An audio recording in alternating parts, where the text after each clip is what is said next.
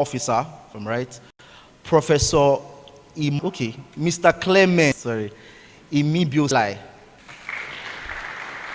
We also have the head of the Department of Sociology, Real State University, I think is around, Professor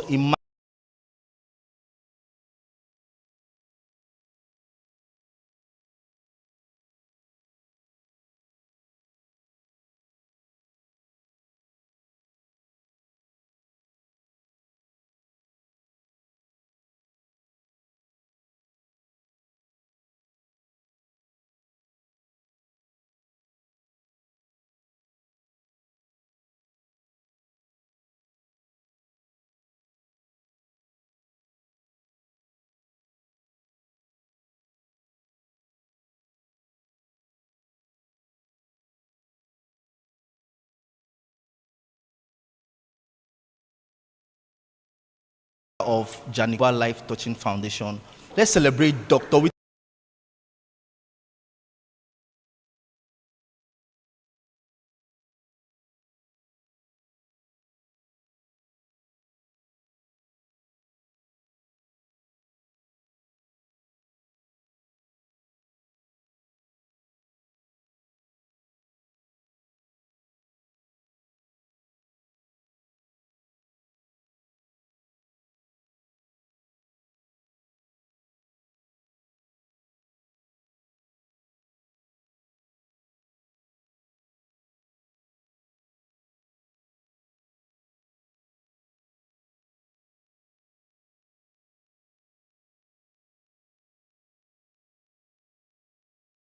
and he's a panelist,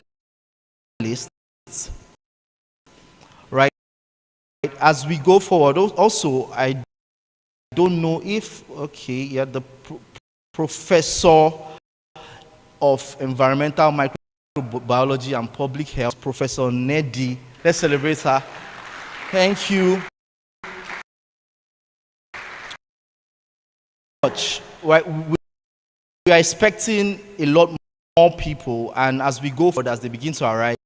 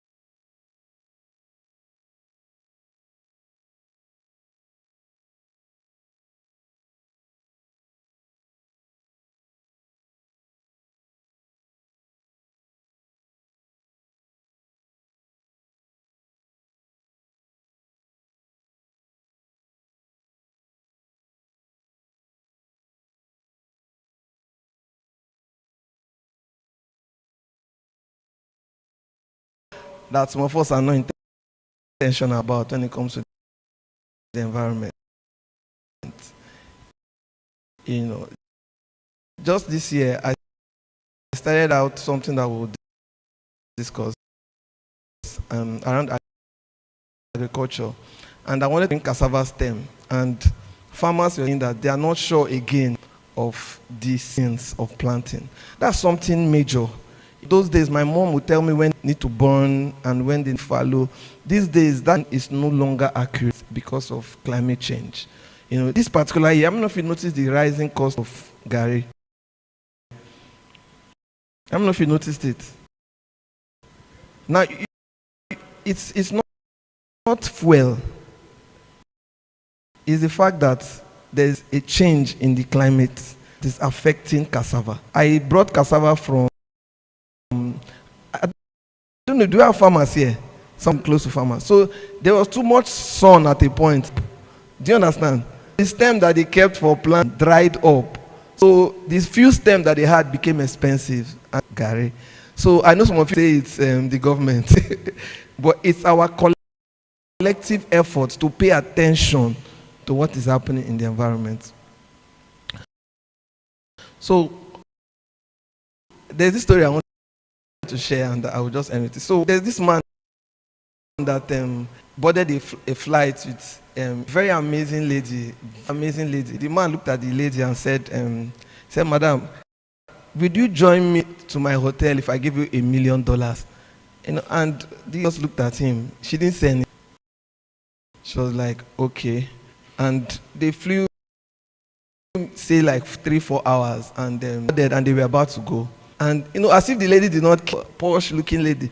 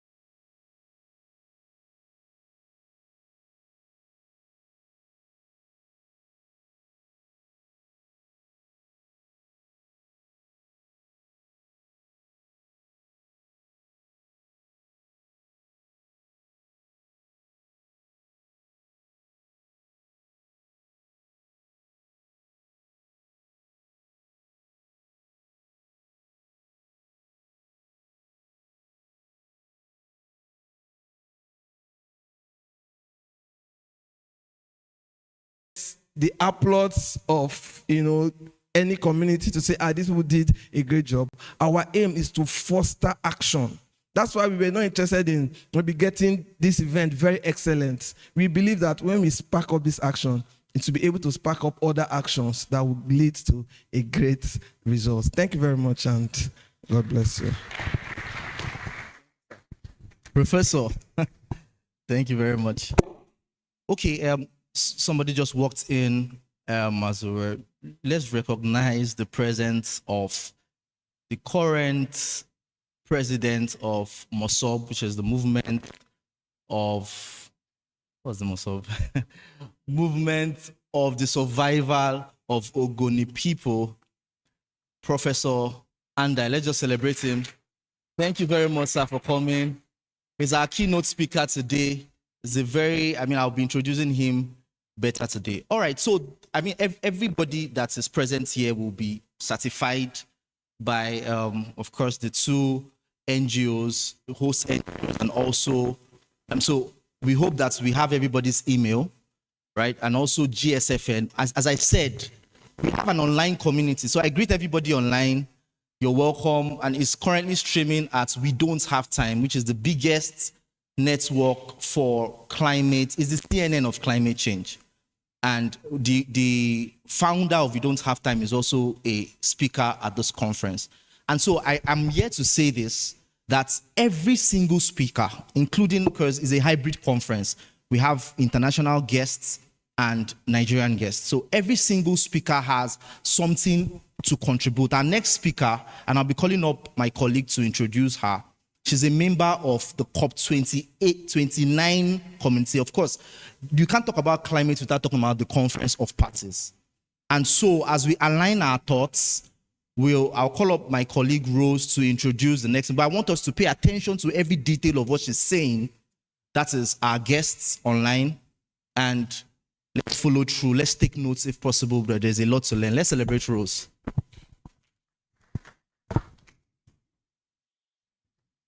Good morning, everybody present today. Standing on the existing protocol my superior has just laid, and I want to say a big welcome to this conference. Okay, I'll be introducing our first speaker. Her name is Pavana Valieva.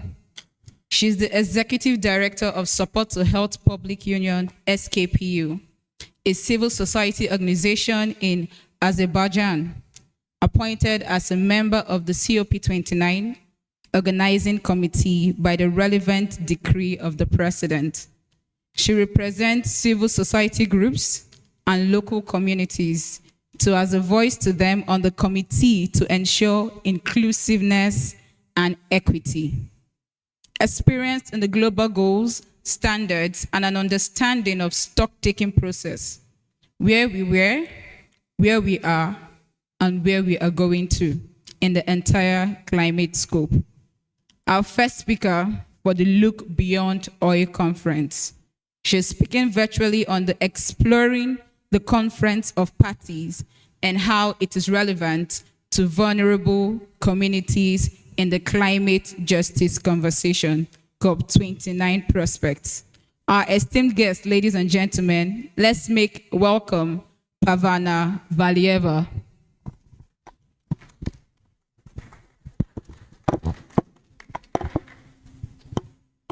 Hello, dear participants. Good day from Azerbaijan, sunny Baku city. I'm Parvana, Executive Director of Support to Health NGO, founder of Environmental Protection First Coalition, and I'm also COP29 organizing committee member.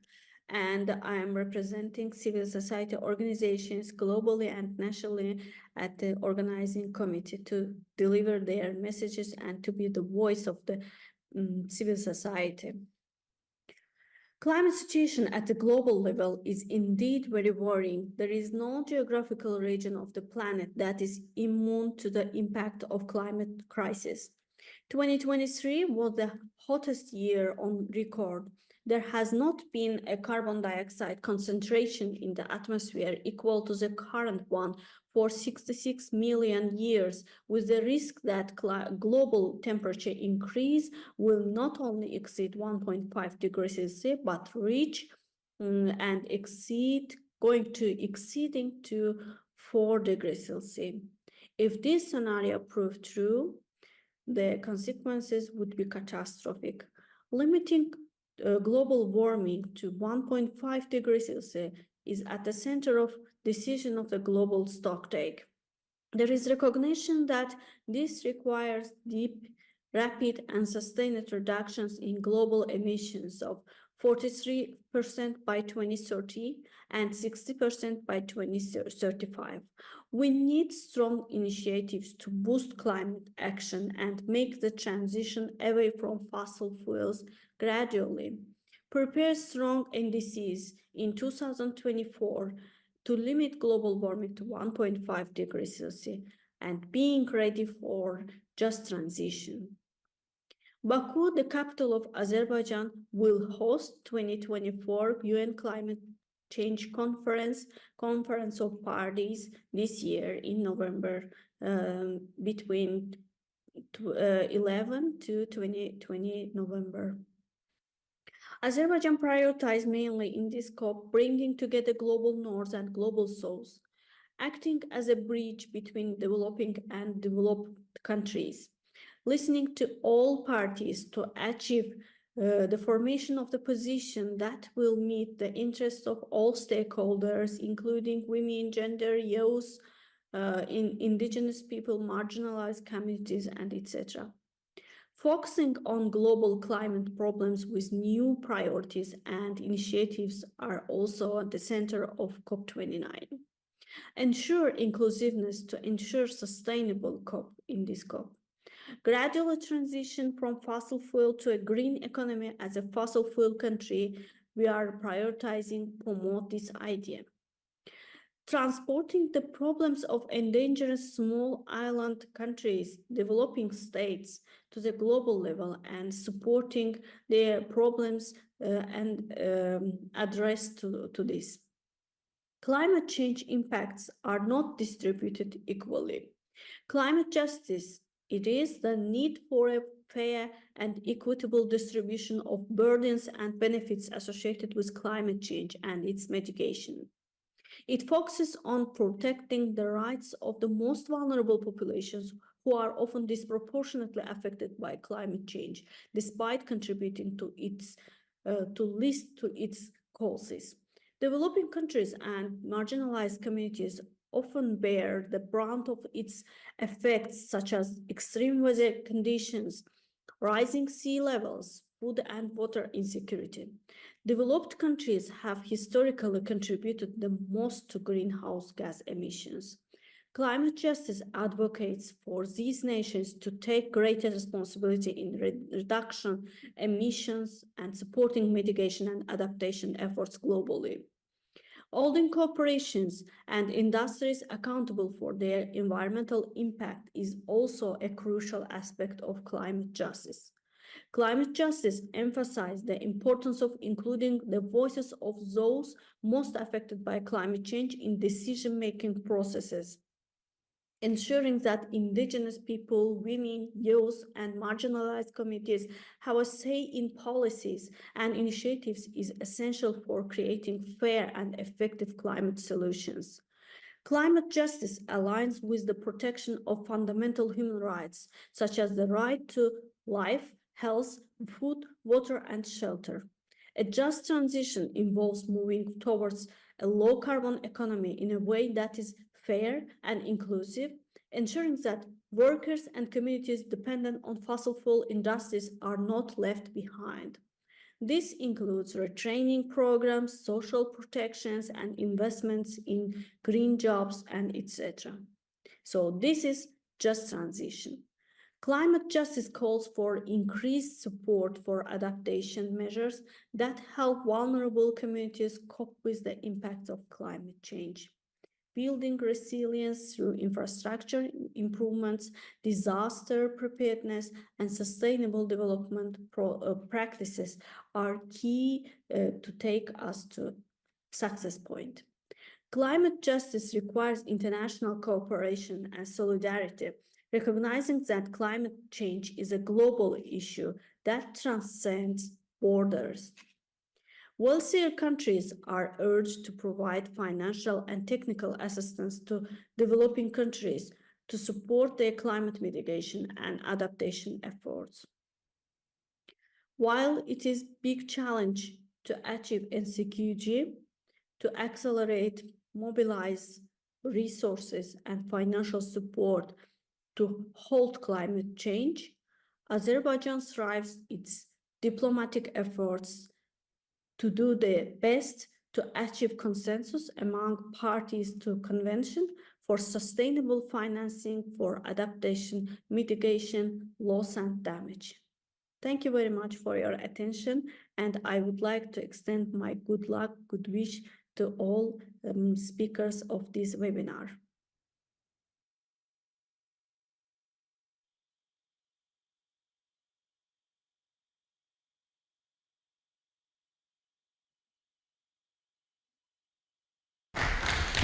Pavana Valieva, she's part of the COP29 planning committee, which will happen in that country is very hard to pronounce. But what was that country? Azerbaijan. Yeah. So, right, we as we go forward, especially in our panel session, they are connecting live. So, because everybody, most of our global speakers are also connecting live. We also want to be involved. Part of the reasons why we selected our speakers very carefully and strategically is because as we speak about the climate injustice that is happening in Africa, I mean, she said something that was very pivotal. And what she said is that we are not major contributors to the climate crisis, but we are the ones that are worst hit by the effects of climate crisis. It's important for every climate advocate watching to understand that, because I see a lot of climate advocates in Nigeria copy and paste the Western climate model, you know, and you go to a community that is surrounded by vast vegetation and you start telling them, don't ride cars, start riding bicycle. That's a misplaced priority, because that's not the issue in that community. We should be talking more about loss and damage finance and adaptation. As we go forward, we begin to explore some of these things. Our next speaker is, okay, first of all, let me recognize the presence of some people that just walked in right now. Mrs. Olalade Babajide Sulaiman, please let's celebrate her. She's part of our panelists, an amazing architect. And of course, as we go forward, I'll begin to know who is around. Okay, so our next speaker is also an international speaker. She's the founder of Global Sustainable Futures, and all of them are connected with us online, over 10,000 people. Progress Through Partnership Network UK. She provides leadership to a global network of SDG advocates. She received development leadership from Governor Enrique Thomas Cresto Award in 2022 and Global SDG Women Ambassador Award in 2022. She's also recognized for her work as a global leader who is engaged and connected with academics, business, and individuals, bringing together the global south and the global north to involve them in climate adaptation, resilience, and just transition. She takes a practical approach, digging into the real-world problems and solving them by applying systems thinking, bringing together technologies, emerging trends in data, skills, and education, and also evaluate strategic realities. She's vast, she's community-based, well-accomplished, passionate, with a great understanding of cross-cultural issues, yet she's very humble and open to collaboration and also willing to pour out herself to the young generation. What she said to me before this conference was, if anybody wants my number, give it to them. She's one of the most accomplished, you can search her online, one of the most accomplished climate justice advocates in the world. Ladies and gentlemen, let's make welcome, as she speaks on the role of stakeholders in helping communities in Niger Delta adapt to the effects of climate change. Let's make welcome online Dr. Renuka Sakore. Let's put our hands together.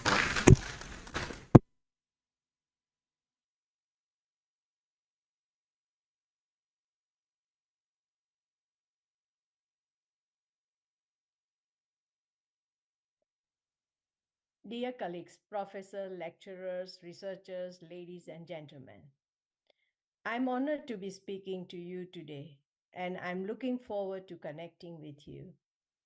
I'm Dr. Renuka Thakur, founder and CEO of the Global Sustainable Futures CIC, and the director for the Center for Socio-Legal Studies at the University of Central Lancashire, UK. Over the past 3 decades, I have transferred my knowledge between academic and non-academic realms, working on Asian, European, South American, and African continents. GSFN actively fosters knowledge management and learning processes through various channels, including webinars, workshops, seminars, conferences, summits, and social media. We contribute constructively to research, development, demonstration, and knowledge transfer in climate technologies, building environment, waste, energy, environment, carbon supply chain, life cycle, biodiversity management, circular economy, and corporate social responsibility. On behalf of the GSFN, I express my sincere gratitude and welcome you to the conference of Beyond Oil. I'm grateful to Dilu Tobechukwu, the co-founder of Lincgreen Prospects, who invited me to being among you. I'm very thankful to the media partner, the host partner, and other partners who have generously extended their support. I know Dilu Tobechukwu has worked very hard for this day and deserves our appreciation. The theme, Igniting Innovation, Exploring New Economics, is very timely, and I will focus on this while I speak on the role of stakeholders in helping communities in Niger Delta adapt to the effects of climate change, that is, building resilience and reducing vulnerability. It might not be a news to most of you present here that the second largest delta in the world, the Niger Delta region of Nigeria, is under threat of losing over 15,000 square kilometers of land by the year 2100 due to climate change, include coastal erosion and floods.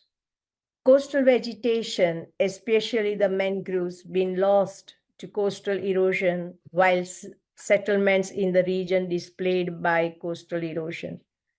The inundation arising from the rise in sea level will increase problems of floods, intrusion of seawater into freshwater sources, and ecosystem destroying such stabilizing system as mangroves and affecting agriculture, fisheries, and general livelihoods, meaning at least 80% of the people of this region will be displaced.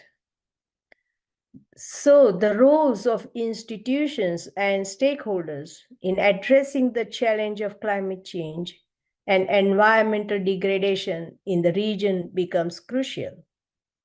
We need to create a community that is well informed about climate change and thus able to make sustainable, responsible decisions and choices.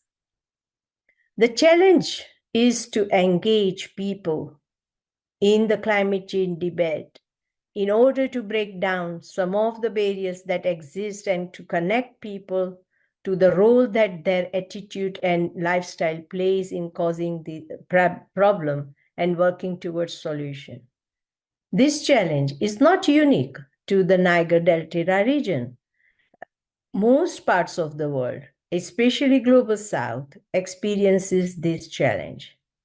I recognized this need 3.5 years ago, and I have created a free platform worldwide for people to engage. GSFN welcomes stakeholders from every section of the society. This is because I believe that each one is the stakeholder in addressing the problem and shaping solutions for climate change. Only then we can ensure leaving no one behind. Stakeholder involvement is an essential component of climate change adaptation plan. As climate change affects a very wide section or segment of the society, consider involving a wide range of stakeholders. Assessing vulnerability to climate impacts at local and regional level and developing adaptation options are strongly based on the involvement and the knowledge of the local stakeholders diversity, including community members, policymakers, researchers, experts, civil society, non-governmental organizations, and media. Local community members have valuable knowledge about consequences of the climate change impacts, and many of the adaptation options are already familiar to them. However, they are not explicitly recognized as helping to reduce vulnerability to climate change. Building on the familiarity of these actions increases the empowerment of local communities and decision makers, as they can see themselves as valuable sources of knowledge of and for developing responses to the climate change. I also recognize the economic activities of the people in the Niger Delta region include fishing, farming, and trading. Gross national product per capita in the region is below the national average of 280 US dollars. The rural population commonly fish or practice substantive agriculture and supplement their diet and income with a wide variety of forest products. Education levels are below the national level and are particularly low for women. The poverty level in Niger Delta is exacerbated by the high cost of living. In some parts of Niger Delta, and the cost of living index is the highest in Nigeria. Addition to this, the impact of climate change and sea rise is the emergence of health-related hazards for the farmers and his family. Climate change is increasingly stressing coastal communities in the region, worsening an existing strains of development and pollution. It is pity to know that the second largest delta is being in such deprivation situation. And I propose an innovative program again undertaken by GSFN, which is Communities Carbon Calculator. In this calculator, we are using carbon as one unit and a means of language, a common language that can be used by each and every one in the world. Any activity you do can be translated into how much carbon emission it makes. Today, with the development of carbon emissions calculators or carbon emission factors around the world, we can do that. And therefore, I suggest 4 interventions for communities carbon calculators. And they are, first one is carbon literacy. I believe that today the world needs carbon literacy. It is just as the need 100 years or 200 years ago we had recognized for the need for literacy, where we thought that each and every person must know a language, must know numbers to communicate.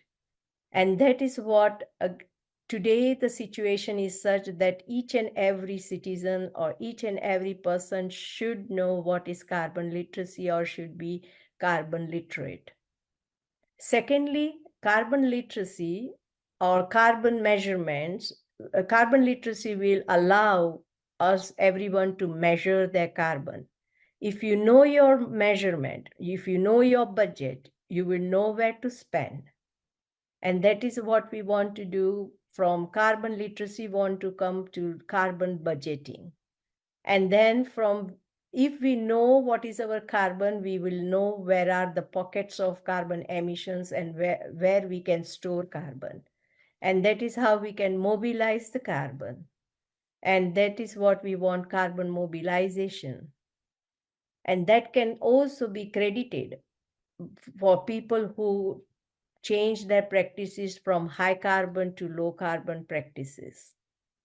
And finally, we want to live into carbon sustainability framework so that we continue to live within 1.5 degrees centigrade.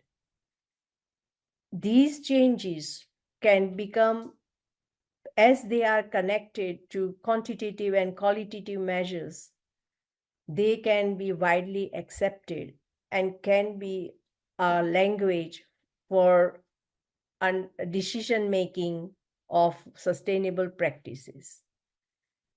That is what I want to say today. I believe the thought for food for you, food for thought this time, and that is where I think I can stop. Thank you very much for listening to me, and my contact details will be available to you. Thank you very much.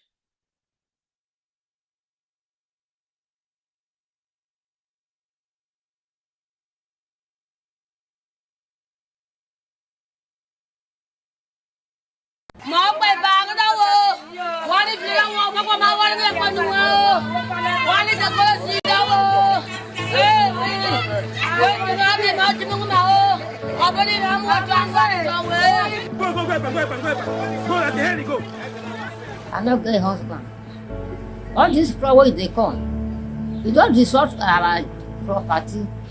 Cassava, I'm a farm. I dey go farm. All my property, you don't destroy. With the fracture, when I price everything, you don't destroy. When we went to Bayelsa at the last flood, you will practically see people drowning. Like they are dying. There's nothing you can do because the wave is heavy. You know, so they need sensitization to before it gets to that point. See what happened in Libya. If you follow the news, right now the death toll is over 8,000 dead people for flooding.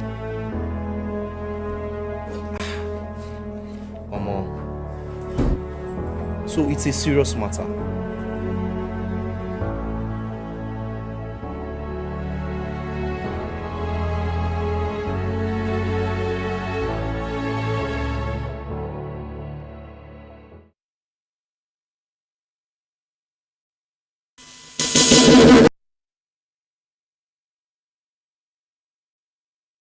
For Dr. Renuka. Thank you very much, Ma. She said two very important things. The first one she proposed, if you listen to her speech very well, she proposed carbon literacy. Now, in the climate conversation, there is what we call carbon credits. The entire climate is around carbon emission. Right, and she said she proposes two things. That first of all, we become knowledgeable about carbon. We first of all understand carbon literacy, because you can't find a solution when you don't know the problem. So you must understand carbon literacy. And the second thing she talked about, which is very important, and myself and some developers are working on creating an app, but we still have some other apps, you know, but a lot of them are not quite understandable by Nigerians, that can measure carbon. So she talked about carbon literacy and carbon measurements. And when you talk about climate mitigation, those are the two important things to know, that you must be knowledgeable about carbon, and you must also be able to measure carbon. So we have amazing speakers. As I said, we'll be recognizing, I didn't even know you've walked in. We have the Assistant Director, Rivers State Government, Mrs. Juliana Massey. Please, let's just celebrate her as she's seated in front. We have powerful people today. All right. I hope we are learning something.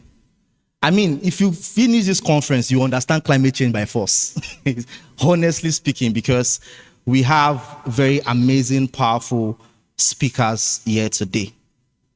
The next keynote speaker, or the keynote speaker, I'll start by saying this: the movement for the survival of the Ogoni people, Mosob, stands as a beacon of resilience and courage, a movement that resounded globally, shedding light on the injustices inflicted upon the Ogoni people by IOCs in Niger Delta. Of course, I'm sure everybody knows what IOC means, which is International Oil Companies. As at its core, Mosob was propelled by the indomitable spirit of individuals like Saturday Dobi, Nodu Eyawo, Daniel Gboko, Paul Levera, Felix Norte, Barry Bobera, Barry Nem, Kobel, John Pune, and the notable Ken Saro-Wiwa, whose unwavering dedication and unlimited sacrifice continue to inspire us till this day. Of course, if you know Ken Saro-Wiwa, you know the history of the movement in Niger Delta against oil companies. Today, as we gather to reflect on the journey of Mosob, and chart a new course for future, it is my honor to introduce our keynote speaker, Engineer Olu Andai Wasoguso. As the current president of MOSOB, Engineer Olu has been at the forefront of environmental advocacy in Nigeria, fearlessly championing the rights of the Ogoni people and tirelessly working towards environmental justice. With a distinguished career marked by his leadership as the former president of the Nigerian Environmental Society, NES, he has earned numerous accolades and honors for his unwavering commitment to environmental activism. A true leader statesman to the core, an environmentalist, his dedication serves as a guiding light for us to continue the fight for a sustainable future. And let me just say this off the books.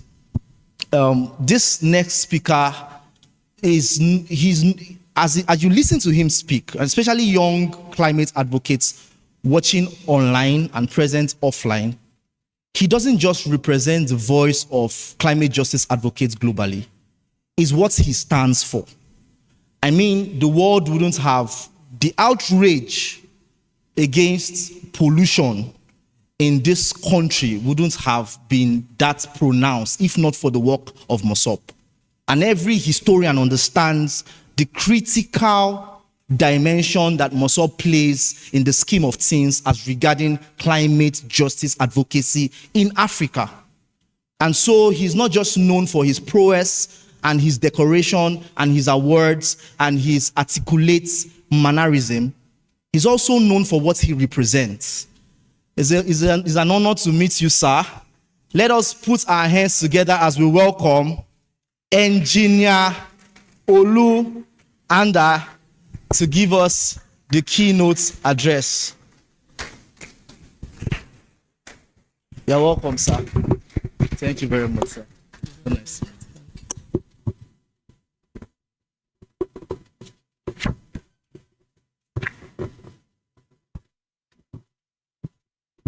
Let me say thank God for today, and I'm pleased to find out that so I have some young people here that will obviously carry forward what we've been trying to do for these years.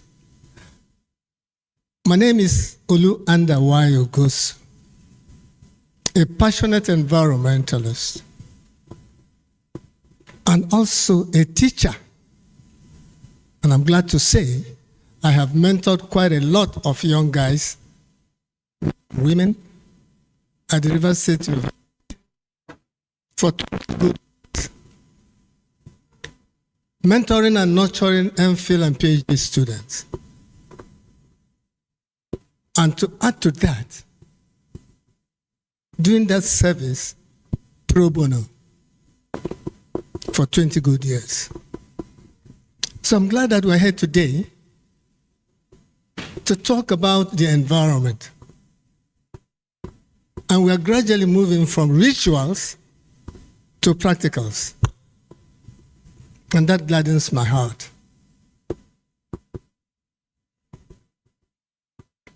The theme for this year, it talks about 3 focal points. Desertification, drought resilience, and land restoration.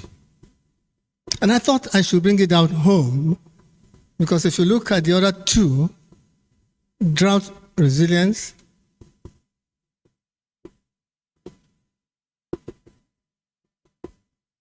and desertification,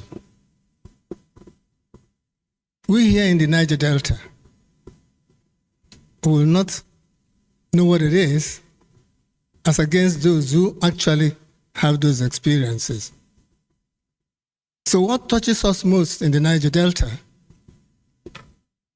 is the impact of development, both industrial and anthropogenic. And these have led to devastating effects on our land. So that touches us. MOSOB, as we know, has been in the forefront of talking about the impact that we, industries and we, humans, have caused on the environment. But we did have to learn the very hard way about all the activities, actions, and inactions of the big players, big actors in our environmental space. We had to learn a very bitter way. And thank God, policies are changing, attitudes are changing from managers and people who take decisions that affects our environment. The pace is slow, but thank God we are moving. We are gradually moving away from rituals, like I said, to actually putting on ground what we need to do to resuscitate, to bring life to the environment. Before now, most people don't even believe that environment has life. But it has. Before now, people didn't even know that environment has a right. Well, thank God we are now appreciating that. So I don't want to get into rhetorics. We heard so much about what we need to do. But are we actually putting on ground real policies and action plans that will help us bring life into the environment? Our policy directions have been lopsided, have been skewed towards paper certification, skewed towards generating revenue at the expense of the environment.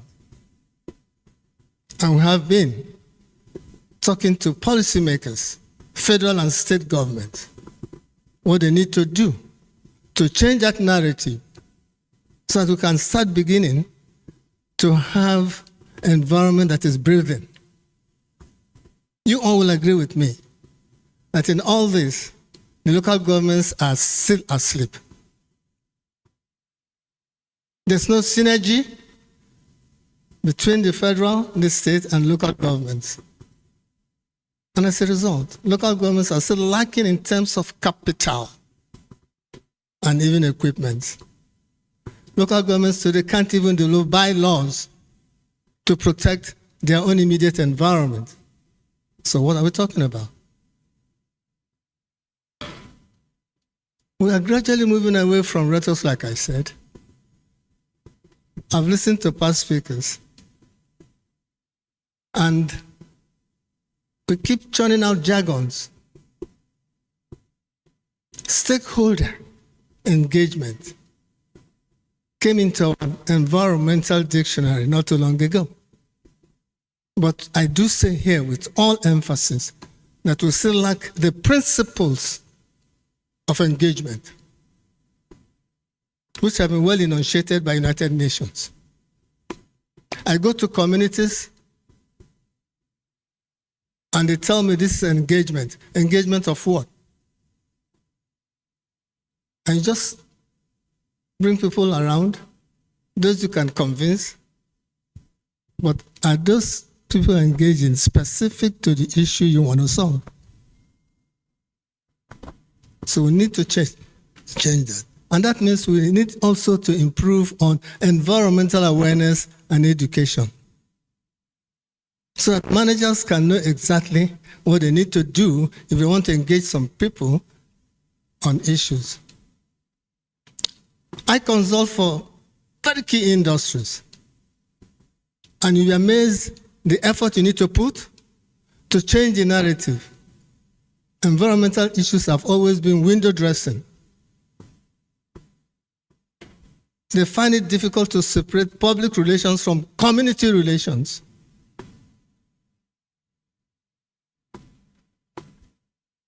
We talk of carbon print. I heard that here.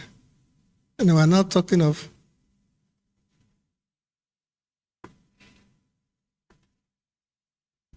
that is an issue that we need to put real energy into. Most industries don't even know the carbon print of their processes. The quantity of carbon that you're going to release to produce either a ton of your product. United Nations is talking about sustainability report every year. How many industries can produce one? And that's where the action is also. Most of the impact on the environment, in our own case now, let's talk about land resources and land degradation. It's all window dressing. A lot of energy is being spent by emissions, emitting gases out there under very high temperature. We're talking about 1.5 degrees Celsius. Most industries do not know that they can recapture that heat energy, convert it, and use it to produce either steam, to do better processing. We've been talking about hydrocarbon. How many industries in Port Harcourt or in Rivers State or in Onne, for instance, where you have huge numbers of industries, how many of them can do what you're saying? Therefore, the regulators also need to do some good work. They need to reach out. They need to generate opportunities for learning to improve management. There's a lot of energy we can save so that we don't spend so much energy in producing a ton of fertilizer, for instance, or a ton of plastics product. So there is a lot we still need to do. And thank God, the Ogoni case or experience is something that I believe that we also have to get down to business. How many of our people have been able to give us real data of land utilization, land wastage, and all that?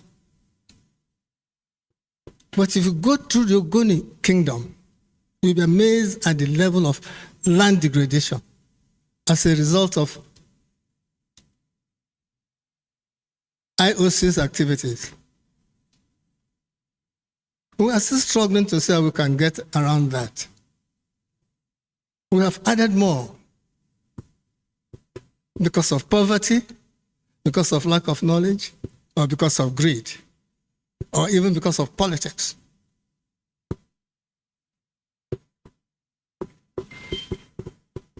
We've added the artisanal refinery issue. And that is completely destroying our land resources and water resources. As if that is not enough, we need to develop. And we are criminally mining to get sand for infrastructural development. All our freshwater bodies in Rivers State, in the Niger Delta, have all been abused and destroyed. And as a result, you have land collapsing. So a lot still needs to be done.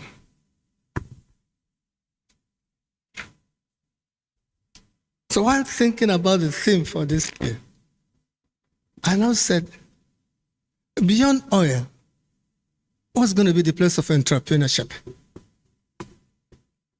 What is the place of entrepreneurship beyond oil? Because we know oil got out as a result of entrepreneurship. People thinking, one, two people getting together. You have ideas. So how do I use these ideas?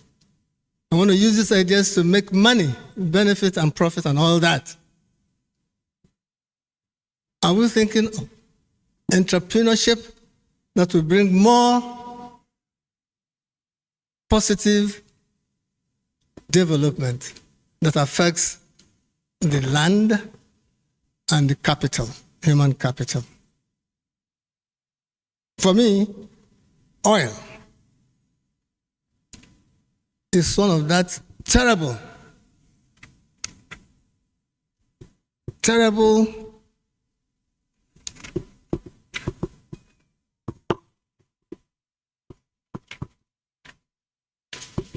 irresponsible entrepreneurship. Oil.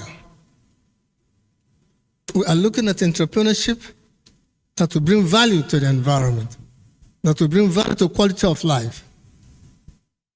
But oil, as far as I'm concerned, is irresponsible entrepreneurship that has completely destroyed the Niger Delta environment, not just only Ogoni environment. Thank God, people, when did oil come into being? It's around 600 BC from China. Thank God they stopped. I don't know what happened. Maybe they realized the impact is going to cost them. They stopped using it or exploiting it until other entrepreneurs who wanted just money and benefit got into it, and the result is what you see out there. The land completely destroyed, which invariably also affects the social dynamics of the people, the socioeconomic life of the people. And you call it entrepreneurship? You call it positive entrepreneurship, positive development? So a lot needs to be done to change that narrative. Let's be looking at entrepreneurship that will bring more value, important value to existence and to the quality of the environment, well-being of the environment and life. So I now said, look, there's a lot we can do if we key into green economy, all that jargon, circular economy, renewable energy and all that.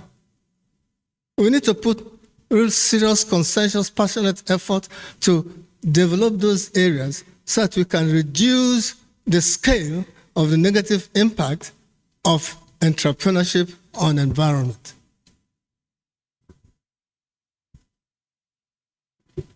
There's so much around us that we can utilize effectively. Biomass, hydropower, solar, so much. So we are beginning the campaign to move people towards these areas and gradually get away from oil so that we can have a better environment. Planet Earth will survive.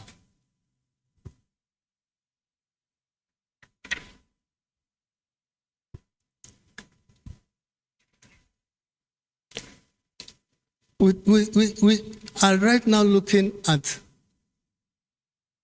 making the rural people understand all this jargon, climate change and all that. And most of us are now going with the notion that we don't contribute anything meaningful into that discourse. Climate change. How many of our people, local farmers and fishermen, fisher folks, understand that they're also contributing? There's local climate change. Are we understanding that from our own local perspective? Therefore, we need to move by carrying education down to the rural areas. And some of the ways to do it is that we need to look at our curriculum in the secondary schools or primary schools or even tertiary schools. We should start developing curriculum and courses that will enable the young ones grow with it, that knowledge that the environment has life and the environment has to be sustained. Our courses of studies must change, must reflect the realities on ground. So that means quite a lot of investment in capital development, human capital.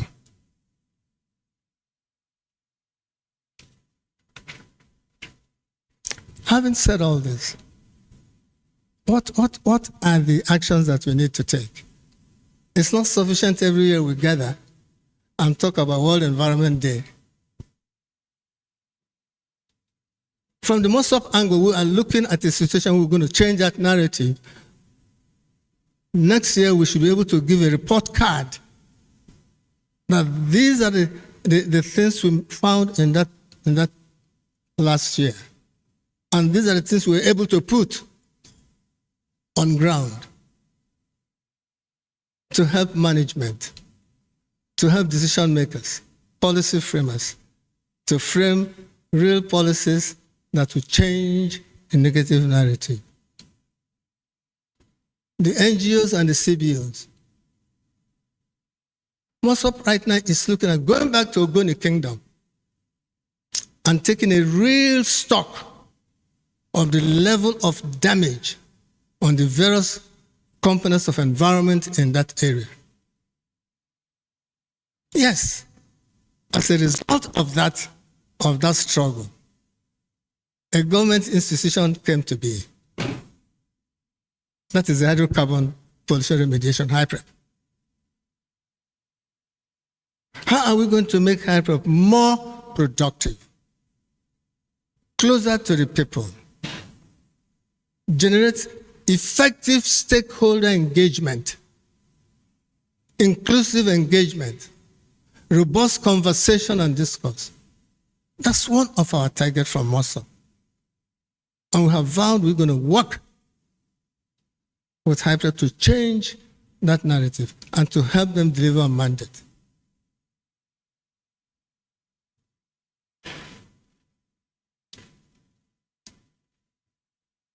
People must be involved in talking about what affects them and how they can also contribute their ideas in solving those issues. MOSOP this time around is not, we have passed the stage of protest. We no go agree. We've passed that. This is the stage of this. The stage when we really have to, if we say we're engaging constructively and effectively and engaging the right people for the right issue you're talking about. We're changing the narrative. Yes, the struggle has given birth to HYPREP. Yes, gave birth to NDDC, local content, all those things. But how effective are those organs and agencies and institutions? How effective have they been in changing what is happening to our land? Coastal erosion is a major issue. How have we been focusing on it? How have we tried to solve it? It depletes land. And being in the coastal area, you all know, unless you've not been into real Niger Delta. If you've been into real Niger Delta, you will see the conditions that people are living. So it means we have to get away from that thing they call political will. Political will is political. It's how much money I get into my pocket to ensure that something is done, but that thing that is done, is it sustainable? So I am, with my administration, looking at a new area to talk about those things, patriotic will. We have to change that narrative from political will to patriotic will. That's when we'll be able to add value to all the discussions we're going to have, to all our attempts to put life back into the environment.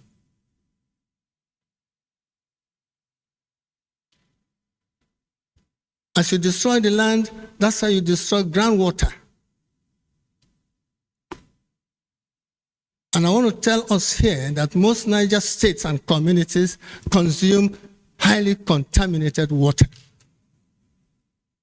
And this is not saying for saying sake. We have data. That's the angle we're moving to. We need to generate our data so that when we are talking with the people outside, we can substantiate and justify what we are saying. Groundwater in the Niger Delta, not just Ogoni only, heavily contaminated.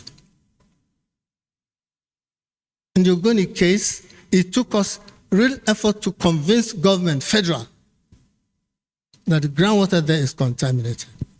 But of course, the IOCs sold a lie that the Ogoni area is covered by a layer of clay. And of course, you know, clay is not easily penetrable by materials. But that is not true. Geologically, it's not true. And we had to convince Shell that is not correct by carrying out practical tests and examples. That's how it started. And I want to give credit to His Excellency Rotimi Amechi at that time. That was the first year that we had to scientifically prove to Shell that that lie you've been flying, you believe that we don't have knowledgeable people. We had data and facts from areas to area to show the quality of groundwater. And of course, political will came in. The federal government said, okay, is their responsibility, not state responsibility. And of course, the state government at that time wanted to go to court immediately. And we advised, no, that our people are consuming contaminated water. They use it for cooking, they bath with it, they wash their clothes, everything with it. Now we need to do some ameliorating measures, put them on ground. That's when we started trucking water to Ogoni people. So there is a lot of crisis on the environment, land. That's when they believed. And that led to the UNEP study. But how have we utilized that effectively to change the narrative? What UNEP did was a general audit.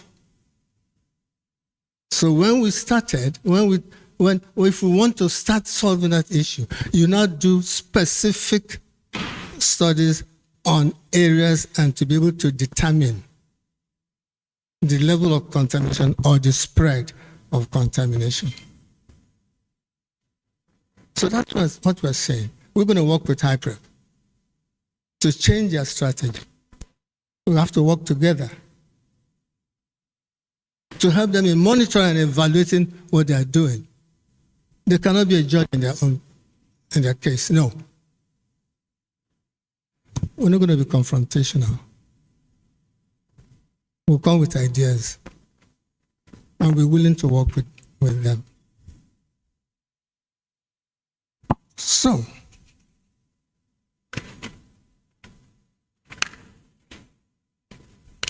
I want to close by quickly suggesting a few things we need to do. I talked about NGOs and CBOs, involvement in environmental education and awareness. They have to be encouraged so they can go down to the grassroots and help in educating the people to know what they need to do on their own. For instance, how do they farm? Maybe you're in a terrain that is sloping. How do you farm?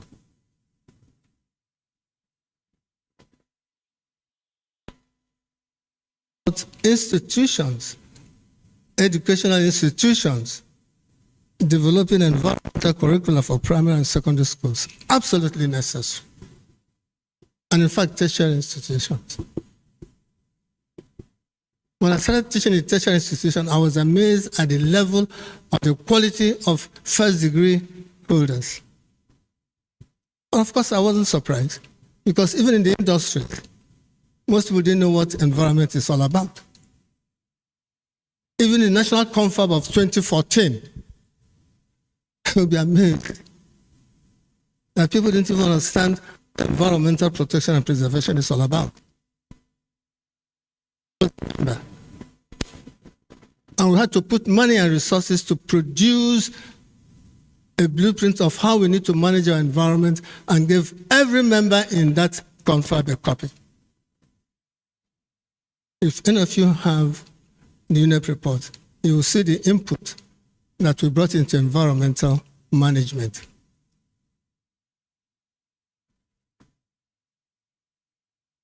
Governments at federal and state level must be deliberate in equipping local governments in the appropriate technical manpower and equipment to manage environmental challenges that is peculiar to their jurisdiction. Special government agencies must learn the practice of knowledge sharing. There's no synergy. There's no partnering. There's no collaboration in all the agencies that have something to do with environment. They have to share knowledge so that when they come out with policies, it will be policies implementable, policies that can make a change, positive change. MOSOP is ever ready to collaborate with NGOs, like the people organizing this conference today. We are very much available because MOSOP has a store of knowledge arising from our experiences. And if the Ogoni case is not used to be replicated in other areas of the Nigerian environment and Africa, then we have not succeeded in Ogoni land. So that is one of our objectives. Now this time around, we must bring to bear the knowledge and experiences we've gathered from the devastation on the Ogoni land so that proper management strategies can be built to help not just Nigeria alone. Today, we are talking of Center of Excellence. Most of us don't even know what it is. That is supposed to be a center where R&D we effectively carried on pollution issues, environmental degradation issues. And before that center was even allowed to start, we had to go through political battles. And that's one thing that is affecting environmental performance in this country. Politics and politics. But if you have people who are knowledgeable, then it will be your judgment and my judgment. I'll give a very current case. SPDC is still operating in certain areas in River State, yes. They are not very active in the Ogoni Kingdom, yes. But there are certain parts of the Ogoni Kingdom they are still working. They created a massive pollution of a receiving water body, fresh water body. And they came with their usual manner. That is, their facility was tampered with. Tampered by whom? We engaged them to a point that they were on their knees and accepted that they were at fault because of a faulty design and a faulty operations. That's an element. We brought them to their knees.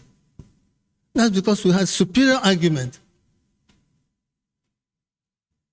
They tried to carry out their divide and rule by getting into the village and convincing leadership. There again, we need to look at how we synergize our political leadership and our traditional leadership. Because traditional leadership is also knowledgeable, very patriotic. It's difficult for IOCs or the big industries to buy them over. They get to a place and buy land for development. And the way they develop the land, nobody cares. Because the traditional leadership, all they want is you pay them their royalty or whatever. But the future is going to suffer. So we all need to get down. NGOs, CBOs, and institutions, professional bodies must get involved. And that is why I belong to the Nigerian Environmental Society, and we are also lending our weight to most of these communities.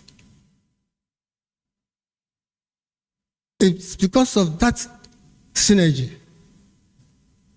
that the Ogoni people were able to get the first landmark case, SP 1031 Co. Ken was mentioned there.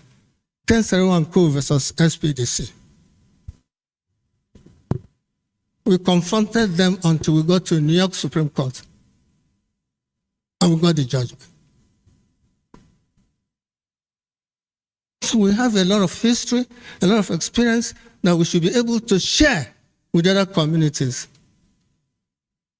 so that we can get the environment to be a better place for all of us to live.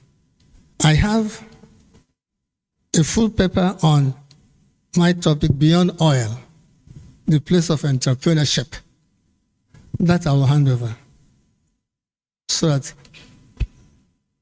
if we have to discuss further on that, we'll arrange that. Thank everybody for coming.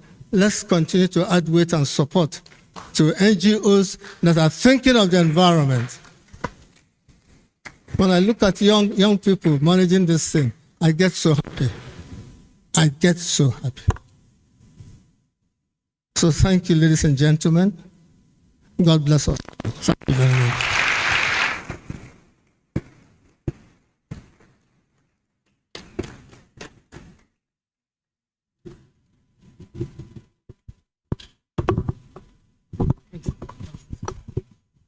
But let's put our hands together for Engineer Olu. Wow, that was remarkable. I told you people that you must learn climate change by force. This is impactful. Engineer said something that was very profound. He said, and this is often what we try to push, that we need to go beyond the conventional, traditional way of advocacy, which is protests, to, I don't know how many of you heard that, to mental transfer. We need to now start investing in research and development for climate advocacy. We need to start. Now, the top 5 richest companies in the world, Apple, Google, Amazon, Microsoft, Meta, Nvidia, these are companies that are non-oil companies. They are tech companies. The reality of the damage that oil has done to the mentality of Niger Delta youths is that somehow, sadly, they don't see any other way. So, and that's why we are glad that a lot of young people are part of this move, because there are many industries that are blossoming. But sadly, in Nigeria, we don't, and the truth of the matter is, deeply, a lot of oil companies are leaving Nigeria, right? And the reason is because the system is changing, and we're beginning to move into what we call the circular economy. And of course, because of the climate crisis, people are beginning to invest in renewable energy, and a part of renewable energy, basically, right? And then tech, Internet of Things, AI, and a lot of these companies are multi-billion-dollar companies.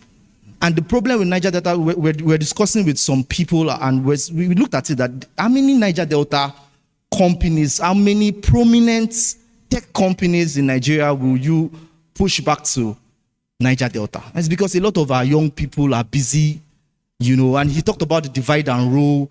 It's a major thing in community development. You see that they try to pitch people against themselves, so that by the time this village is fighting with this village, they can have their way. It's the reality in community dynamics. And we have a lot of community leaders, and I honor you, community presidents, all the community leaders present here today, right? We have those dynamics in the community, and because somehow they don't see any other way. And so once more, we appreciate you for your speech. Once more, let's put our hands together for Engineer. All right, one more time, please. Can you project the barcode we're doing a rough survey because after this conference, we want to put together a document which is the way forward. So as I said before, we're in the digital age. If you don't use paper too much again, so you can just bring out your phone and scan the barcode. It will lead you to a link, and it's a very short survey, right? If you're having challenges, you can just call any of the ushers, but it's a very simple thing to do. The barcode will be coming on and off during the conference. If you scan it with your camera, just zoom it. It will show you a link. Click on the link. It will lead you to a short survey. We want to get your opinion on this topic. All right.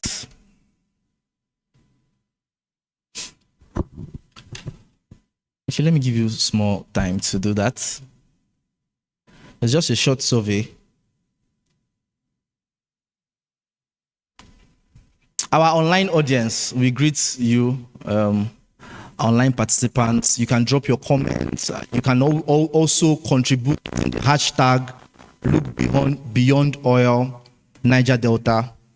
You can also contribute on Twitter, on Instagram, on the YouTube channel at wedon'thavetime.org/events/beyond oil. All right, so we are fast approaching the panel session. As I said, right, we're going to have a conversation where everybody will be a part of. And as we progress, we are going there, but I want to invite one speaker. Our next speaker is one who is dedicated to social transformation and community development. With over a decade experience in the field, she holds a PhD in social work, social welfare administration, and lectures at the Rivers State University in the Department of Sociology.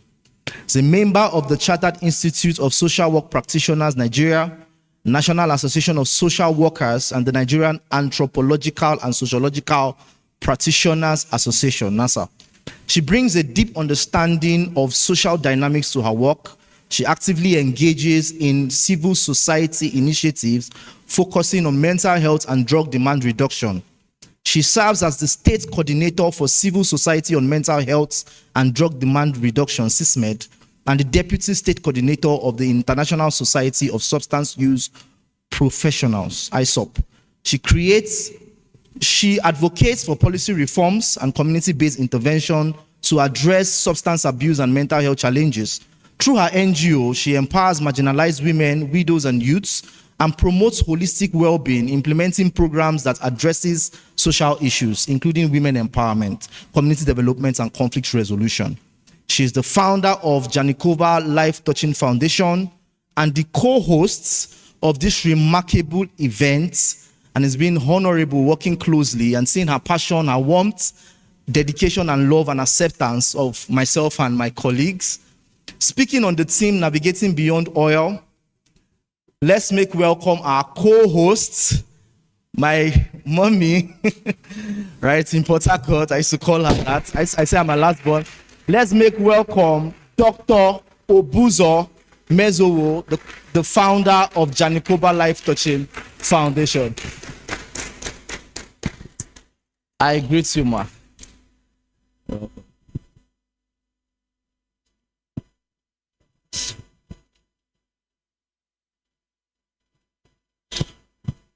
I greet everybody, and I want to stand on existing protocol. My name is Dr. Mezewo Emeriwe Obuzo, and I am the founder and the president of Janikoba Life Touching Foundation in Nigeria. We touch lives. My immediate past speaker, the keynote speaker, have told us a lot of things that are happening around us. But the problem is, what is the way forward? The problem is here with us. Climate change is here with us. Environmental degradation is here with us. So what do we do about it?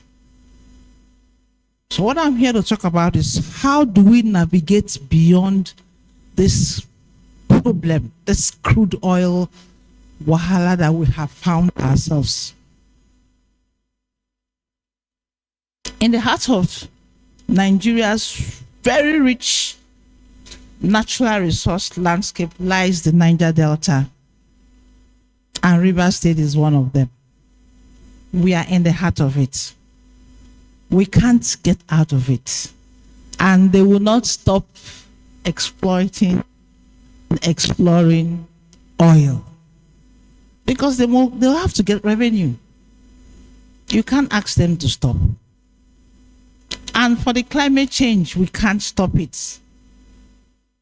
It's there with us. So, however,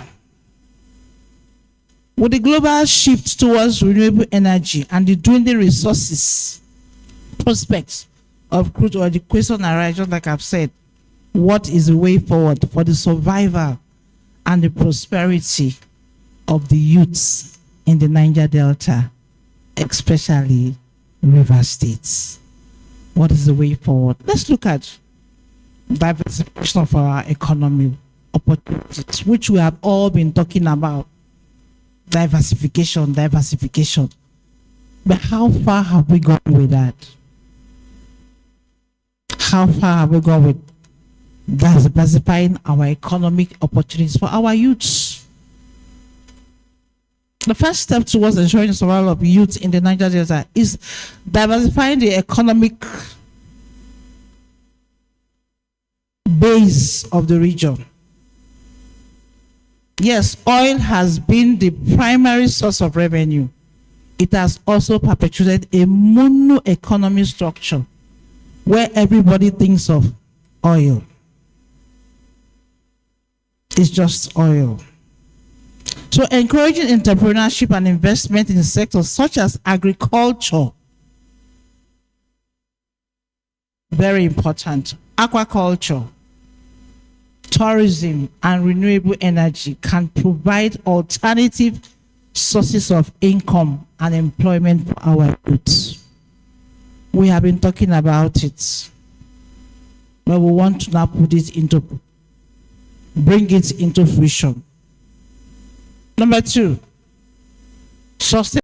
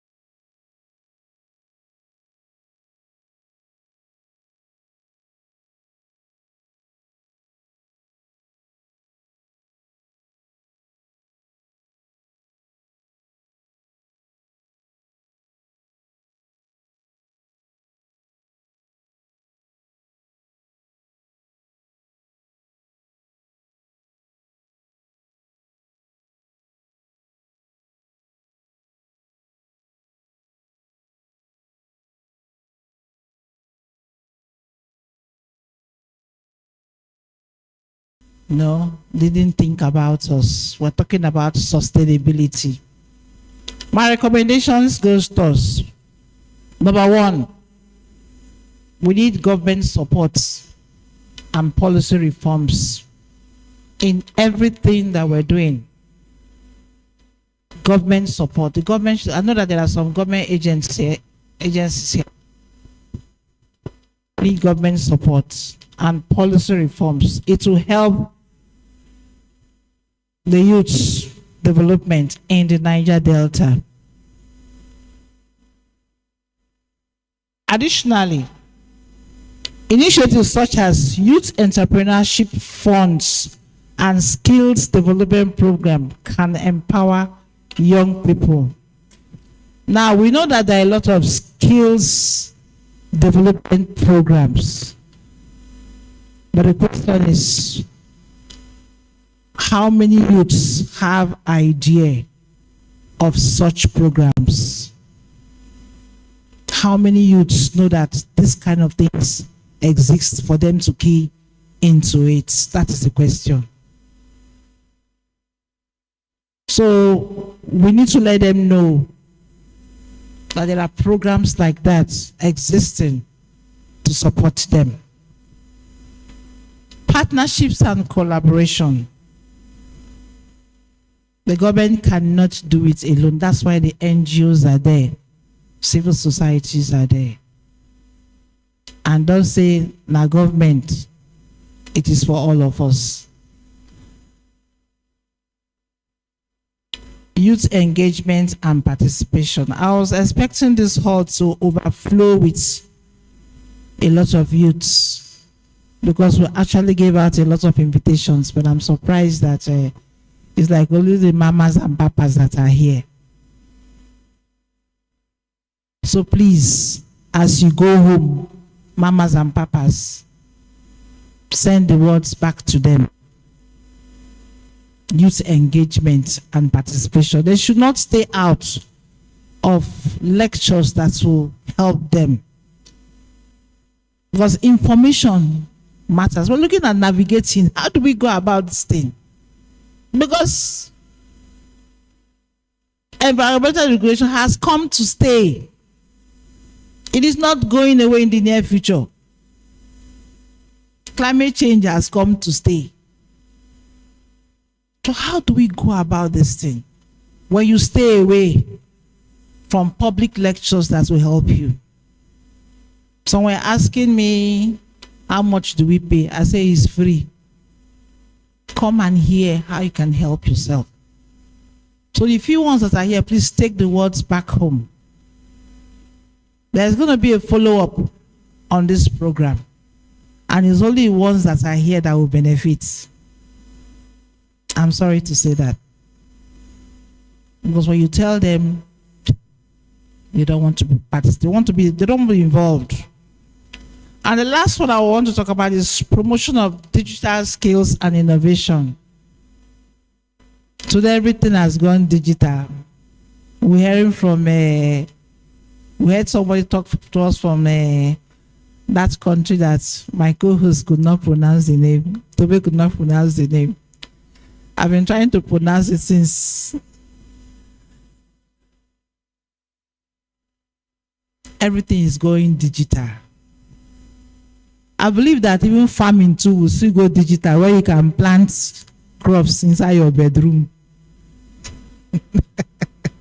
Ahead now. But when you don't go for gatherings like this, how will you know how to do it? Because I heard a lot of things about agriculture, and it's inspiring me to start planting pepper. I was telling my sister that came around to start planting pepper in my backyard without tilling the ground. So everything is going digital. So I don't think it's only the person in the village that has to plant. Even you living in the city, you can plant pepper. And if you see the kind of yams that they harvested, that they planted at their backyard inside bags,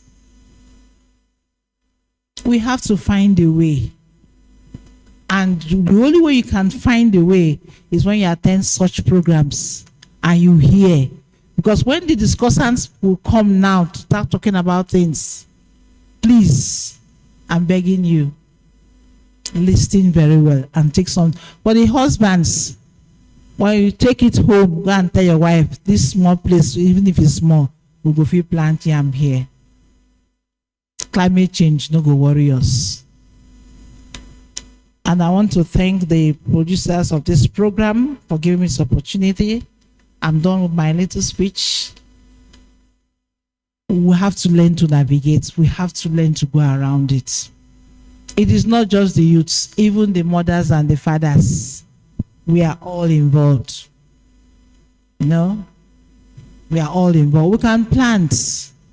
We can develop ourselves so that this climate change that they are talking about and this environmental degradation will not affect us so much. Thank you very much. Come on, let's celebrate this powerful, amazing mother in Israel. Thank you very much, Ma, for that amazing speech. There's money beyond oil, I'm telling you. There are a lot of opportunities beyond there. All right, I want to acknowledge the presence of Mr. Morgan Menable. Let's just celebrate Mr. Morgan. I think somebody walked in also. Mr. Dana Gogo Wenike Briggs. Let's celebrate him as the former gubernatorial aspirant of YPP.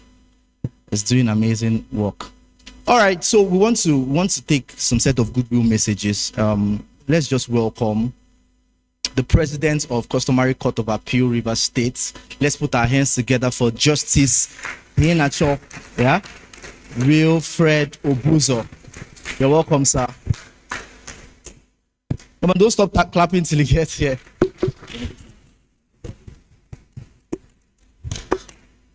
Thank you very much.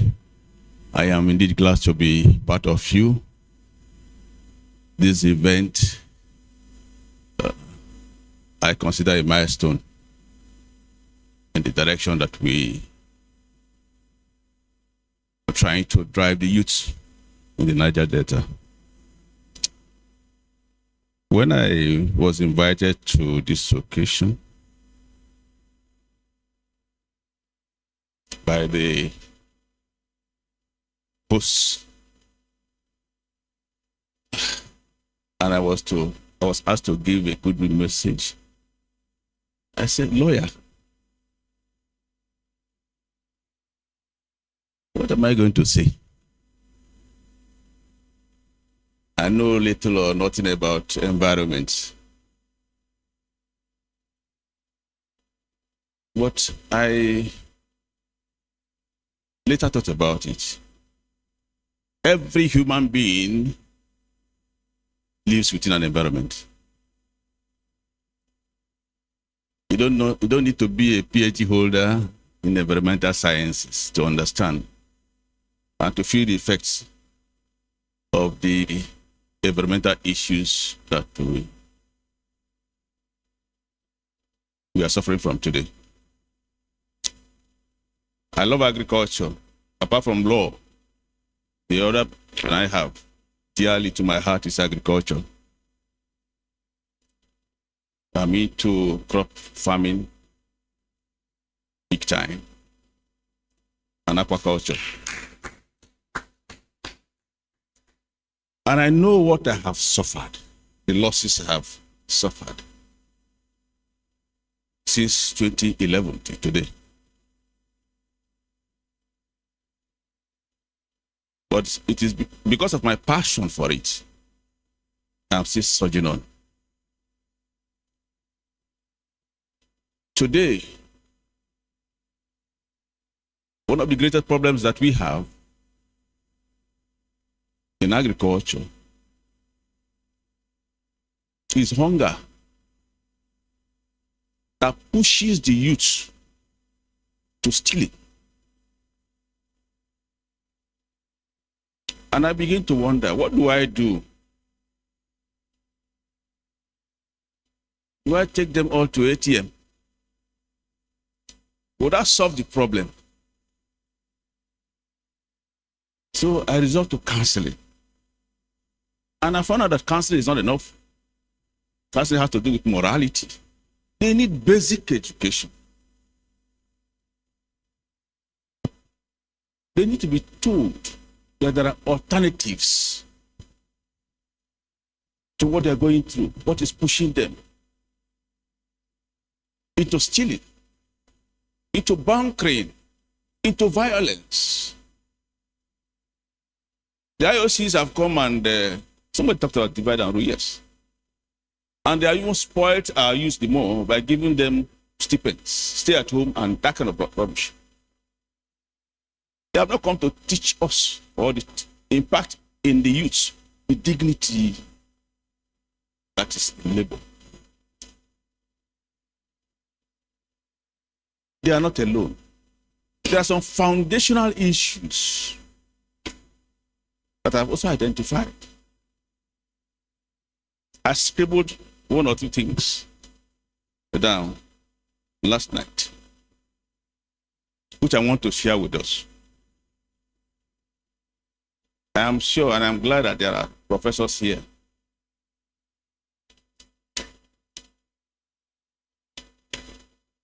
Some who taught us.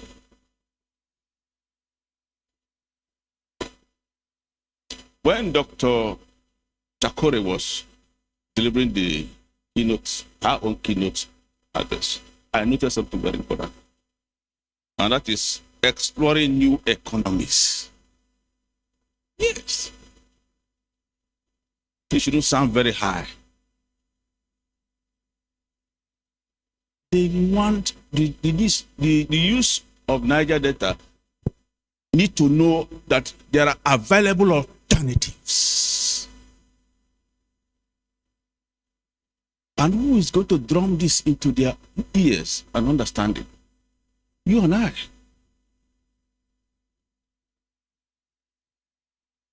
It's you and I.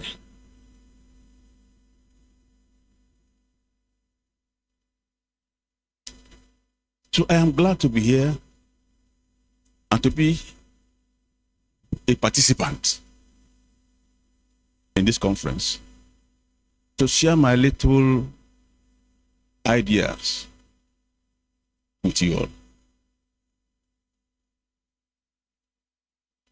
So I sincerely appreciate Lincgreen and Janikoba Life Touching Foundation, host to this program, for finding me worthy of an invitation to give a Goodwill message to this gathering of young minds.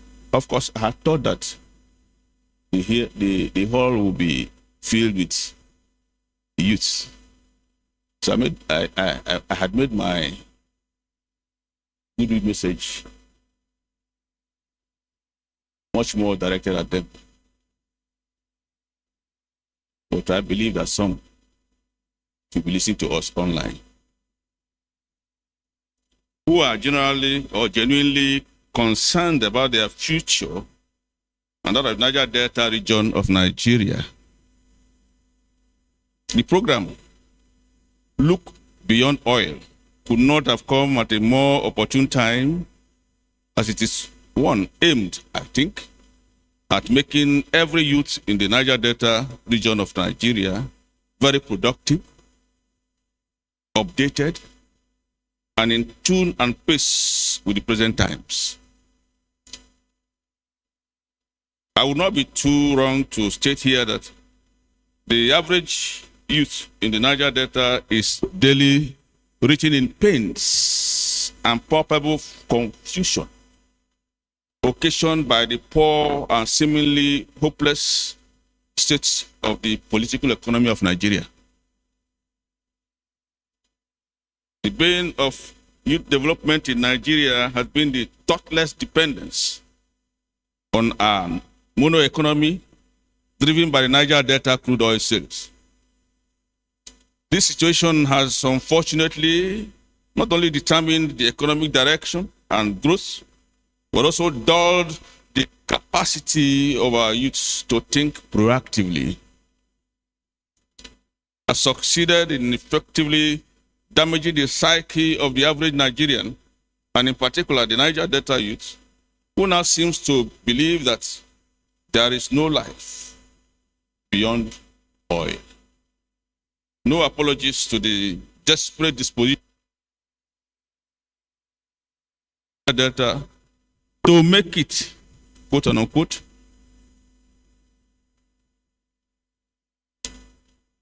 through oil bunkering, theft, violence, and associated crimes, without any sense of moral responsibility.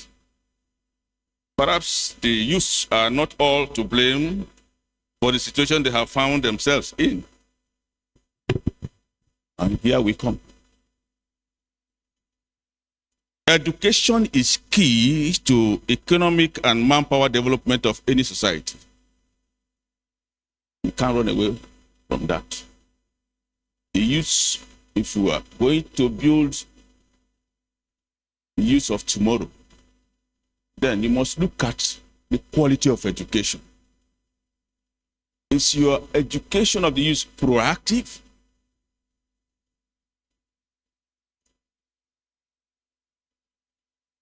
The world is evolving. It's a global village now.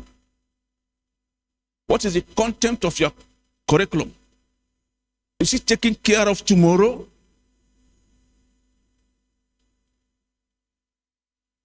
You take your PhD to the UK, they don't look at it. They look at your certifications, short certifications, and they pay you humongous amounts, not for PhD. Oh, preparing our youth for tomorrow.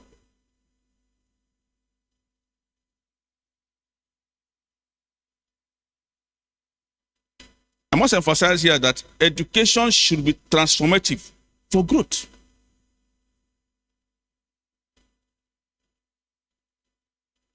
What is the transformative content of our average curriculum?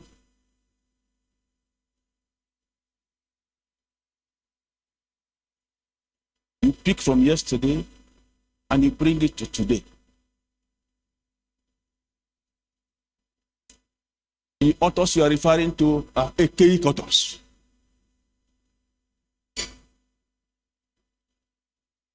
And at the end of the day, MOSC. MOSC in nothing. MOSC in what happened decades ago. Are we proactive? We're talking about the use of tomorrow, generation of tomorrow, alternative to oil, alternative to violence. Are we preparing them adequately tomorrow?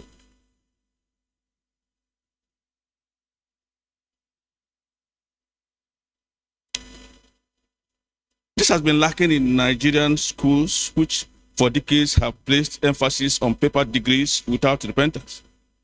Yes. Our educational curriculum from the primary up to the tertiary levels are hardly directed at acquisition of certifiable skill sets relevant to the contemporary global direction of economic development.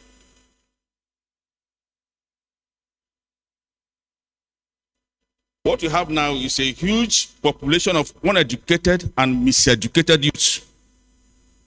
And that is our problem.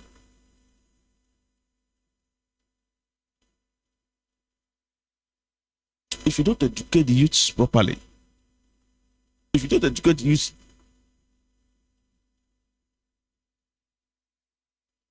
as concerning the issues of or the environmental impacts that we are suffering today, most of them don't even know what you are talking about. They need to be thoroughly educated. And you know that 80% of the youths dwell in the local areas. Are we taking this down to them? They need knowledge. They need education. Appropriate education. Education that is in tune with the times. Not a cake education.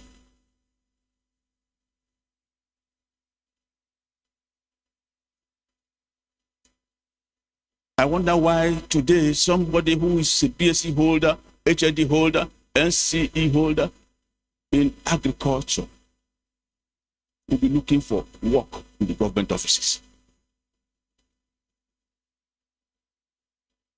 That's not the kind of education we are talking about today, or we need today. They should be going to farms.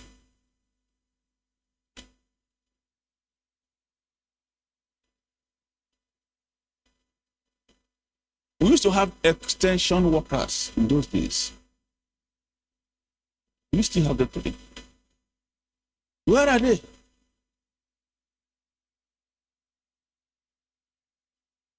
If you have to go beyond oil, live beyond oil, navigate beyond oil,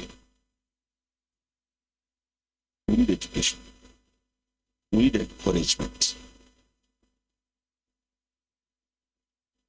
This colonial mentality of white-collar job, ties, and all that. I have a friend who told me yesterday, a colleague, that he has a colleague in Onega who rose up to the level of a director here and retired. The wife also a director 2 years, assistant director 2 years ago. But as he retired, he went into farming. And what does he farm? What does he produce? Pepper. He came to the chambers of my friend and said, my brother, I regret spending 35 years government. That today I can pay a month a tithe of 200,000 naira. Tithe, which he couldn't earn as a salary. So he had to withdraw the wife immediately from the ministry here.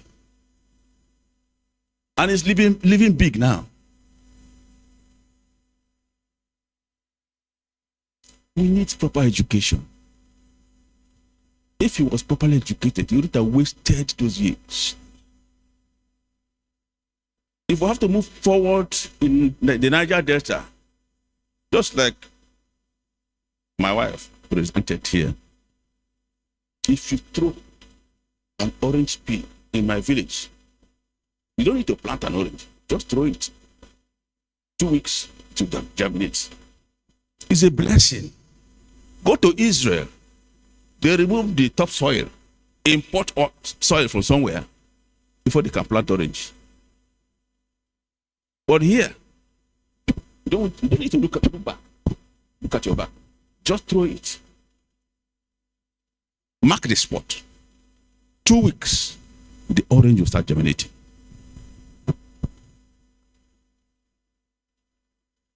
So if I know that I'm so blessed, why should I go breaking pipes? Why should I graduate and sit at home for 6 years? Because I have not been employed. Some people are waiting for this 10,000 employment, something that is the politicians are talking about. But you'll be surprised that people in agriculture who have degrees in agriculture are waiting for minimum wage. Education. That is why we have missed it. Skill education.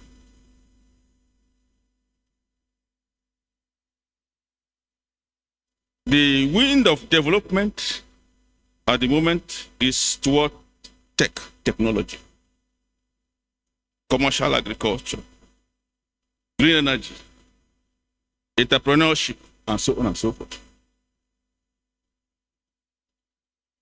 But we need to inform them. We need to educate and re-educate them. We are talking about the youths. My concern is about the youth. Anybody over 60 is on his way out. We are on our way out. We're talking about my children, my grandchildren, Niger Deltans. We should educate them. Work on their psyche today to prepare themselves for tomorrow.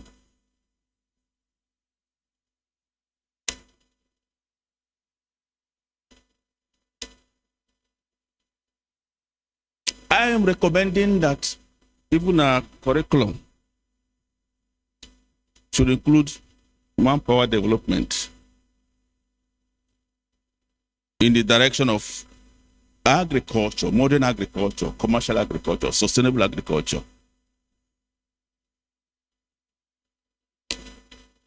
Environmental law, that's my area. Tech law, not general law.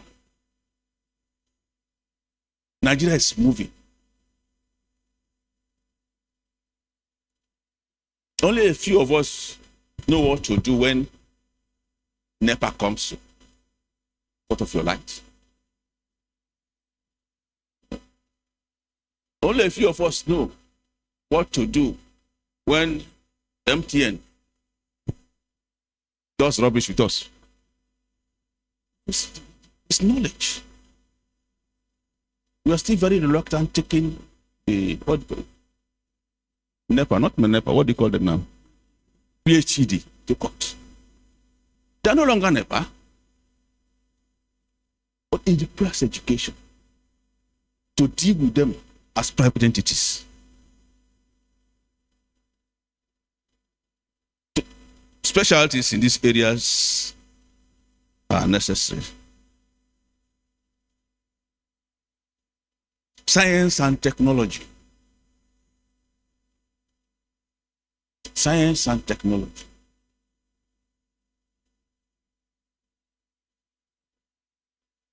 Science and technology. Don't discourage your children. Don't force them to read us because you are a Nollywood man. Follow their passion.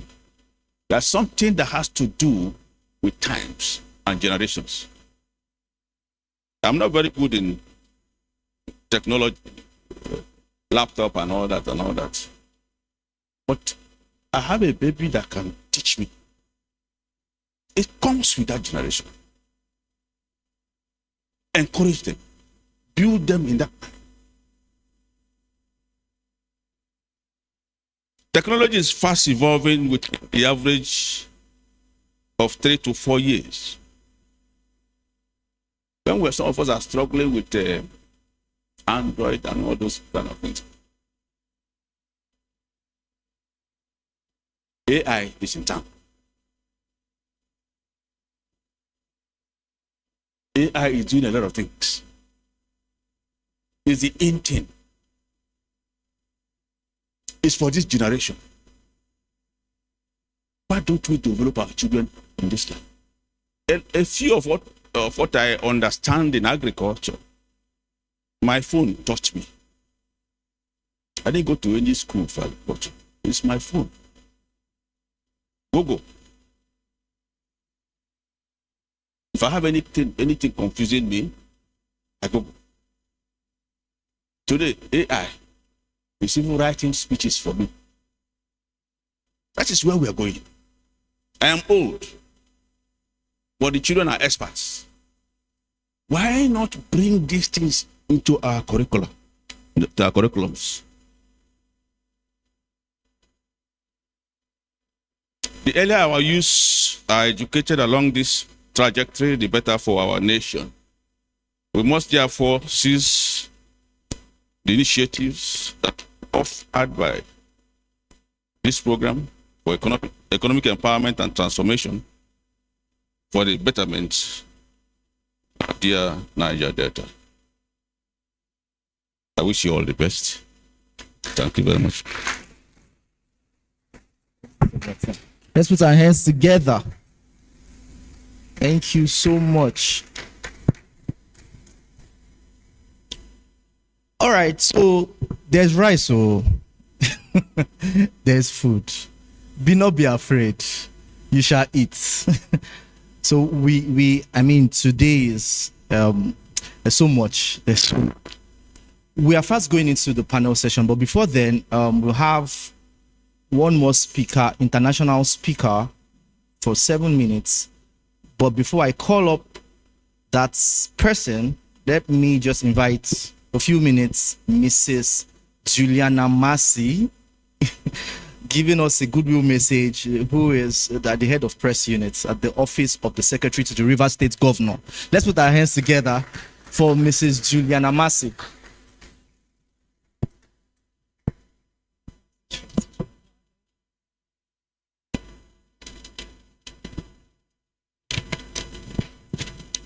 Thank you.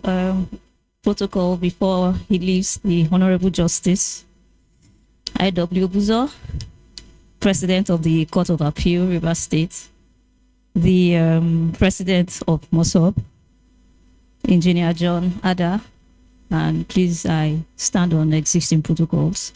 My name is Juliana Massey. I am an Assistant Director with the Rivers State Government and Head of the Press Unit in the Office of the Secretary to the Rivers State Government. For sake of time, I will just quickly read my Goodwill message. I am pleased to inform us that Rivers State Government is glad when youths and young minds like us here converge to create and innovate meaningful ideas that will boost the sustainable development of Rivers State and the Niger Delta. I wish to appreciate Lincgreen, the initiators of this profound step to converge vibrant minds to deliberate and incubate solutions for environmental issues that affect us all in the Niger Delta region and the extension to the world as well. As we gather to discuss the possibilities of beyond oil in the Niger Delta region, today is World Environment Day, and I have no doubt that this conference marks a pivotal moment in our collective journey towards sustainable development and environmental stewardship. As we deliberate on breaking the limitations imposed by the sole dependency on oil to advancing towards a circular economy, let us remember the profound impact our decisions and actions can have to the present and the future generation.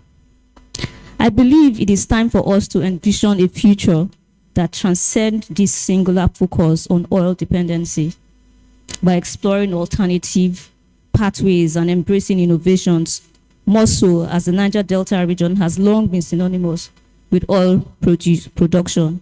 And indeed, Rivers State, also referred to as the hydrocarbon capital of Nigeria. And of course, the negative impact also associated with this capital burden. Again, today, we have the opportunity to not only stimulate ideas to diversify our economy, but also to conform to modern realities and safeguard our environment for generations to come. This transition towards a circular economy presents to us a unique chance to redefine our relationship with resources, waste, and consumption patterns.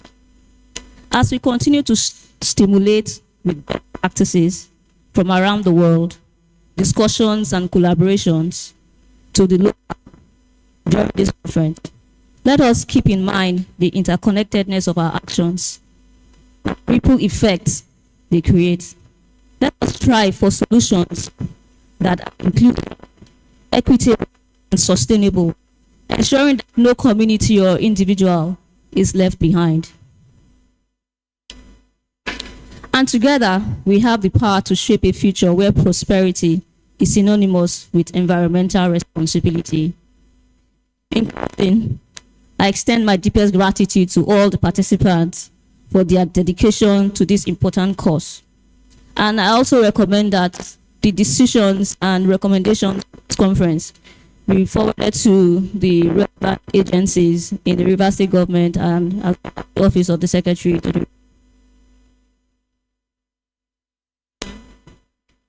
May our deliberations be fruitful, our collaborations impactful, and our commitment unwavering as we look into a brighter and more sustainable future for Rivers State, the Niger Delta, and Nigeria in retrospect. Thank you very much. Thank you. Thank you very much, Ma, for that goodwill message. So in few minutes, can we just stand up and greet somebody? Just shake your body. We've been sitting and hearing for a long time. They said the reason for contact is impact. So take somebody's number. You may be sitting down with your next miracle. Just smile a bit, shake your body, And we still have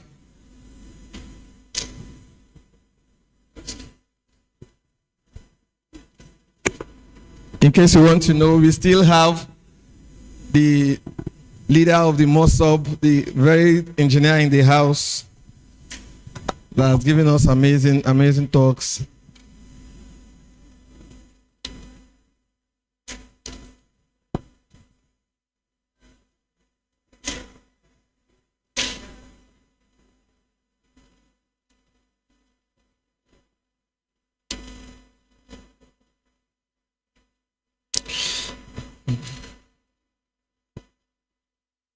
We have one of our partners in the house, the Living Architecture, a real estate company with amazing properties that you can look out as you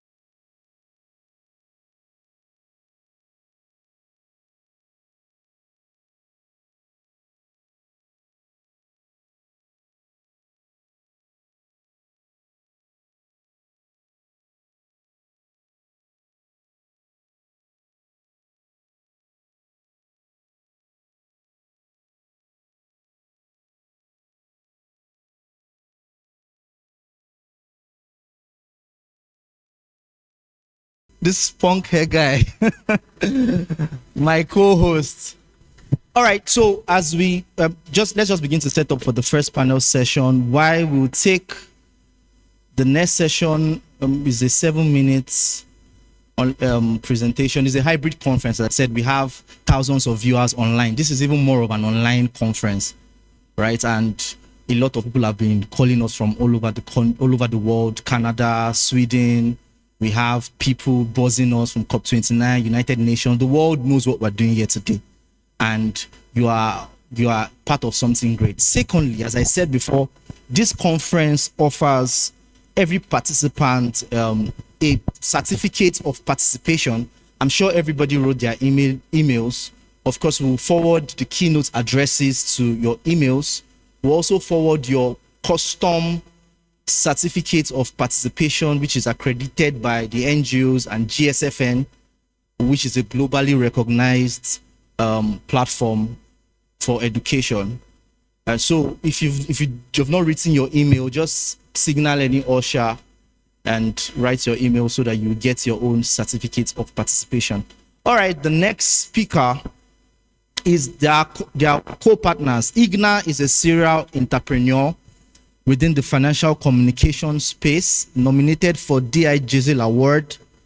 He's a Young Entrepreneur of the Year, Sweden's environmental influencer. He's watching us from Sweden now. He is the International Game Changer of the Year 2020, a Green Warrior 2021. Ingmar Renzog has been the chairman of environmental think tank Global Challenge. He's on the board of Navatus Corporate Finance. He's a member of the AI GOG Climate Reality and European Climate Policy Task Force. He was also in the 2022 appointed as European Climate Pact Ambassador by the European Commission. He's the CEO and the founder of WeDon'tHaveTime.org, which is the world's largest social network for climate action. And they are also our media partners for this event. Speaking on the team Look Beyond Oil, let's make welcome Igmar Renzog.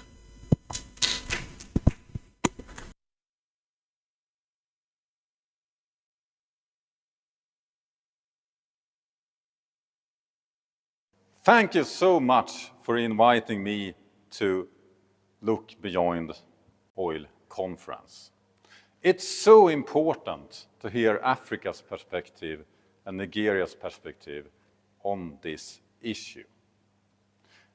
My own journey into working for solving the climate crisis started 7 years ago when Donald Trump became president of the United States. I was working in the finance industry, and when I watched TV, saw his victory speech, it became so clear to me that our world leaders will not solve this crisis for us. And it was not just Donald Trump, he was just the first leader telling the truth that he didn't give a shit and is going to do everything in his power to actually make the problem worse. And many world leaders are doing that, especially the leaders in the countries that have found oil. They are not phasing it out, they are extracting more oil. Rich countries, poor countries, almost all nations that have oil on the ground are planning to dig more, sell more. That needs to stop. But it will not happen by itself. 7 years ago, we were actually much worse off solving the climate crisis compared to today. It's easy to see all the problems, to see all the doom and gloom, but we must also realize the progress. 7 years ago, we were a trajectory to reach 5 degrees of warming. That's a scenario that basically means end of human civilization, perhaps also extinction of our race. Today, that's not the scenario. More at 2.7 degrees. It still means that millions, if not billions, of people will die, and everyone will be affected. but we will still be able to live on a damaged planet. So we have made a lot of progress. We must now keep going faster to do more progress. And that's why a conference like yours are so important. But what is standing on the way? Why are we not changing faster? Why are still oil companies, oil countries pumping up more oil when we all know it? We have also agreed on it. Every nation on the planet in Dubai at COP28 have agreed to transition away from fossil fuel. But they're not doing it. There's a reason for this. And it spells money. Most people in my old business, in the finance industry, they still believe that the reason why we're not changing fast enough is because it's too expensive to change. It's because fossil fuel is the cheapest alternative. But that's not true. The reason why fossil fuel is that cheap is because most countries in the world are giving money to the fossil fuel industry.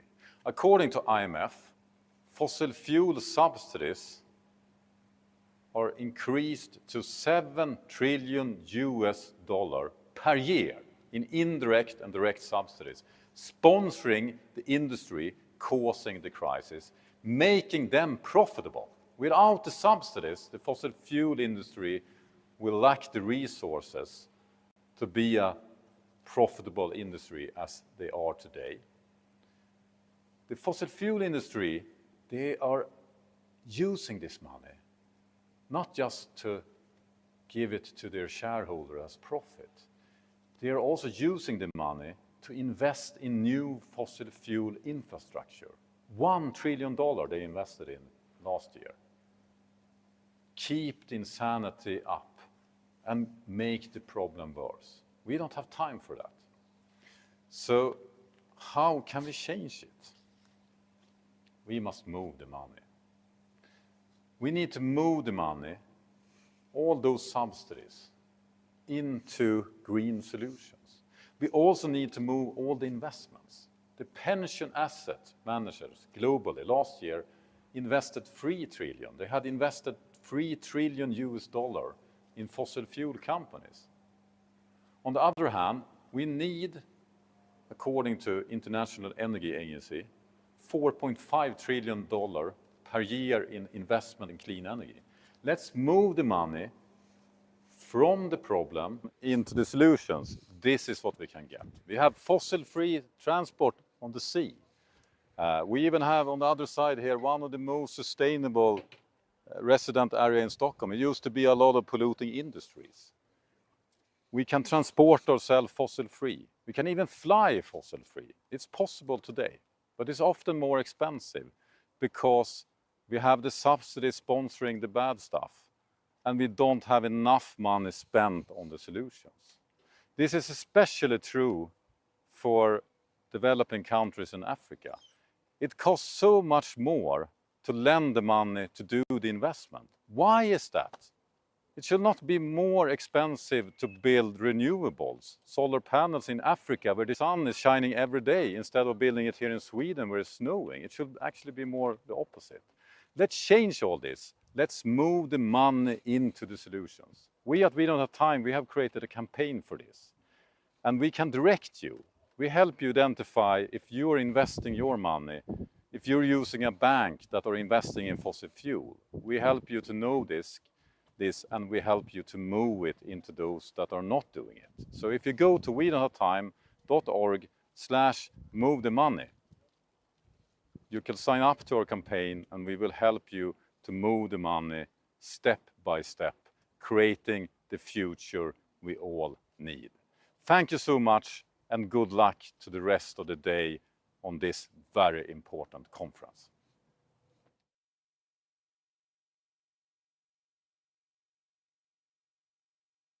Time.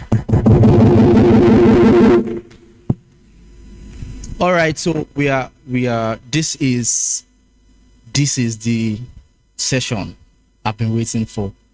It's okay. First of all, I want to honor our panelists that are here today. We have Abietara, who is the CEO of Abietara Fashion Brand. Just celebrate her. Let's put our hands together for her. She's around. We have Tonye Briggs, right, who is the CEO of Port Harcourt in Pictures. Let's put our hands together for her. We also have Mr. Kennedy Chinonso Iwu, who is the founder CEO of Boli Festival. Let's put our hands together for him. They are part of the second panel session. All right, I want to honor the Dean Faculty of Environmental Sciences, Rivers State University, Dr. Paulinus Ihoa. I don't know please, if you're around, let's just, thank you so much, sir, thank you so much, sir. Okay. I'm not sure. Okay. All right, so we are going into the first panel session, where we'll be talking. So somebody, where are the ushers? Please, you guys can move this. So everybody in the audience will be a part of this session. It's more of a conversation about, centered around beyond oil, right? We'll be talking about, as I said before, the first session is going to be introspective. It's more of evaluating the impact of oil in the current Niger Delta. And every speaker was specifically selected because of their professionalism and their prowess in their field. A lot of them are social workers, architects, different fields are very relevant to this conversation. And every one of us seated here today will also be a part of the conversation. My colleague at the back, bros, just put your hand here with the microphone for the audience. Please raise your hand again. So if you just come closer to the middle, if you want to ask a question directly to the panelists, you can just raise your hand. For those following online, as I said, you can always ask your questions on the comment section, and we will ask it to the panelists. So the first panelist is a seasoned architect renowned for her expertise in architecture, design, construction, project management, and contract administration. She's a green architect, that's the way I call her. And she's somebody that is futuristic in her thinking. Let's make welcome Olalade Babajide Sulaiman. I don't know if I pronounce her name well. Please. I need more mics here, please. Thank you. Like 2 more mics. I greet you. Mentor. All right. So the next person is an engineer, a community mobilizer, a gubernatorial candidate 2023 under YPP. He's also the president of Community of Reformed Youth Initiative, CROYI, advocating for youth empowerment in Nigeria. Let's make welcome the second panelist, engineer Dangogo Wenike Briggs. Sir, you can just welcome, sir. Okay. Thank you. Just one mic. All right. The next panelist is the founder of Development Prospects and Initiatives. He's a social justice advocate and a leadership expert with over 30 years experience in the Niger Delta social work space. Let's make welcome the third panelist, Mr. Johnson Igwe. Let's put our hands together for.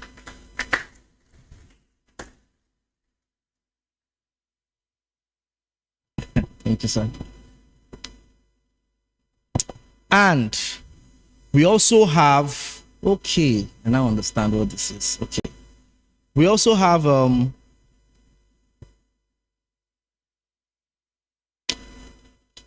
next panelist is a non-oil expert consultant with over 36 years experience advocating for Niger Delta economic shifts and oil reliance due to the harm inflicted on Ogoni people. He's a former banker turned aquaculture investor. He promotes sustainable practices, renewable energy, and global agribusiness standard. He's vast. I've heard him speak. He's one of the most experienced and knowledgeable person I've ever heard talk about climate change and climate justice advocacy. Let's make welcome Mr. Morgan Menegbo. Sorry, sir. I always find it hard to. Thank you, sir. Okay, just thank you. And finally, taking the place of, hold on, sorry, of Dr. Elijah is a doctor, Dr. Nemi Tamuno. I think so, yeah. Thank you, sir. Sorry. Thank you. You're welcome. Let's keep on clapping, please.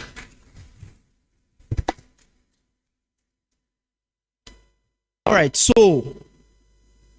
we're going to have a conversation around, as you can see, these are elder statesmen, right? These are experienced people. So this is your avenue to ask questions, and as much as I can, we'll try to be very practical with our questions. I think this mic is on. Okay, yeah. If you want to speak, just press the button at that. So I'll be asking questions that are very specific and direct. I think my first question will go to our former gubernatorial candidate, sir. What role? I mean, we've said so much about transitioning. Okay, yeah, sorry. We've said so much about transitioning. What role do you think the government plays in ensuring that the Niger Delta people are prepared for a transition to a non-oil centered economy? What role do you think the government plays in this transition? Okay, first of all, I must really appreciate the privilege to be here, the organizers and everyone present. I'm already being introduced, so I'll just go straight to the point. Though my name is not Dangogo, it's Danagogo Winike Briggs. Okay. Yeah, talking about the roles, there are several roles that the government can actually play, for proper diversification into a more non-oil centered economy. First of all, we'll look at, how can the government, first of all, understand the present situation. I will take, for example, Singapore. In the 1980s, Singapore was basically stable. Her economy was just stable on two things, manufacturing and construction. That was what it was. But over the years, they realized the fact because, one, they decided to go into a lot of futuristic plan, and they decided to look at what is going to sustain and keep this country afloat. This led them to get into several arms, which is what has kept the country where it is today. They went into today, they've diversified into things like goods processing industries that has brought about 37.8% of the economy. They've also gone into things like service processing industry, which involves wholesale trades, finance and insurance. That has controlled 60.3% of the economy. And then they left manufacturing at 20%. Manufacturing and construction. You see, they didn't throw it away. They still function on it, but it's at 20%. When we had COVID-19 in 2020, most of the world's economy was shutting down. At that point, it affected Singapore as well. And they realized that things that actually propels the economy is going down. What would they do? They decided to go and shift into health and safety. That controls 25% of the economy. Majorly, they have aviation controls 43.7%. These are several areas that has kept the economy. If anything happens to Nigerian oil today, we are all in doom. Because there's no other, any other source of our well-being. There's nothing we're looking up to. Production and manufacturing is it for Nigeria and for River States. For example, let's take something very common in the aspect of agriculture. It's like cassava. But there are deeper things to cassava. Do you know that the global market size for cassava is about $291 billion? And it's projected that by 2032, cassava would have actually reached $335 billion. Nigeria stands as the second largest producer of cassava in the world. Do you know that cassava also is like one of the strongest source for the production of ethanol? Have everybody heard? Do you know what ethanol is? Ethanol is what is used to produce perfumes, alcohol. What's this thing they rub in the hand during COVID-19? Sanitizer. You know, a lot of chemicals we use, cream, a lot of things we use have some level of alcohol in it. It's over a $2 trillion industry. Presently, global market size for it now is about 89.5 billion, and it has its own projection according to according to my research. His projection is stated that it's going to get to, by 2030, we're looking at about $444 billion. Nigeria imports $160 billion worth of ethanol, and she produces only 9 million liters of ethanol. Only 9 million liters. This is about 3 to 4% of what actually the country needs. Do you know that if we have 10%, we have some farmland in River State, about 760 hectares that has nothing, is not being engaged, from Ogoni to Isiokpo to all the uplands. It's just fallow. 39% of River State farmland, River State land is for farming. Imagine we're only taking 10% of this product and we are producing here. That will help us shift away from what everybody is focusing on, oil. Another aspect is our educational system. You see, to me, not until I've benefited from Nigeria educational system, but as one of the speakers, I think the customary court of appeal, he made something. He said, if you take your certificate to outside the country, it might not value anything. In fact, I did a master's in one of the universities in River State here, because I'm a civil engineer by profession, in vocational study, building technology. And then I realized that school were giving people PhD, masters, PhD. I quickly hid the certificate. I had to go and do another master's in construction engineering management in University of East London. So that when I'm submitting my certificate, they will not rate me as somebody that does not know what he's talking. That's the educational system here. It's not only affecting the students, but it's affecting the lecturers. Do you know that most lecturers in our universities today don't go through professional courses? I'm a current certified registered civil engineer, also a member of Nigeria Society of Engineers. I've done several professional courses over my time. Because for you to work in most of the international companies, you must be graded at some certain points. And this grade will always want you to satisfy yourself. But most of apart from those that personally do that, but the institution does not drive them as lecturers. In the Western world, within 24 months, every lecturer ought to have gone through several assessments to know whether you have what it takes to feed the students, the River State student. So it's only in this part of the world that we practice handout. Do you know that there's nothing like that outside the country? Okay. Thank you. All right. A follow-up from that, Mr. Morgan, I want to understand. So he spoke a lot about, and what I got from a lot of what you said is that, first, you gave an example with Singapore. It's a government that is a transitional government, right? That when you know that systems are changing, you begin to plug yourself into it. The dynamics we have in Nigeria, sir, do you think, in terms of percentage, or do you think is a government thing or a people thing? The reason why we have not been able to properly transition beyond oil, do you think, what do you think is the role of the government as opposed to the role of the people?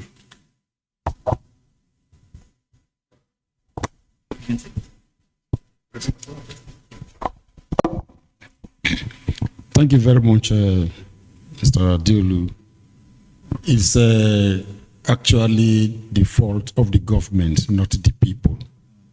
Because the education system that we inherited from our colonial masters ought to have been restructured and not to leave it as it were till now. And ideally, compulsory subjects that ought to be taught in schools that will equip the citizens of the country with skills, in addition to STEM, that is science, technology, engineering, and mathematics, are supposed to be entrepreneurship, renewable energy, and agriculture. Because any country that needs to grow must have a soul. For instance, China produces over 80% of their graduates as engineers. They don't care about producing lawyers or historians or literature students. Because the country wants to do what? Produce, and produce.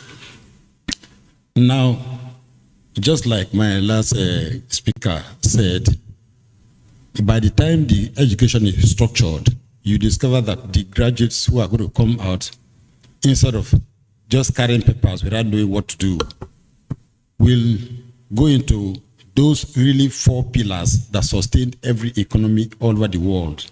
And these are manufacturing, agriculture, education, and pharmaceutical developments. So those are the things. Now, for the case of Niger Delta in particular, what has been operating over the years had been a series of policy somersaults, not really sustainability. For instance, the issue of school to land, which ordinarily, if it were sustained, it would have been better.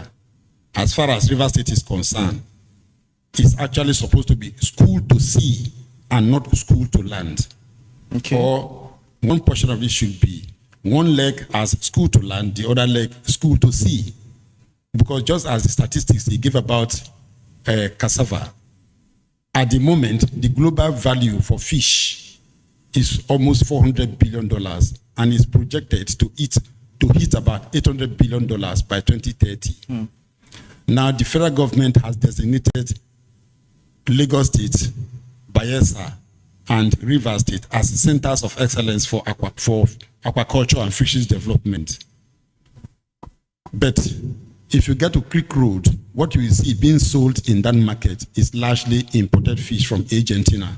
Wow. Now, what is supposed to be done on the part of the government? Just one word: incentives, incentives, and incentives. How is that supposed to be done? At the infrastructural level, just as you see all sorts of massive shopping malls springing up in Port Harcourt and elsewhere in the bigger cities, in the South-South zone in particular, what actually the shopping malls that are supposed to spring up are supposed to be shopping malls for fisheries, shopping malls for agricultural products, both value added and the ones that can be consumed locally, the value added ones designated for exports. So the gamut of our education system ought to be restructured exclusively for production.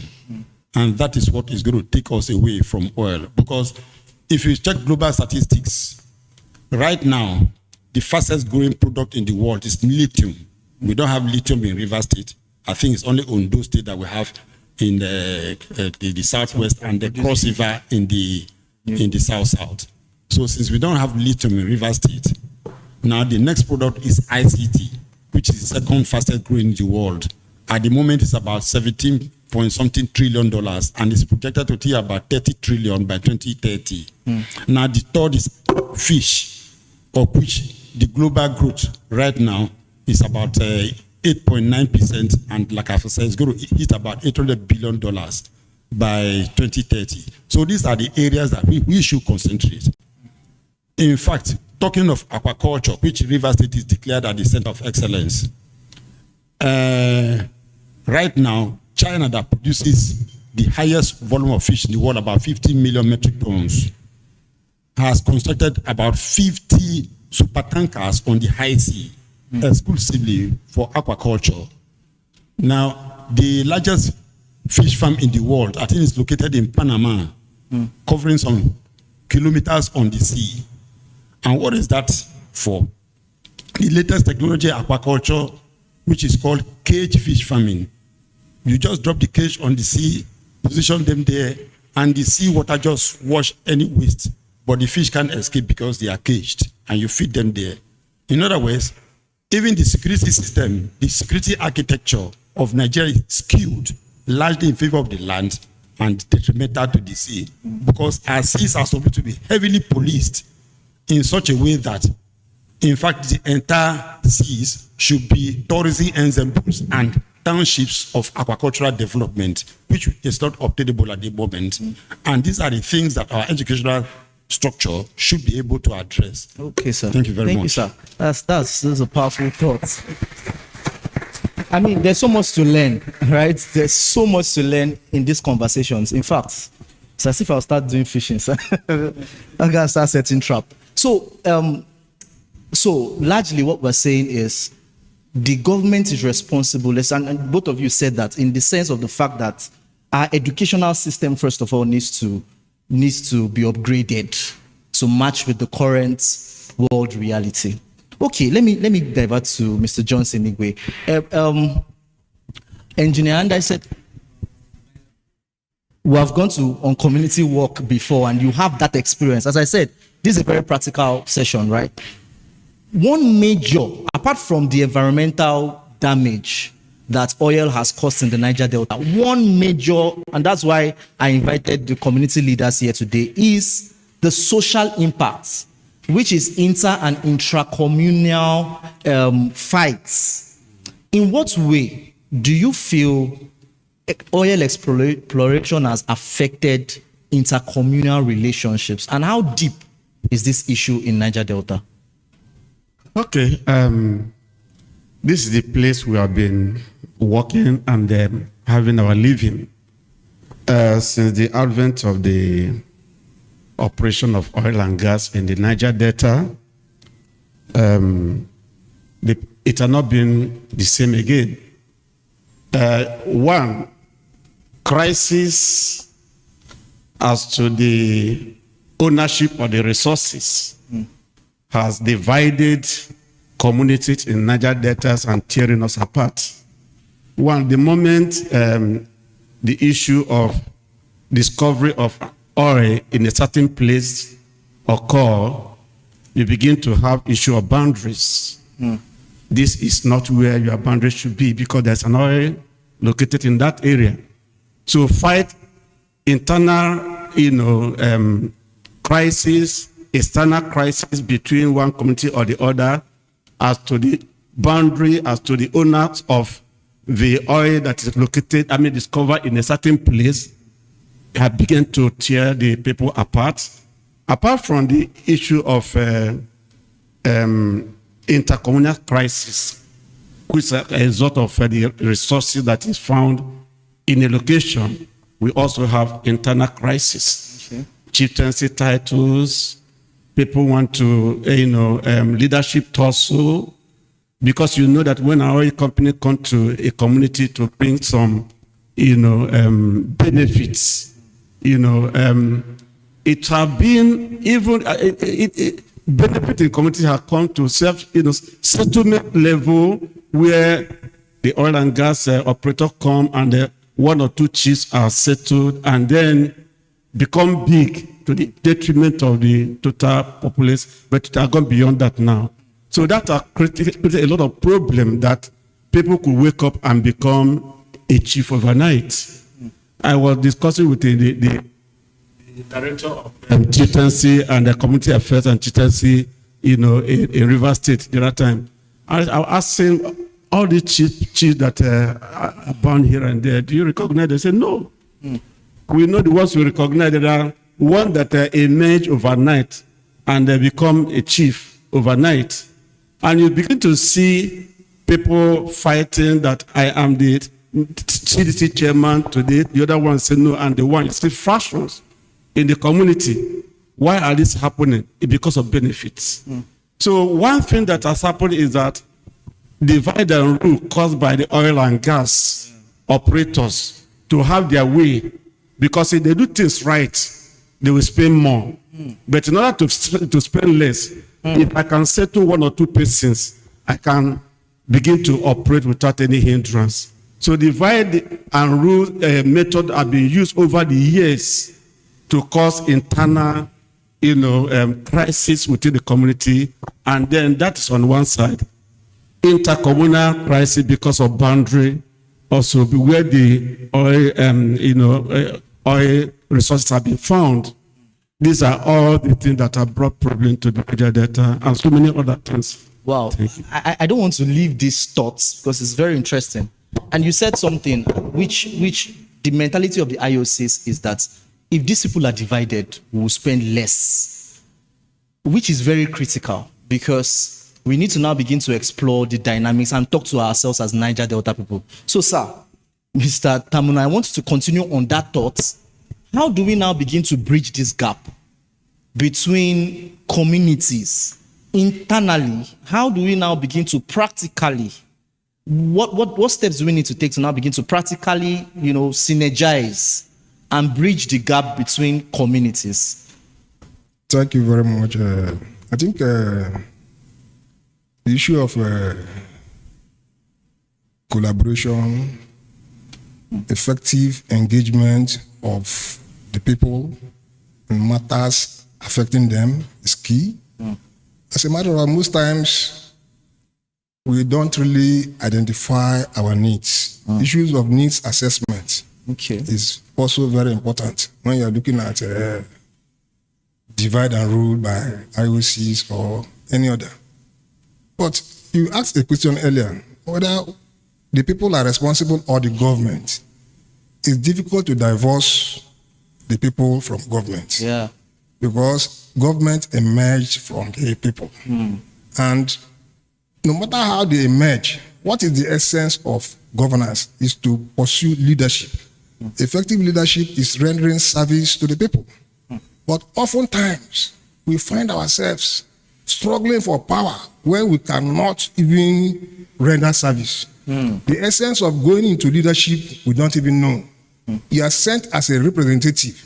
What policies do you have in mind? No consultation with the people. These things actually bring in divide and rule.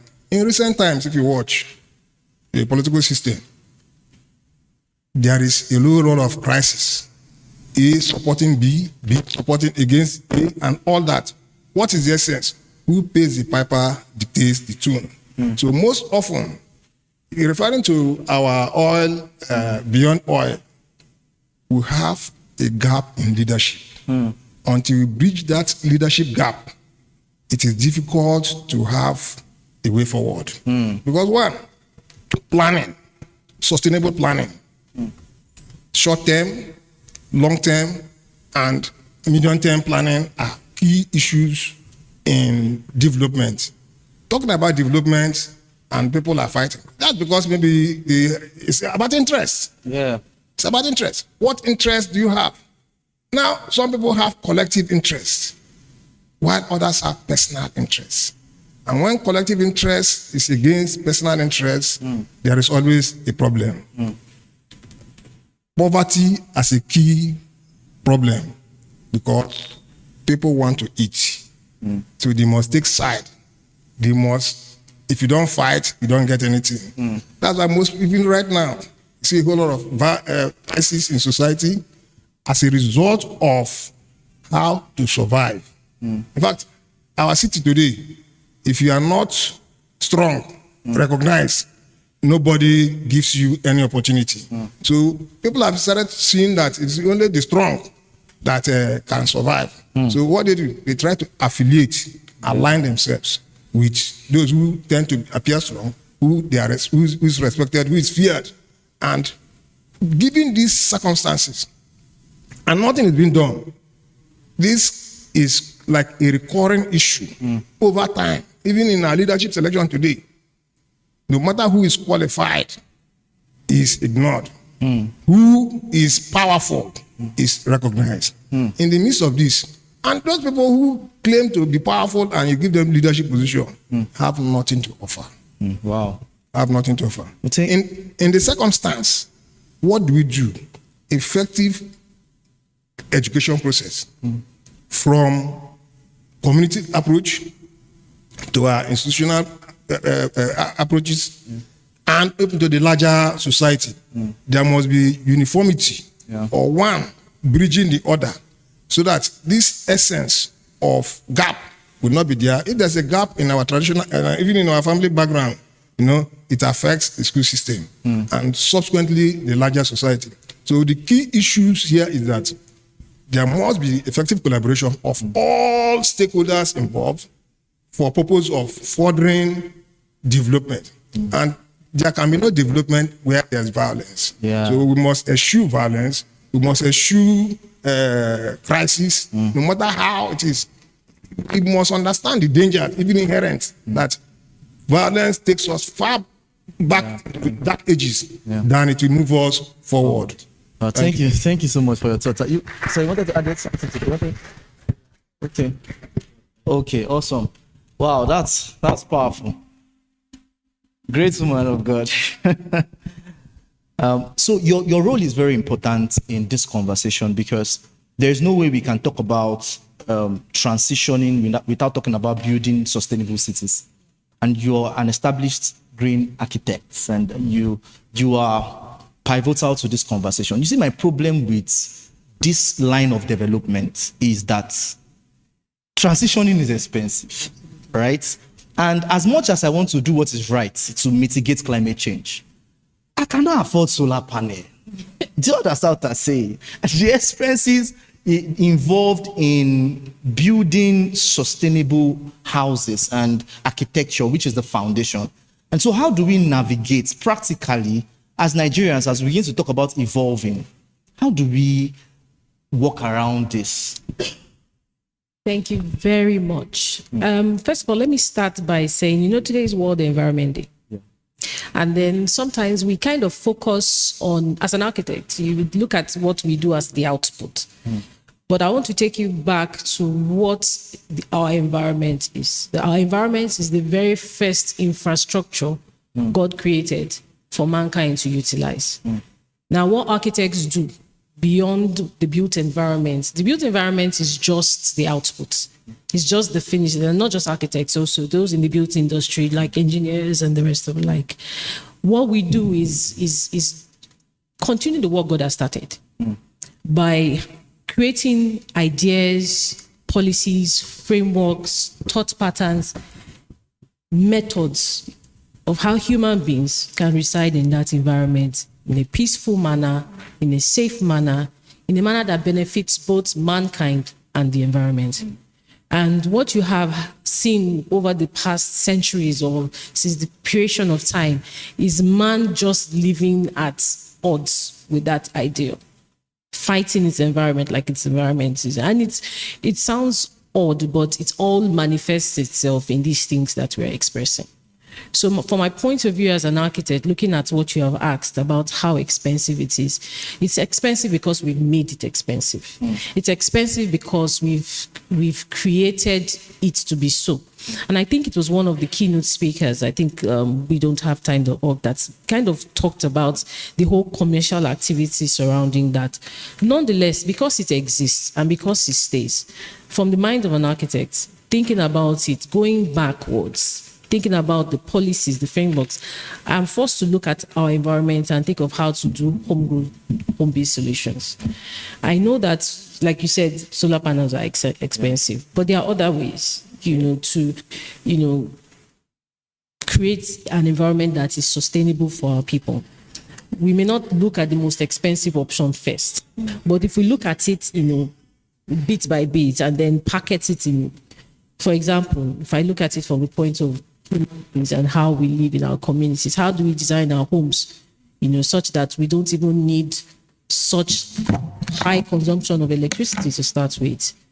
So if you are going to say solar is expensive, why is it expensive? Because you've calculated the energy requirements you need. If we begin to measure the amount of consumption that we're doing in terms of energy, the amount of consumption that we're doing in terms of, drawing from our environment, you will begin to understand why it's expensive. But if we go back to the beginning and say, why is it expensive? Why does it have to be expensive? Can we look at ways to save power? Can we look at ways to design our homes, for example, or our spaces in a way that it consumes less?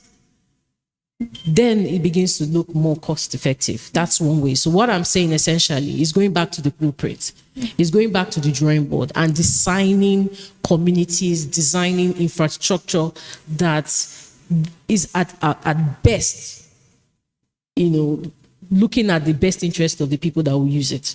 Not copying anything that is of any international standard, not importing anything Western, but creating something for us. To ourselves. And we have to also be careful about doing that.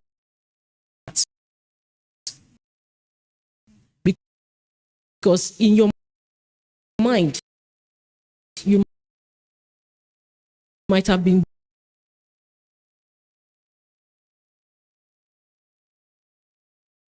brought up to believe that this is what you need about building, a lot of drawing board ideas, thoughts that need to go into why we do these things. Because the end result is what we are now processing and we are thinking is the result. But if we go backwards and then look at it and say, what do we really need as Nigerians, as people living in this region, and design something that fits that.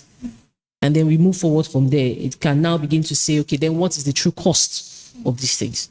And then when we now evaluate the true cost of these things, we now look at ways to make these things more affordable. So that's the first way I want to put to that.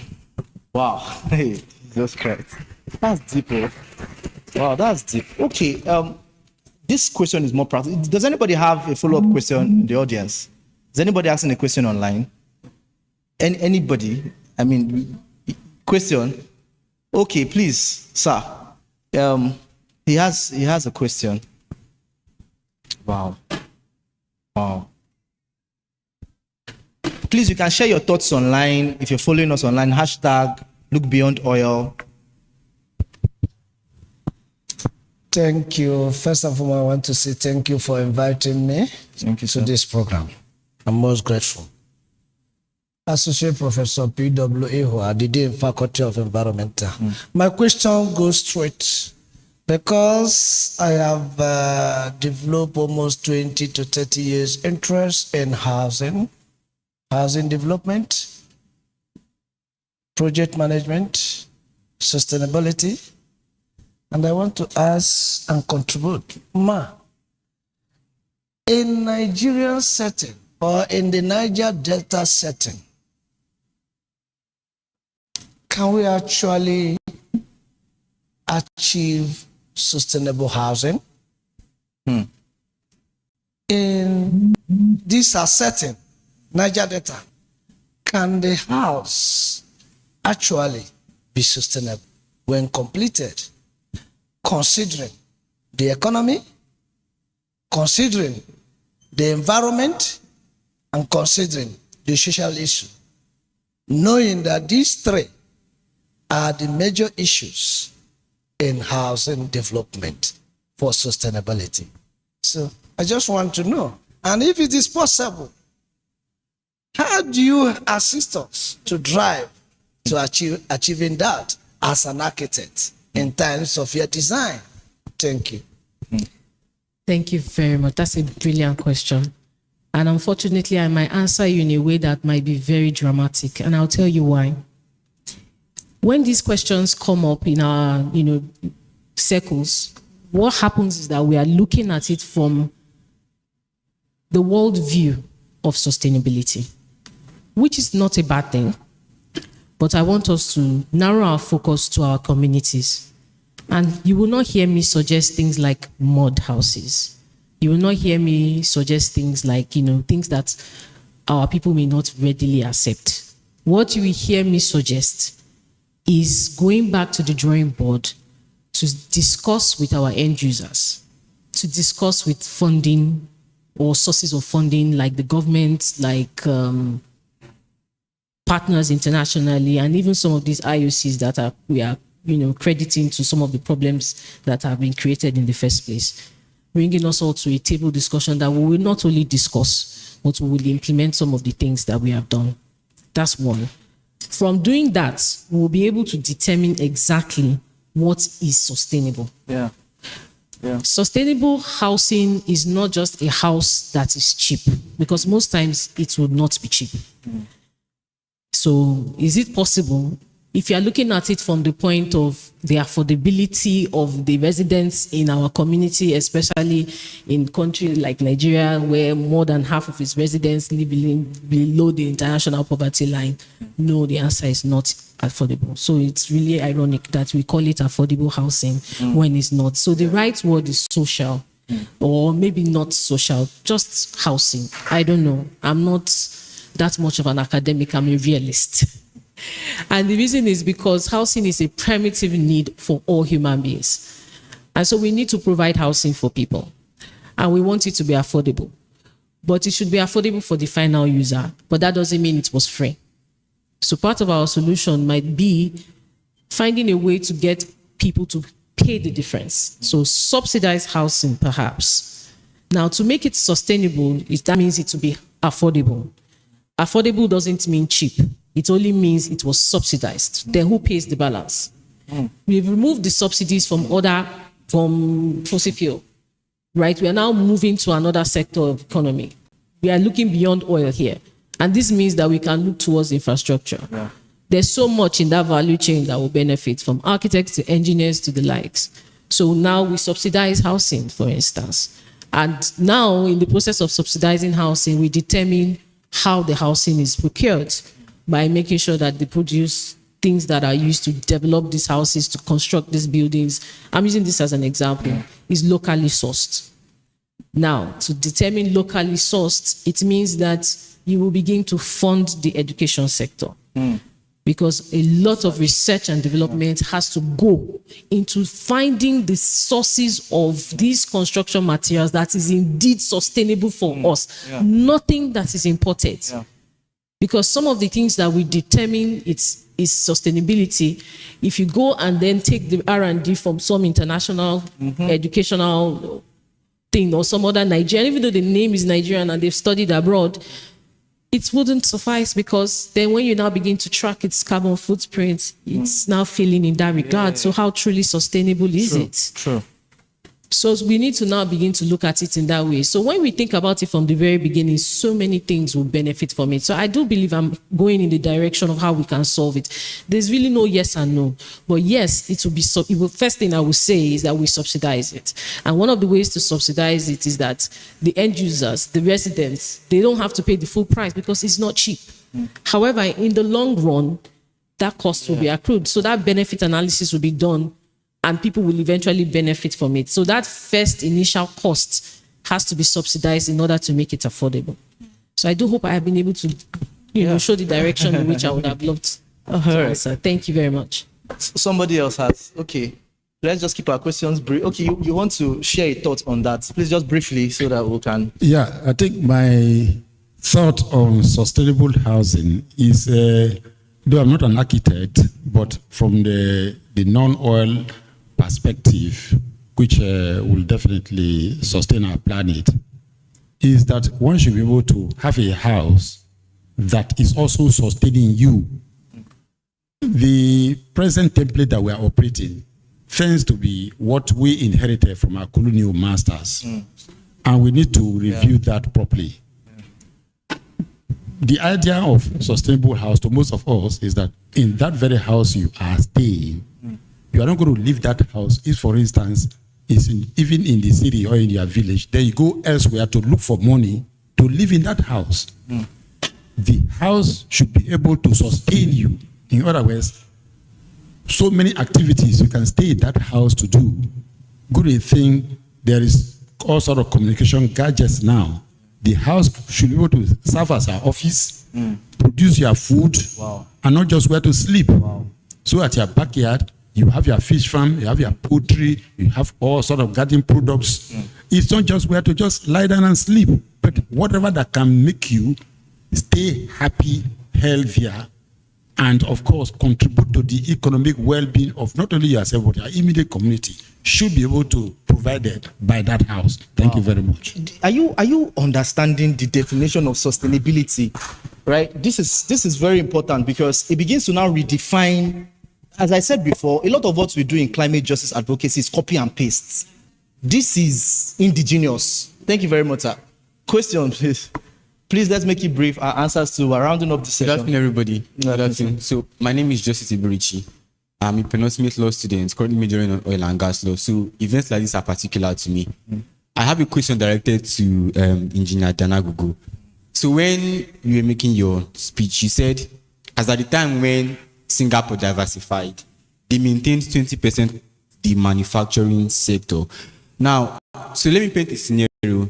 Say, for instance, there's a shift in the Nigerian economy from oil to farming.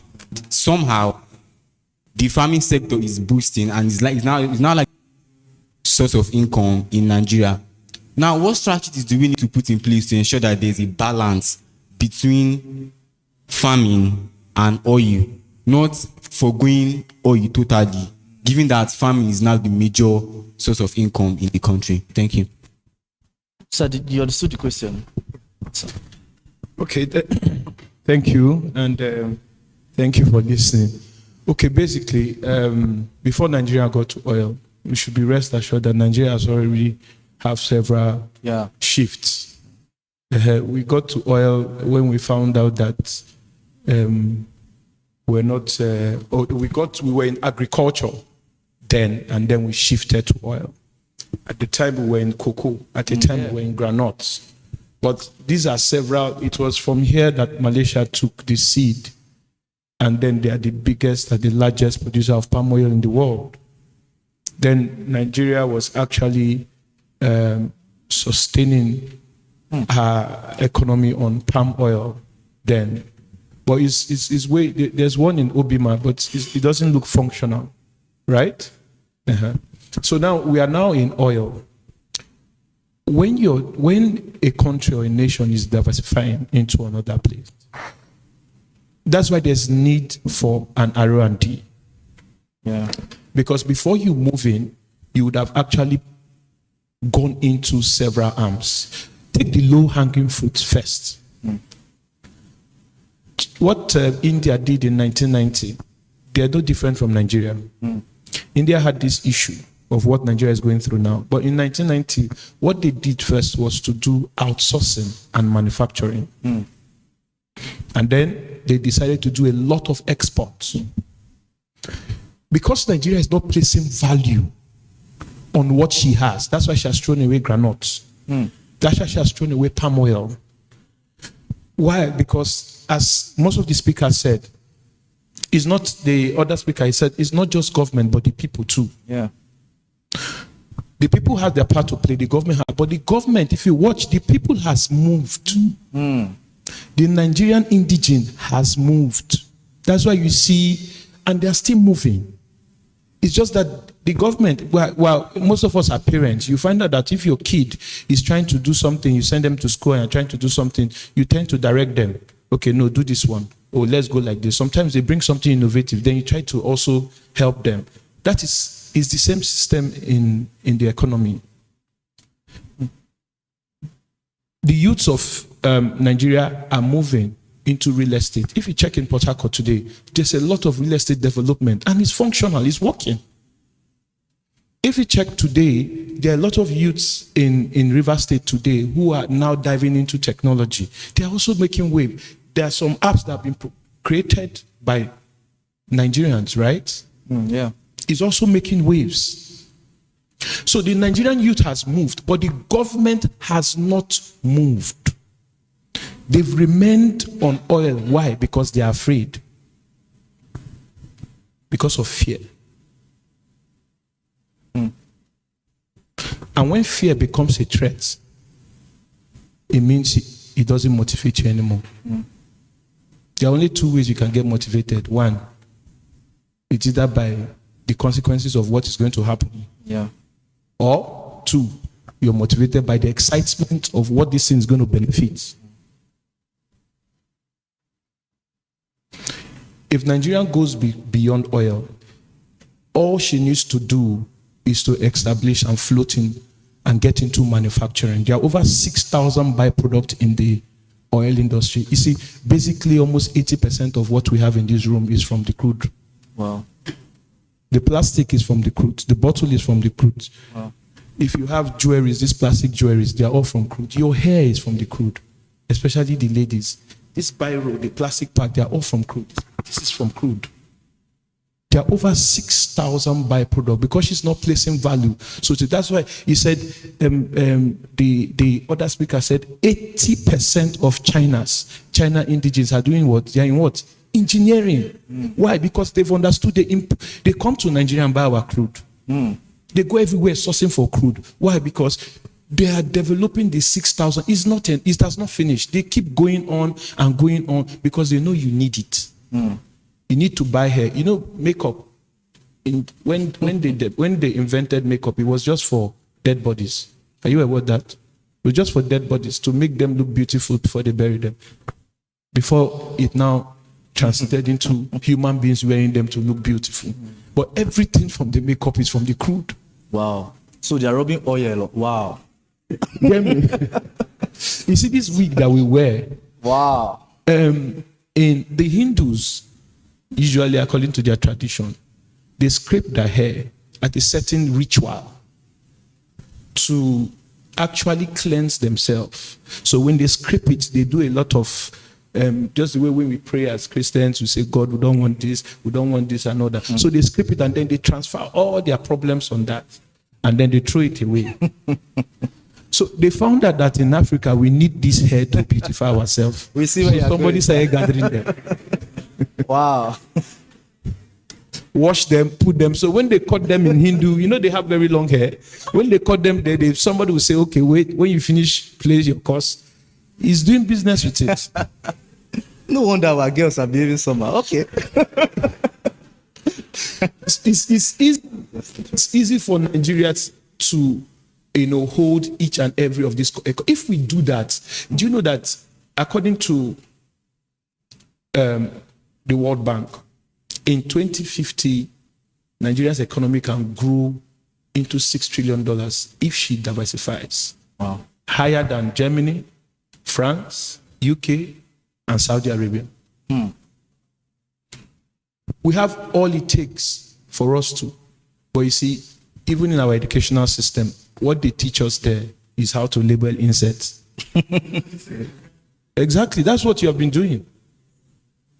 You just know how to label insects. You just know how it works.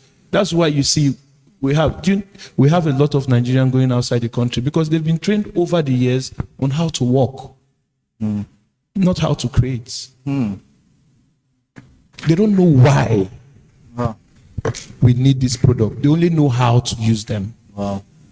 Nigerian parents between 2021 and now have spent $420 million on training their children abroad. Convert that into these exchanges, over 600 billion. Wow. So they've trained us to come there and come out. So why will we have miming here and then there's no, in our institution, they don't teach anybody how to, but there's somebody in Germany that is learning how to mime. But he doesn't have miming as a resource in his country, right? Belgium does not have oil. But they go to school and learn the rudiments of how to drill. But meanwhile, you that is in the country, they still keep you with law, some funny things. Wow. That's thank you, sir. And then at the long run, you only know how to sit down. A wise man said, the day you lift your head off your book, you know that a lot of businesses have been passed. Wow. Well, let's dive together. Okay. We'll take 2 more questions. Okay, 3 more questions. And I think let's just make it very short. We have 5 more minutes as we round up the session. Let's start from, okay. 1, 2, then 3. Thank you so much. Thank you, sir. My name is Mwibane Raymond Marcos, President, National Youth Council for Ogoni People. My question is directed to our Honorable here. As I haven't noticed that what these IOCs use most times is divide and rule tactics. And it has affected our communities. Because most times these people go through our elites to divide the youths. So what do we do to avert this situation? A case study of the Ogoni people. Thank you. Okay, sir. Just brief answer this thing. Okay, I will just be brief. So let's don't put it just towards just the Ogoni people, because it's a problem everywhere in River State. Niger Delta. In Niger Delta. I'll just give a short, very short scenario so that will actually reflect. Is anybody from Bonny here? Anybody from Bonny? Okay, I thought as much. You hardly see them in these places. Yeah. Even if you see them, maybe 1 or 2. You understand? Why? It's a simple question. In the 90s, Nigeria had 30 megawatts in the 90s. In 2012, it has developed to, thanks to His Excellency Rotimi Amici, to 400 megawatts, though it was not implemented in River State. Bonny has just 180 megawatts. 118. 180. Okay, 180 megawatts of power. How many people slept with light outside generator yesterday and day before yesterday? You know that there was power. I know that, yeah. But you know it did not affect Bonny. Because their power sector is not from the Nigerian factor. It's from NLNG. Yeah. For 25 years, they've not ceased like there. For 25 years, they've not ceased like there. Do you know if they catch 10 people here now, maybe militants or criminals, okay, and they catch them maybe in police station, and you notice that there's Ikwere, Kalabari, Hausa, Igbo, you know, almost all of them. But check, just cast your mind, but you almost not notice that all the crisis, all the crisis, you almost not notice that Bonny youths are part of it. I don't know if you have. You understand? Why? They are in their community. There is NLNG there. They're about to do 37, right? There are several other industries in that place. If you go to Bonny around maybe a Monday morning, 7, you see a lot of people walking, young, middle class, they are walking very fast. Where are they going to? To work. And they are being paid 100,000, 200,000, 300,000. Why would they follow you that is in Port Harcourt, jumping up and down, say, my chairman, my chairman? Why would they follow, looking for one commissioner to follow? Why? Why?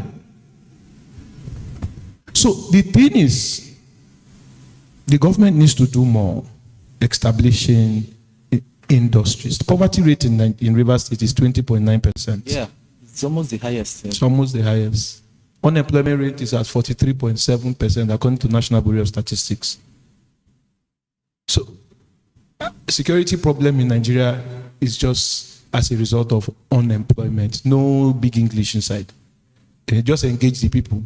I won't call name, but you know, there was a time in, I'll just use as an analogy, that would be my final. There was a time in River State when in Okrika they used to have serious problem. Are you aware?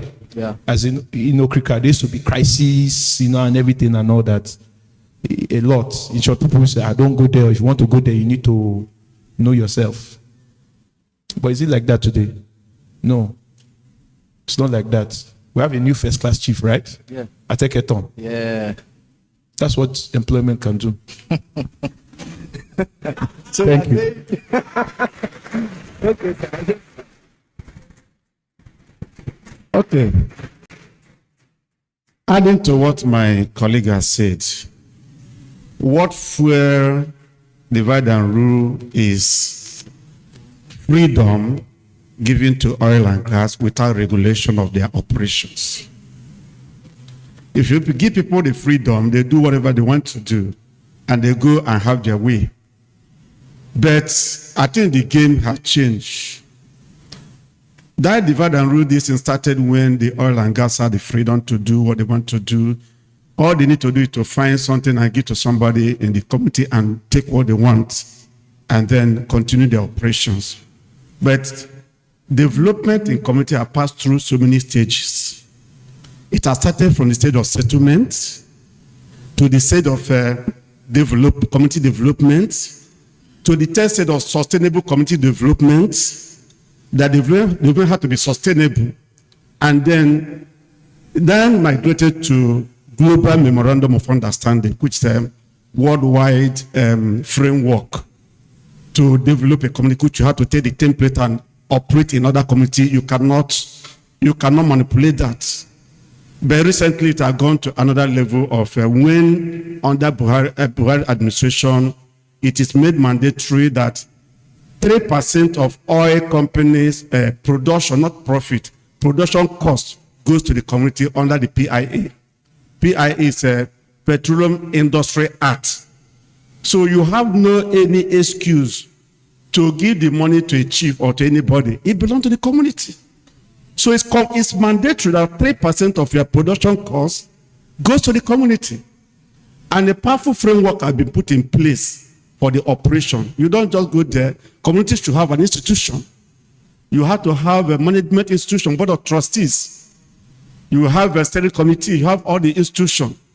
And you cannot have access to that money without proper thing being done. There must be needs assessment to be done and to identify your needs, prioritize, and give you 5-year development plan. After the 5-year development plan, that's where the project and program must come. And the money should not be paid to an individual. The community should have become a legal entity, become a foundation, registered with the Corporate Affairs Commission. And any money paid should be paid to the institution. And nobody will be giving money, but infrastructure and empowerment will be going well monitored by experts. So I think we have really moved from that stage where the oil and gas have their way to do what they want to do. There's a regulation. There's a policy framework that regulates the operation. But how it is managed will be another thing. But I think that it is better than what it used to be before. Please, in addition, that's profound. In addition, there is agitation for Reef Superdeck, River State Sustainable Oil Development Commission. They have it in Delta State, the Superdeck. It's a commission. Several attempts were made by communities who are oil producing to ensure that the River State House of Assembly passes that bill into law. Right from when Peter Odili was in government, they stepped it down. Today, the Superdeck in Delta State is doing so much outside NDDC, So, but why can't we even have such a commission that our oil producing communities should be able to now set up a board that will manage their affairs? In doing that, most of the youths will be engaged. Issues affecting community struggle and agitations will be tackled communally too. So that when you say, why is it that the Ogonis are not there? It is because of the complex nature of their struggle, where even leaders don't even want you to agree. Every day you come on radio, you talk this, you talk, we listen, But why is it that you are not making effort? Does it mean that you people don't meet? So you must identify the source of problem, how do you tackle those problems one by one? Identify them. That is the only means by which you can address these issues. It is not about let me support this person and let me support this person, or let me be at the leadership position. You must not be a leader before you contribute to development of the community. So these are some of the things that, and let us use this medium to advocate that Reef Superdeck in River State Sustainable Oil Development Commission should be established in River State to cater for the needs of oil-bearing communities. Thank you. We have government people here. We are sure to take that back to the government. All right. Please, our next question. Brief answers, brief question. Let's just go. No. I think it's here. And then the final question, and we're done with this session. Good afternoon, everybody. Good afternoon. I gently respect all the protocols. My name is Barrister Chibuzo Gladys. I'm a lawyer by profession and also a licensed social worker. I'm also a social worker. I think, to my own understanding, even though my question should go to the person that talked about the traditional rulers and the stakeholders, I think by my own perception that this time around, it should be a bit outdated that will be dwelling on the issue of what the oil company will do for communities and things, looking at the SDG goal 13, which is climate change. And if we also know that climate right is a human right, we'll be thinking and projecting how do we, or how are we going to get this right done? In the presentation the first woman gave us here, she made mention of carbon, right? Carbon literacy, carbon budgeting, and carbon measurement. So I think this should be the genuine concern of the stakeholders in oil producing communities. Who monitors the issue of carbon measurement and carbon budgeting of those companies? What is the proportionality of their carbon budgeting? It's like, I used to look at it that when we begin to talk about what the oil company will do to communities in times of, it's like somebody has come to collect your shirt and you're crying, and the person remove all the buttons and give to you. Do you have the shirt? No. Giving you the button does not make you to have the shirts. So I think if we look at the issue of the human rights and the dispensation we are in, we are talking about what? And now we are the AU is now moving to what? Agenda 2063. And look at SDG 13. It is holistically things that we'll be talking about now. Please, and I wouldn't know whether giving us this money or giving us compensations or corporate social responsibilities will now be prioritized over human rights. Thank you. Wow. This is wow. Please. It's a contribution. You can just add to it. What I wanted to say was at the risk of creating another agency of government to supervise some of the things that we've done, because that's one of the things we do when we need to solve some of these problems. We don't need to do that. This raised a very valid point. And what I want to say is policy. We have agencies that already exist. And he says something very important, that we've gone beyond the part where IOCs could go directly to communities and negotiate in a very uneducated and ill-informed and unequitable way, and get what they want at the detriment of the people, because the people do not know better.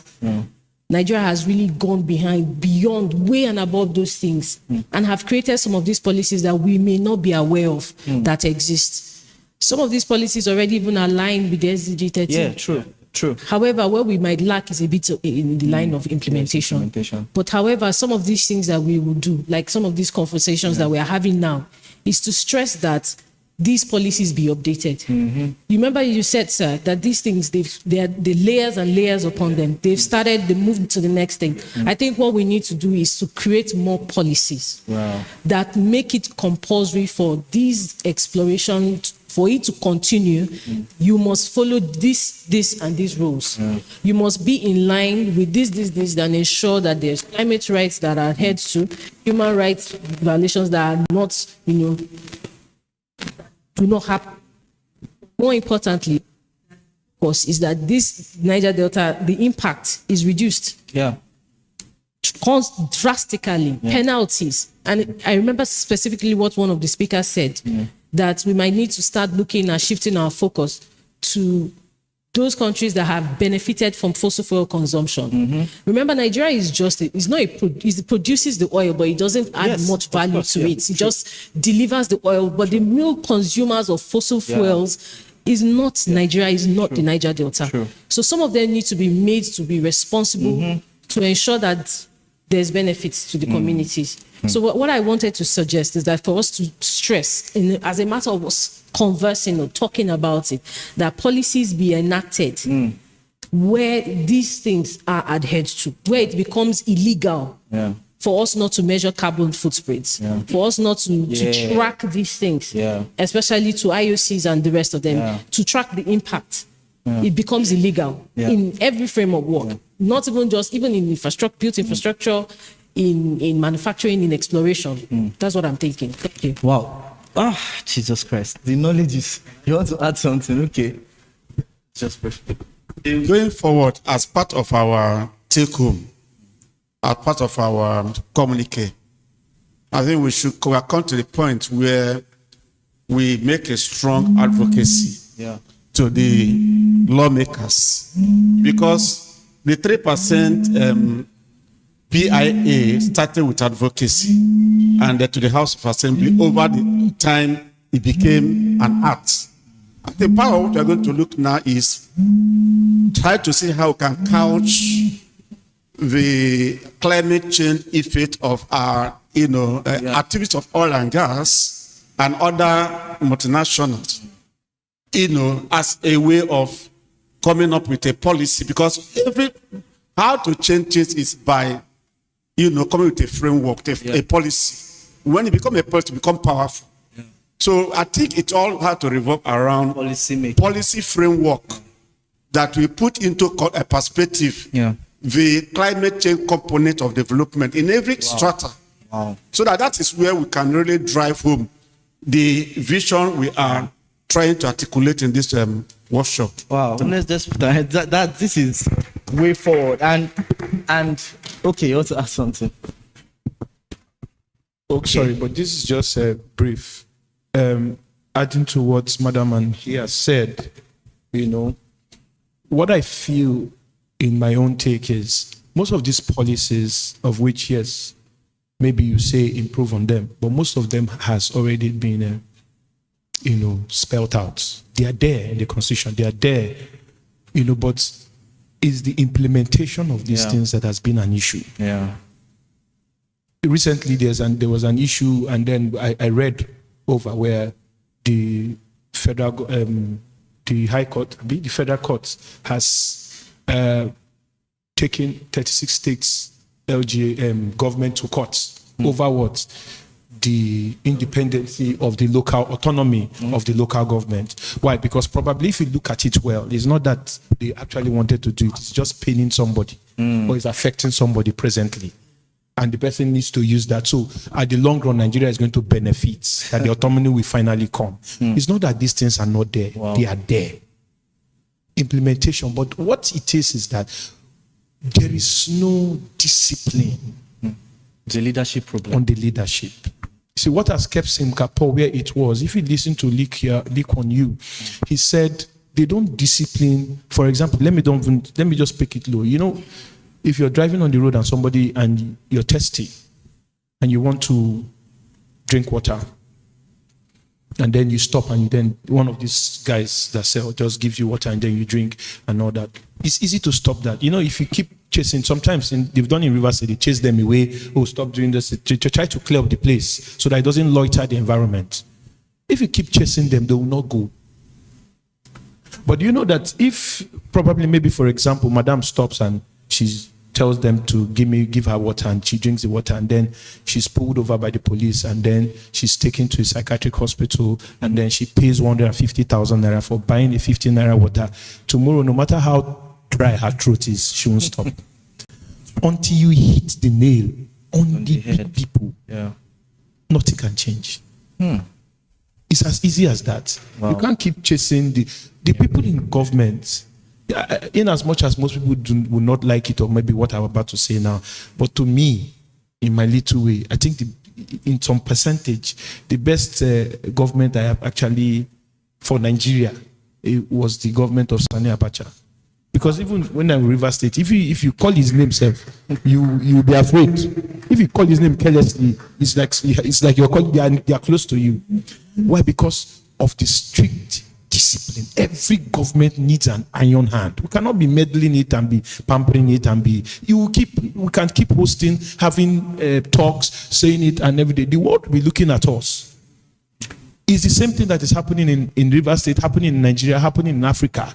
That's why we have not been able to move. All right. Taking responsibility and treating the people that are in power, that feels that they are not going to be treated. Treat them properly. Thank you so much. Thank you. Okay, finally, so round up the session. Your last question.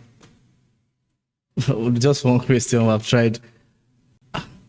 Assistant, have fun now. You don't want to move beyond Doyle. Be fast. Thank you. All right, thank you very much, Dr. Edmond Mokeze is my name. I think the panelists have done justice to most of the questions, and I'd like us to begin to look at actionable points. Yeah. What role do we require from the government at the national level, at the regional level, and then at the local level? And then where does the family come in? How do I come in as a father? Where do we come in as parents, as brothers, as sisters? Because I think that our problem here is not about the policies. Our problem here is about how do we even drive the policies that we have before we even think about stepping them up. And I think that we need to look at the social aspect of sustainability. Our emphasis have always been on environmental sustainability and economic sustainability. Like beyond oil, is focusing on the economic sustainability. But what about the social engineering? He talked about issues of unemployment and how it drives insecurity.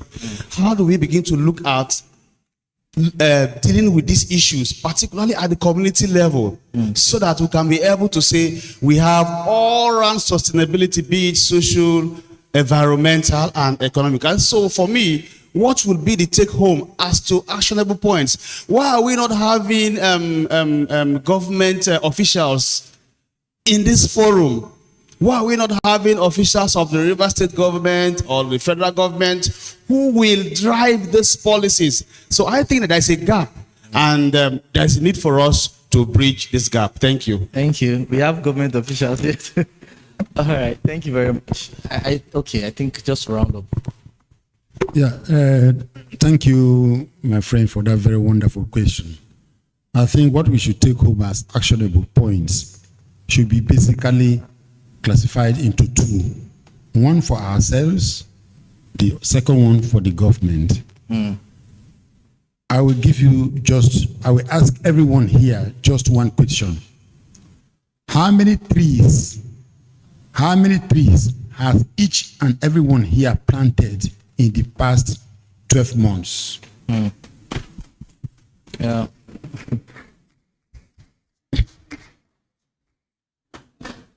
Over the weekend, I personally planted 8 hybrid coconut trees. And in the last 1 year, or since the beginning of this year, I think I've planted over 20 different varieties of trees. Who else here has planted trees? Because in the absence of trees, the environment we are talking about is a complete desert. Yeah, true.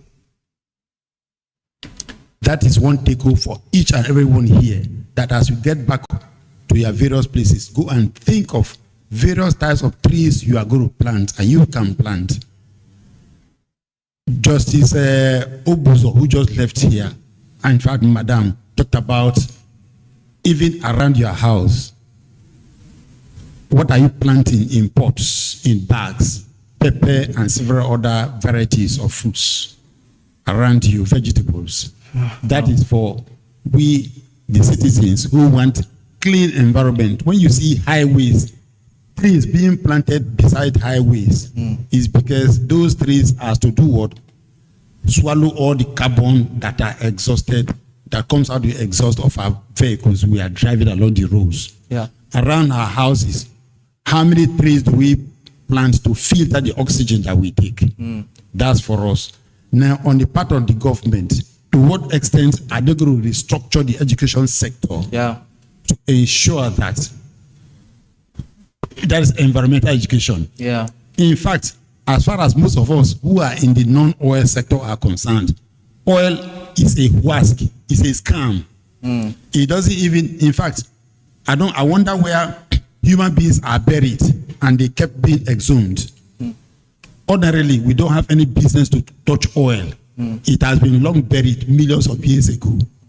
Once we bring it out, it destroys us, destroys the environment. So why bringing it out? The last speaker, the Boso president, talked about renewable energy, which can sustain us. If those who revisited oil research in the late 1890 something, early 1900 had concentrated on renewable energy, we wouldn't be where we are today. Our environment will continue to be pristine and will grow faster, healthier, and happier than we are today. The oil wealth they claim is in Niger Delta. It's a huask. Niger Delta is trillions upon trillions upon trillions of dollars worth of non-oil exportable products than oil and gas. Wow. So it is left for the government to restructure our education in such a way that every student that comes out should be able to create that job for himself or herself alone, but for the community, based on the available non-oil products that we have, not oil. Thank you. Let's put our hands together for this amazing panel. We've come to the end. We can go on and on and on and on, but we need to move to the next session now. Thank you very much, our panelists. Thank you. Let's put our hands together as we usher them back to their seats. Thank you. Okay, don't worry. Thank you very much. I think we need to take a picture together. Cameraman, I need to be a celebrity. Let's just take a picture with gubernatorial candidate.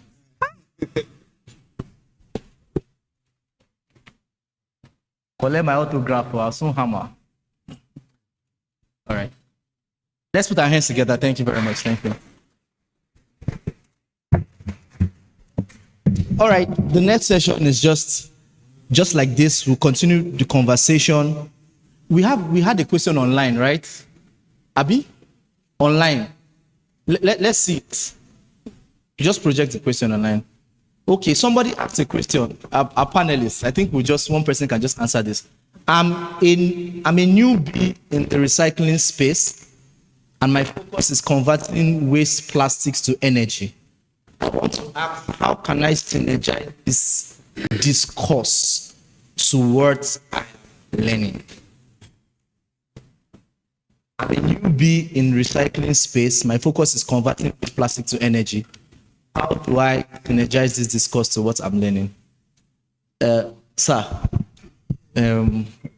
Mr. Yes. Is it, just answer the question, let's give him mic, please. Just briefly, so our online participants will follow.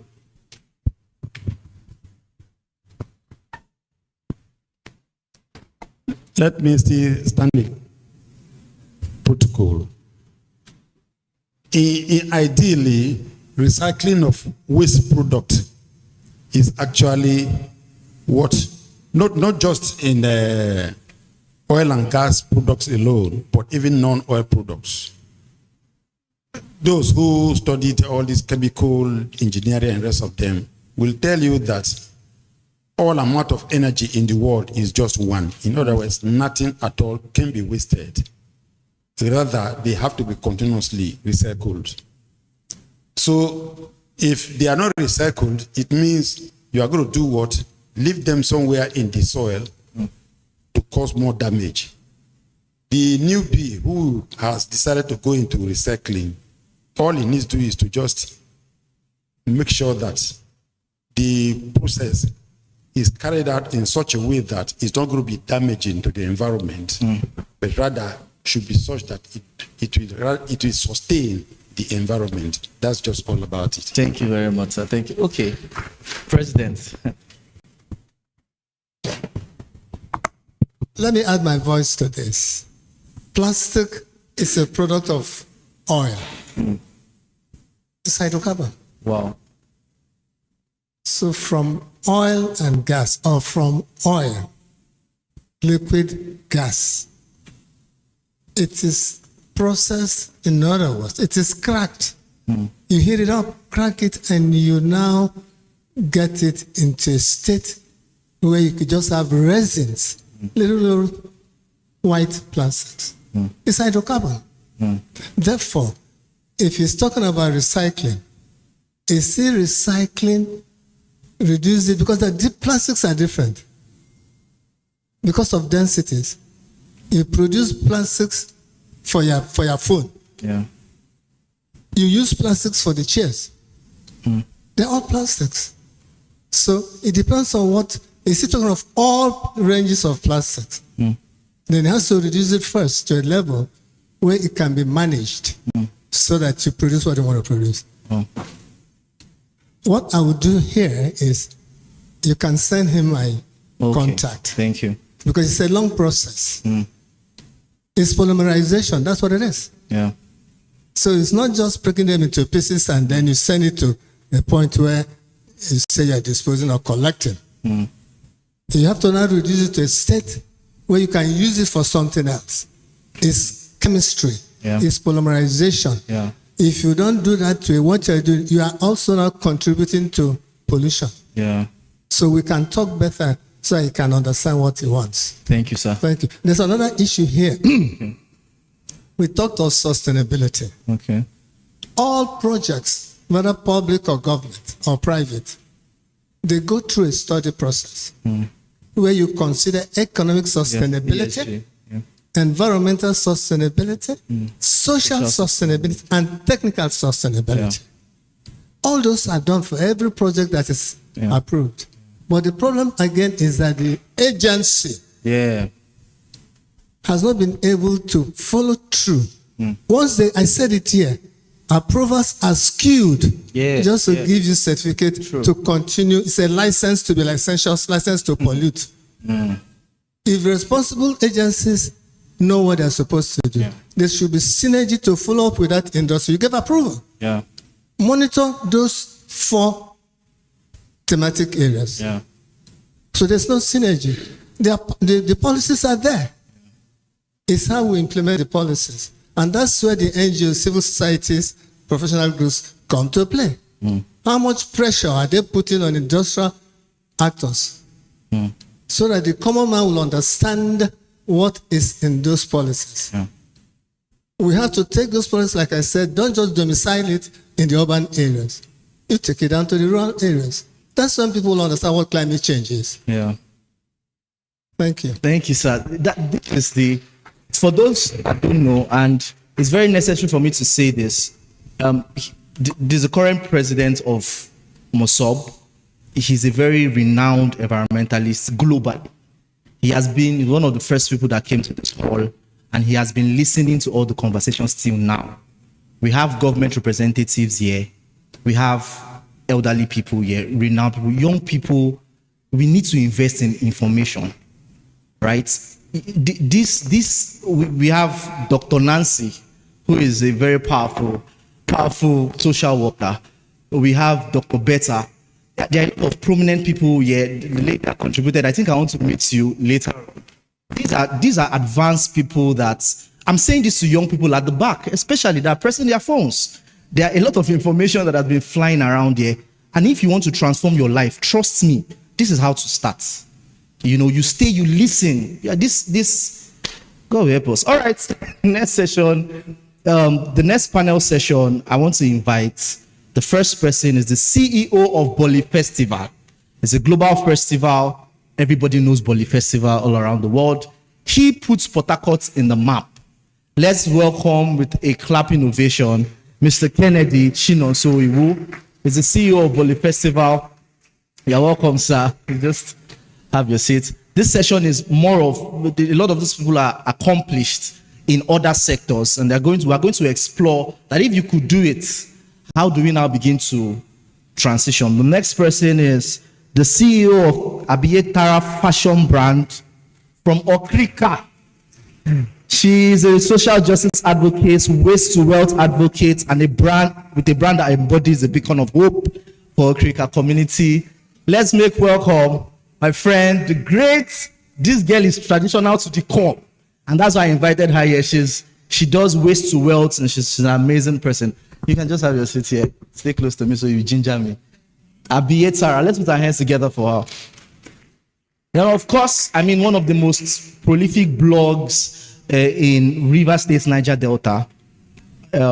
She's the CEO of Port Harcourt in Picture, creator of World Economic Forum, Port Harcourt Global Shapers Hub, and a top key influencer in the South who has used the platform to drive engagement and tell stories as regards Port Harcourt. Let's make welcome Tonye Briggs. Yeah, just.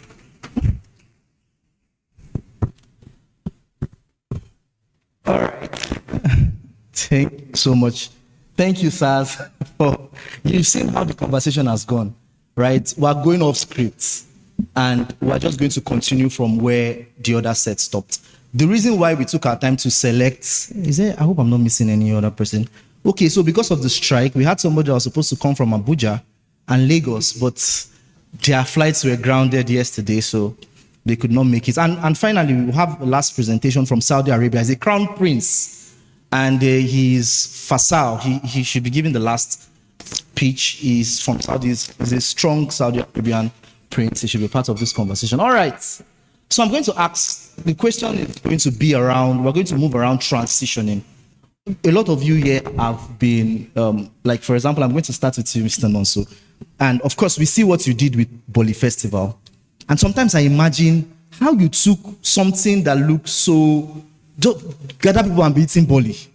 You know what I mean? Something that looks so very insignificant, and you've made it into a global phenomenon, something that has reached every end of Nigeria and the world. Is it possible, and I want you to take it in context with what you do, for Niger Delta youths to be successful beyond oil? This is the microphone here. And what are the steps, just practically from how you evolved? Good afternoon, everyone. Just like introduced me, my name is Nonso. And I'll say it's very possible. If I can do it, any other person can do it. Yeah, so we've been running Bole Festival for 8 years now. And I'll say the team Beyond Oil fits directly to what we do in our organization. Bole Festival, Bole, everyday snack that we turn into a meal. It's something that everybody, I'm not sure there's anyone here that have not eaten Bole before. So it's something everybody eats, and it's something that people tag as a local snack that you can get. But right now, I think anyone who enters Port Harcourt right now wants to eat bole. If you don't ask for bole, you ask for the native soup. So just to answer your question, I would say within the past 10 years, social media have done a lot for the world at large. The Nigerian youth. Social media has its own negative and positive effect on people. For we took it on the positive side. Some other people use it for negative things. I know back then, the issue of this oil in Niger Delta, the only thing we normally see online back then used to be fights. Yeah. Oh, they've settled this community. The chiefs have not released the money. they've eaten it, or they've settled the community. Maybe they're supposed to use it to build schools and some things. And before you know, they've started fighting. The youth, the only thing that they know is their own share. Growing up in Port Harcourt, we saw a lot of things that happened within the Niger Delta region, from Delta, Bayelsa. I served in Bayelsa, so I saw a lot of things there. You understand? It's even immediately after my service in Bayelsa, that was when I started Bole Festival. I know what I saw in Bayelsa back then during my service and the rest, and I noticed that the young ones there, the only thing that was just they were concerned about was just this bunkry, let us break pipe. That's the only thing that you'll be hearing there. I started a page called Only in Port Harcourt. Only in Port Harcourt. Only in Port Harcourt. I started that page in 2015. I think that was almost the same time Port Harcourt in Pictures also started. In fact, we became friends. Just the fact that if you type Port Harcourt on Instagram, the only thing you will see then is Touch Port Harcourt, Only in Port Harcourt, and Port Harcourt in Pictures. And the 3 different blogs, our aim then was just to showcase the beautiful and serene environment of Port Harcourt, even if we know that it was not there. Yes, but we just wanted to show that plenty positive things can happen in PH. Yeah. From events to the kind of conferences and the rest. And back then, when we started communicating, we now noticed that there are a lot of things that the youth of this region lack. From traveling to Lagos, we discovered that we used to attend events. I'm a Google Cloud platform engineer. I'm into tech too. I started attending events in Lagos, Tech Fest. You go for those events, they teach you a whole lot of things.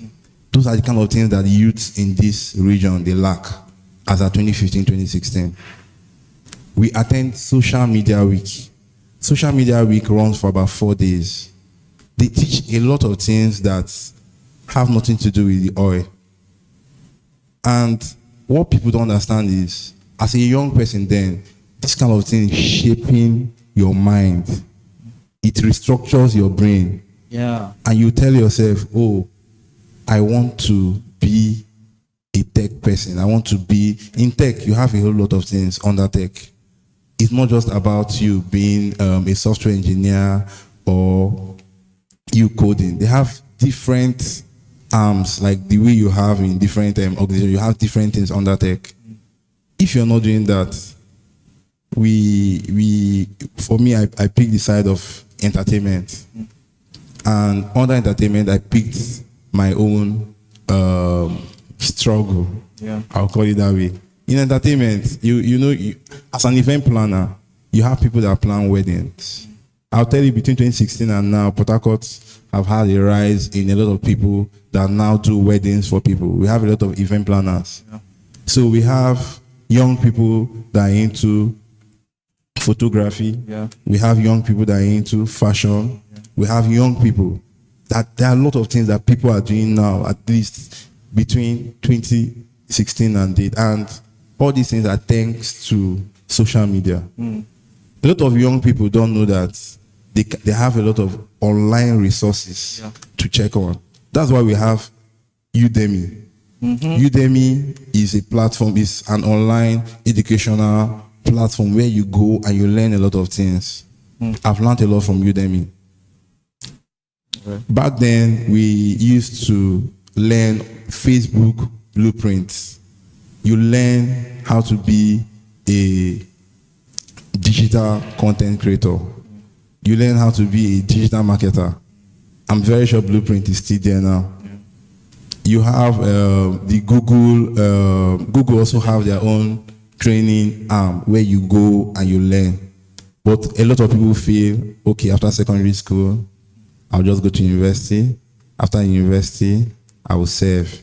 And after serving, I will come back and I'll look for a job. 2014, I finished university. I served 2015. I finished 2016. And I started Bole Festival 2016. I've not looked for a job from 2016 till date. Wow, by gathering people to eat bully. Wow. Yes. When I felt, most of the things I learned during my event was just from Google, online, doing research, asking questions. There are a lot of people that I know that they were doing event back then. I just go and I ask them, oh, during your time, and they just give me some kind of scope, and I just add it to what I'm doing. When I felt that, okay, I'm no longer, I need to learn more. I need to work in an industry where what I am seeing in my head, what I'm seeing, I'm not getting it.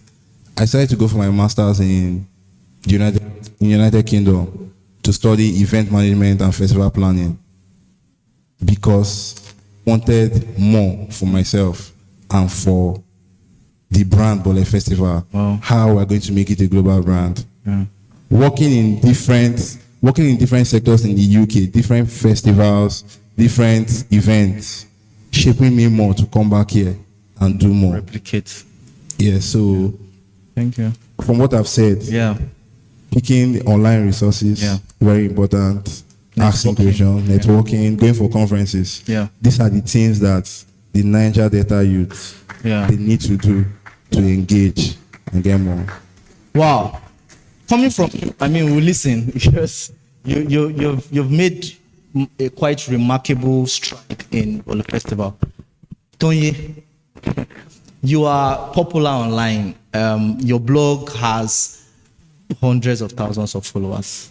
And sometimes when I see what you do, a lot of what you do is projecting the Port Harcourt story. And I'm sure that, of course, before you project the story, you assess them, you see the footages. Do you feel, and the same, almost like the same thing I asked, and from your own perspective, how do we now begin to use storytelling and social media to drive a positive conversation online that will make people begin to see Port Harcourt and Niger Delta beyond oil? How do you use the tool of social media to begin to express that act? Okay, thank you very much. Good afternoon, everybody. So basically, being able to tell a compelling story has effect, can create, is key to creating a potent future. So when I started my blog, I was inspired by India. I've never been to India, but I hear it's the dirtiest place in the world. If you Google it, you see that it's the dirtiest place in the world. But you see how they project their city through their movies. In fact, if we were to do a cultural date now, I'm sure most of us would dress like Indians more than even our own cultural heritage. So I figured that they've been able to project their city. In fact, at the time, Bollywood was #1. It was even ahead of Hollywood. Then I'm like, if India can do this, why is Port Harcourt lacking in this? So it's just like music. Everyone can agree with me that music has the potential to set a tone. If you're listening to pop music, you want to sing along. If you're listening to if you're in an event where they're playing the drums, you want to dance along. That's how storytelling is.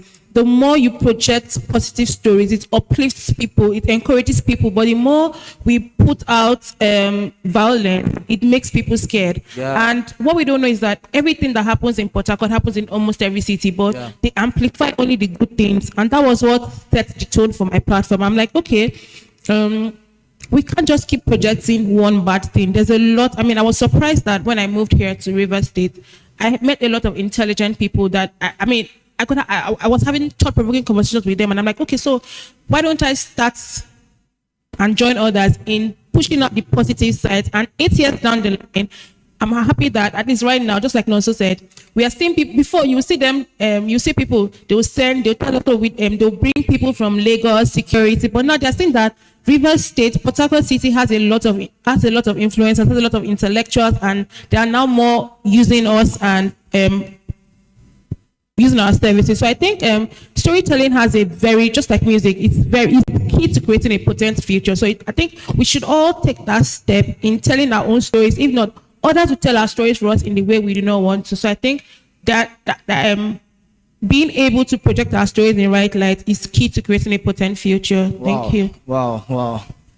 Thank you very much. Let's put our hands together for that. That is an amazing thought because, Tara, right? Tara is a city girl. She's popular online for moving from the city to Okrika, and I've seen how you work, and she gathers children. You know, when you see the fashion brand she has created, a lot of those elements were developed by children in Okrika.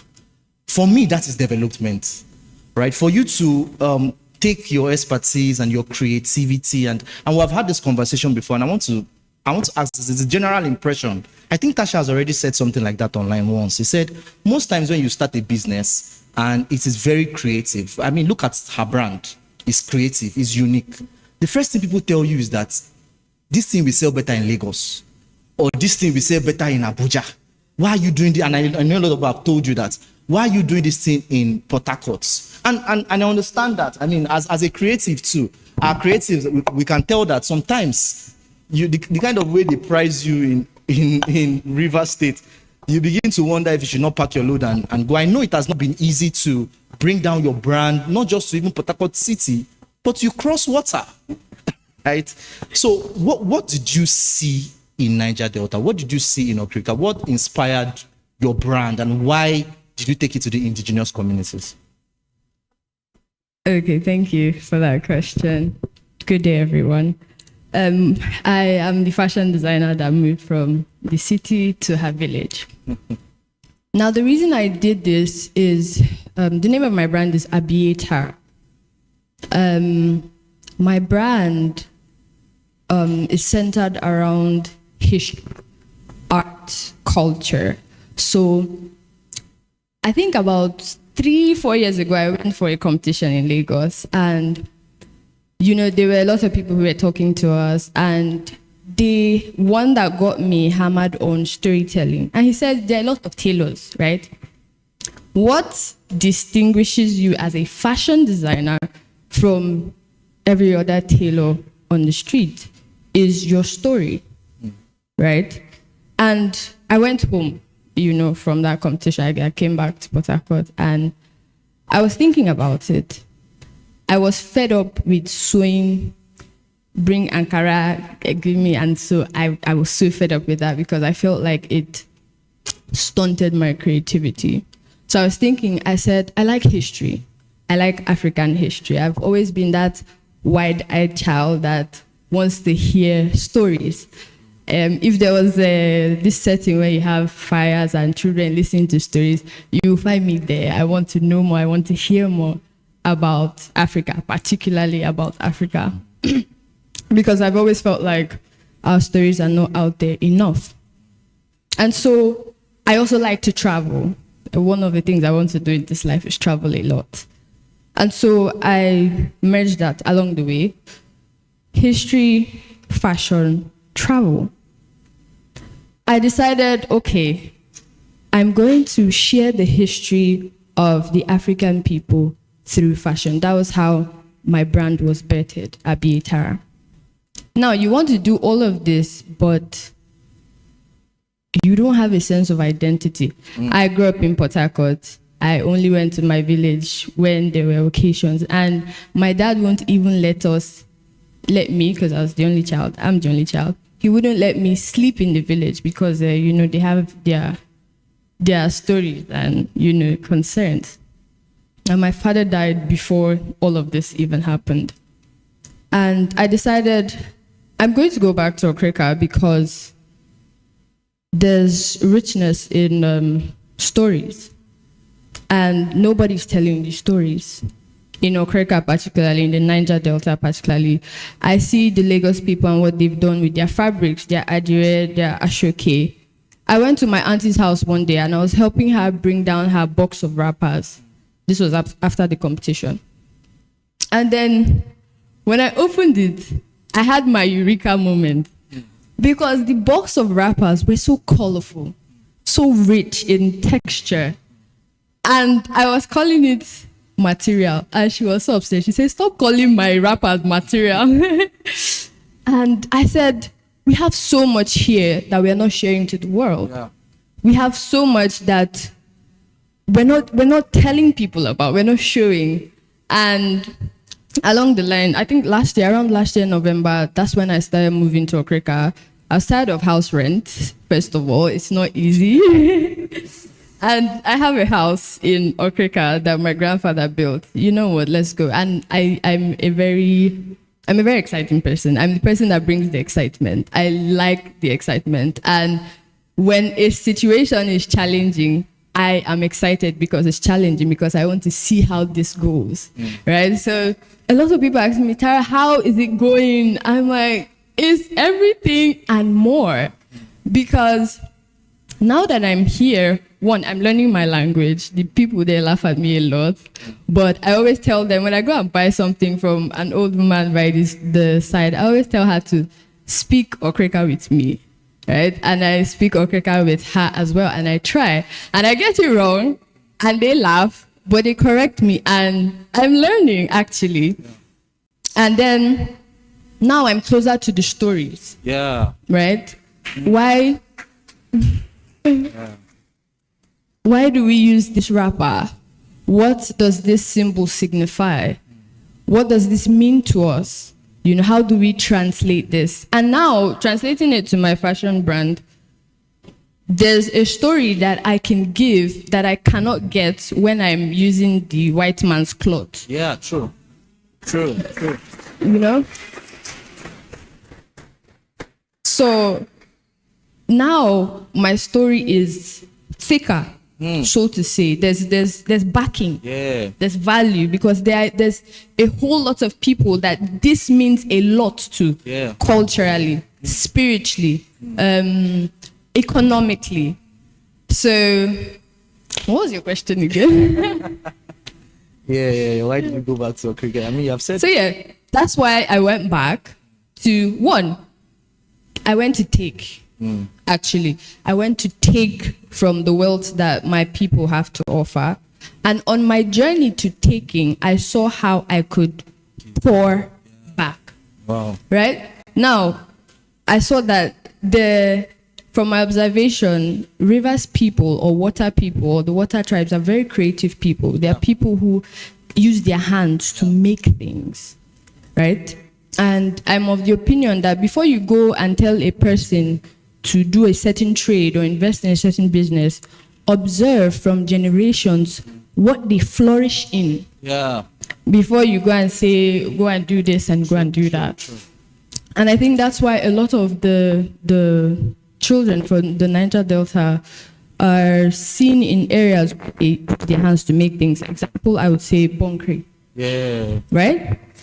Now, let's shift that to the creative space. Craftsmanship, woodwork, pottery, beading, embroidery, fabric weaving. I've read some books and seen some articles, and I've seen artworks of the Niger Delta that were taking from us. True. I'm like, our ancestors did these things, and the bloodline of these ancestors are still here. Yeah. The gifts are still here. But because of our economy and money And oil. I mean, it's money. Yeah. Right? Because people are looking to how they're going to feed their families. They leave the creative aspect of it because it doesn't bring, money. Right? And they're going into these things. So one, if we can show the people that, okay, this is how you can make money doing what you love.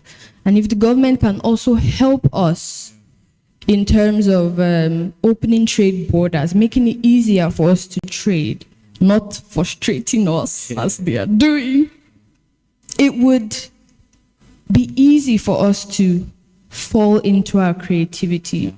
Because creating, you have to create from a place of flow, a place of rest. Because creating means you would take from yourself and bring out. But when you're busy, I need to feed my family, I need to do this, there's no, what are you telling me? I should go and sit down for 2 hours weaving fabric. You get me? And so my journey has begun. I've started a community where I'm training children and women in Okreka in fashion design. And for me, it goes beyond fashion design. Yeah. I want to cover the creative sector. Yeah. So I'm looking to collaborate with other people who are interested in coming back to the communities and saying, how can we change the future? Yeah. by working on the present, which are these kids? They are the future. Yeah. Right? So if anything is going to change, we have to come back and look at what's going on there because we are not in the communities. As I go back to Africa, I see how, let me just say how the children talk. I observe how the children talk. They talk like the adults around them. And when there's no other person for them to imitate or for them to learn from, we're just repeating the same thing. So if people, other collaborators or other people who are inspired by my journey, I hope, can come back and see how we can change the narrative, then there's hope for us beyond oil. Wow. Well, let's put our heads. That's a speech, man. I mean, sir, you want to say something? Okay, I thought you wanted to say something. Wow, I mean, Mr. Nosa, I think we should go to Africa. Honestly, yeah, you have fish, yeah. I mean, I was there last week, right? The week throughout the week. I told my team that and she said something that's very powerful. We need to go back to the communities. We need to start from the communities. We need to, I see a lot of social justice advocates that they don't even know their village. And I say, brother, what are you advocating? You don't know the issues, right? And when we go back to the communities, we see that instead of, you believe that you want to learn from them, or rather you usually go with that perception that we're going to teach them. But when you go to the communities, you discover that they're the ones teaching you. And it's amazing, the culture. Thank you very much for what you do. It's amazing. Okay, so is there anybody that has question for? Okay, please, my guy. If you have questions, I think I'll just take a few questions for them. 1, 2. Engineer Dana Gogo. Yeah, this is going to be a question as well, but it's actually flowing through all three of them and then a little contribution. So listening to him, the Bole Festival guy, you know, he has actually done a very tremendous work, same as Tony. And I'm just meeting her for the door. I know the both of them, but I'm just meeting her for the first time. These are three arms of, I'm talking now from the government aspect, you know, when we're looking about beyond now, these are three arms of industry that's all, that has already boosted self-economy globally. Yeah. Globally. This is entertainment and events. This is fashion. And this is the social media. Yeah. This is what actually showcase. When you go through your phone and then you're looking at other country, in Nigeria is a Tony bricks you're seeing behind. So when you're looking at those things and you just like them and you see parties and nice thing happening maybe in Sweden and all that, actually seeing a Bole Festival. And when you're seeing, they're looking at their outfit and say, this is nice, you're seeing an Abietara. But it has not been implemented or taken serious in this Niger Delta. I listened to most of them. A large percentage of them, or if not all, said they were here. What was right? In Lagos, I saw this. In Lagos, I saw this. In Lagos, I saw this. And then that is where they got inspired. And good thing, they're among the few that has come back. I mean, you all of us know that Burna Boy left River State to Lagos. Do you know that Timaya left River State to Lagos? Who again? Omale left River State to Lagos. They are not coming back. But they are doing all the big things where? In Lagos. So who's, just like Abietara said, who is sending the report back to the children that is supposed to be the future? Everybody, doctor, everybody cannot be engineer. Everybody cannot play politics, but there are several arms that makes a society exciting, and these are the arms. Yeah. So I want them to really see how they can bring more of their colleagues down to, because River State is lagging. So it's now becoming like, if you hear about most of their industries, even some parents now look at it that, no, that is not the way to go. Be a doctor. They now sideline these areas.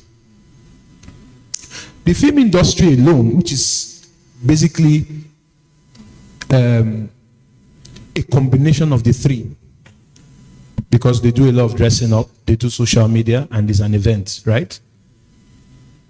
Contributed 2.3% to Nigeria about in 2016, about 239 billion naira.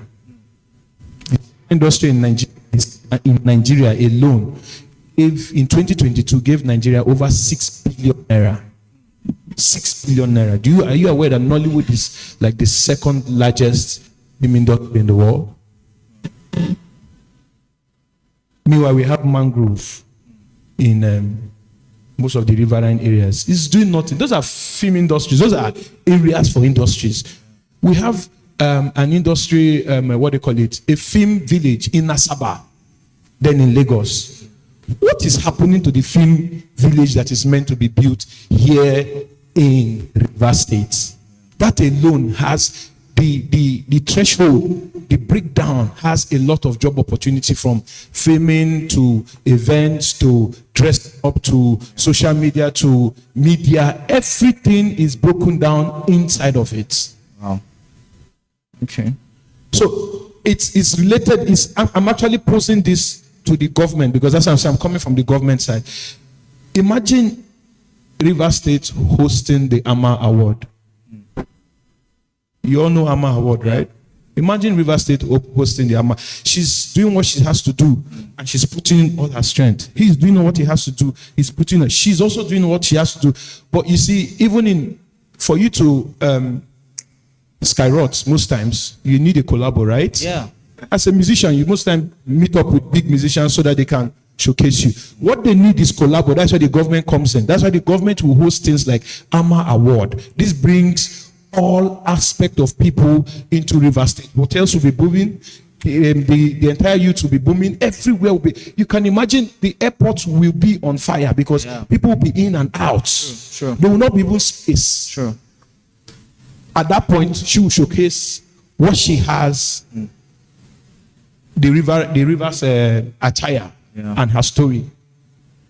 Toyo bricks will be everywhere on the social media, making sure these things are put out well. The event will be everybody. The first time I met him, I was even surprised that he's the MD of Bonifacio, because I was thinking he's a very fat, huge, man that has eaten quite a lot of bole. Because it's a very, very strong. It's the biggest event in the recent time that has been happening in Port Harcourt, in the Niger Delta. Nowhere else, not in Benin, not in Calabar, not in Uyo, not in Delta State. It happens here, the biggest gathering. And if you notice, because of his idea, he said it. He studied. He went to go and do masters on event and something. That's where he got knowledge. You have never heard of stampede in his events. Yeah. You have never heard of crowd or over something happening, bad boys messing up the place. This is the aspect that the government is not doing. Yeah. And we are urgent, because I know somehow the government, even if me, I'm also in that line, but it's just for them to know. These are the areas we need to, because they are youthful, attractive areas that we need to get these people. Do you know that in the Western world, check your social media, what is thriving in culture now?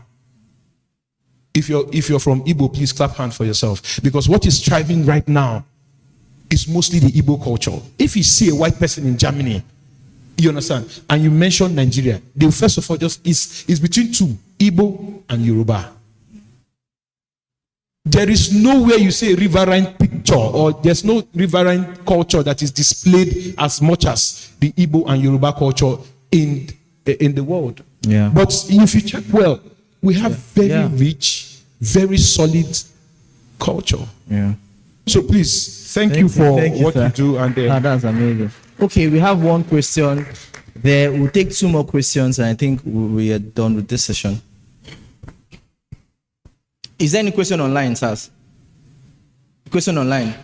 Okay. So once again, good afternoon, everybody. Like I said, this particular conference, it's very much, I have a personal affinity for this conference. So moving forward, there's something I do in my faculty. I have a platform where if you want to publish a law article, you come to me and we get it published for you. Okay. And recently I was thinking of, I've already started. I was thinking of creating an app where both lawyers and law students can log in. If you're looking at cases, recent judgments, you get them at ease, more like Law Pavilion. Now, I have a question directed to the CEO of Bole Festival. I like to think that Bole Festival is a business. It is your business. And you built it out of the scratch. Just like you said, you've not looked for jobs since 2016, if I'm not correct, yeah. And I don't know, is it safe for me to ask, how did you do it? I mean, because the first ever Bole Festival, it was not free. You put in money and you also got money out of it, yeah. So, and I feel like I'm young with endless possibilities. And I'm looking at me also creating something out of nothing from this app I intend to put up out there. So how did you do it? Financially, you know, that's where my question is directed to. Thank you. I think I have that question too, because I want to start my own festival. just brief answers. Yeah. Okay. I'll start by saying at beginning time, it wasn't easy. So for me, I always see myself as the go-to guy for something. I always see myself as the plug. I always see myself as being very resourceful. So in my university days, I used to repair laptop codedly for people. I used to pimp laptops. So all these things, I did trainings. Like after secondary school, I used to go, I went to do computer engineering. Like I was just learning things just so that I can be hands-on on things. Back then in university, I used to repair laptop. They pay me 5K, 10K. Sometimes some people come and tell me, pimp my laptop for me. I'll take it, put some softwares, do it, 15,000, just like that. Like I was doing things. When I finished school, even when I started Bole Festival, I used to work at Sweet Spirit Hotel as their PR guy. What do I do there? I just get people to come and lodge and I get commission. So in walks of life, I've been doing a lot of things that in as much as like I do deals with people. Oh, I do this, they give me money. I don't call those ones my job. They're just things that I just do. I can book an artist for you and I make 500K on top of that artist. I can do different things. So that is me. That's my own kind of person. I've always seen myself as that person that if you say, can you do it? I'll tell you, oh yes, I have somebody. And I will always find a way to do it. You understand? So going back to Bole Festival, the first event was free. And what people don't know most of the time is that, yes, it's a Bole Festival, but that first year, when we started and everything, nobody wanted to be a vendor. Yeah. We met a lot of people. No one wanted to be a vendor. The only Bole woman that was at that event was someone that we went to beg. And we told her, please come. If they don't buy, we will buy from you. She came and in 1 hour, everything finished. You understand? So she went back to the market, called one of her sisters. They came and the people were buying. We ended up not spending our money on any of the Bole there. Rain fell, people came, they enjoyed themselves, and I looked at the event just happening like it was my birthday, because I was the one that me and my team just put in money, people just came to have fun, and at the end they went back. You go back home, nothing. What did we get out of it? We just recorded the experiences people had. We asked questions, okay, what is it that you want to see if we are doing the next one? And we had someone there tell us boldly, oh, there's no alcohol here, we need alcohol. We say, okay, we wrote it down. Another person say, oh, we need DJ, we need this, because we just brought out a speaker to just play. And we saw people having fun. So we collected reviews from people. These are the first set of people that attended the event. We collected reviews from them. We went back, we re-strategized. We said, okay, this person said this person looked at this. We looked at it and said, okay, we need money to do this thing. And that was when the second edition, 2017, we told ourselves, okay, we need to put in, because then events have been happening. You will go for an event. The only thing that was popping in Port Harcourt was comedy show. And these are imported comedy show. EY Live, Basket Mouths, Glow that will come and do free, MTN that will come and do all those kind of things. Then the people that are in Port Harcourt doing their own shows, you will go there and the hall is barely full. And we said, Port Harcourt have this whole mindset of not buying tickets. These are things that we are very challenging, that we looked at. Like I said, we always ask questions. And I met one of my mentors and I told him, I'm thinking of putting a fee to this event, 2017. And he asked how much. I said, I just want to put a token of 500. He told me, this is a town where they sell bole. That was his mindset. And trust me, I did not fault him at that. He said, how do you think people will leave this bole woman that they are selling on the streets? Or they leave, they just come out of their house, the next one, and they will not attend your event where you're still selling the same bole to pay a gate fee to enter. And at that point, I just went, you're not seeing the vision. He told me, do not put any fee for this. He said it. He called me back. He said that. But me, I just, coconut head at that time. I put 500 naira. And I can bet you that 500 naira, while at the gates, that 2017, at the gates there, when, I don't know anything that was happening there, but they just came and said, we've sold up to 1.something million naira tickets from 500 naira. And I told them, stop collecting money. Allow the remaining to enter for free. I used that money to settle the stage, the sound, the bouncers, everybody. I paid them cash there at the event. Any other little thing, me had not bothered about me collecting money. The dream was not, the vision was not now, because I already have other things that are settling my bills and the rest. I was living in my father's house. I lived in my dad's house till I got married. You understand? So anything that would give me extra expenses, I had to cut all those things off. So there are a lot of things, if I go over and over the story of how we got to where we are, we did not get any sponsor for 4 years. Wow. But right now, I don't think there's any event that attracts the kind of sponsors that we bring into Port Harcourt. And I'm not talking of local sponsors. I'm talking of multinationals coming in to, I will not just call it support, because they know that where we are going to, where we are heading to, Bole Festival, where we are going to, they know that right now, from last year's statistics, we are #1 event in terms of numbers in Nigeria. Wow. And what made it possible? Things that people were like, oh, this will not work. How will, before we used to sell our tickets in Market Square and the rest, at the end of the day, we might not even see the money we are looking for. But instead of fighting it, me, I believe in solution. Yeah. You go back, you strategize. How, okay, I heard the bouncers took money, I heard this. Do you want to do anything? No, you go back. This event is going to leave. You have to go back. Anything that you feel is a problem, you have to go back, think of a solution, and you act towards it. We released our platform for online sales in 2019. People did not buy. On a normal day, you say, oh, just leave it. After COVID, 2021, we released another one. And we had 2,135 people buy online. Every other person bought offline. 2022, online, we had 7,000 people buy online. Wow. As our last year, we had 12,000 people buy online. Wow. So it means that very soon, the whole online thing that people say, oh, they won't buy, very soon there will be no sales of tickets at the gate of Bole Festival. If you don't get it, you can't enter the venue. That is discipline to the entertainment industry. So, looking at all these things, we've learned so much. And I would say Bole Festival is something that, when we started learning with it. Yeah. And I can bet you, there are a lot of things that we've seen. I consult for a lot of events, and there are a lot of things that the government needs to put in as policy. Yeah. Personally, because I consult for these events, I just set that policy for them. And I say, this is how we'll do it. So that any day the government is ready, we can now align. It's part of goal number 17 of the SDGs, partnership.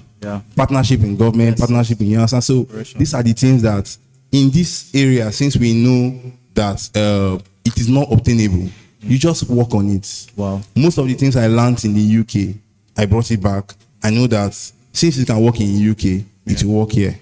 You just need to attach it to your own local reality and see how it works. So just to answer your question, my brother, back to reality.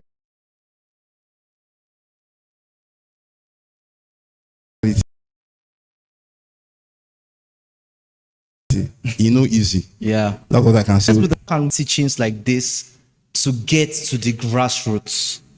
Talking about primary, secondary, and tertiary institution. How can we make programs and teachings like this to get? It's a concern to me, Tara.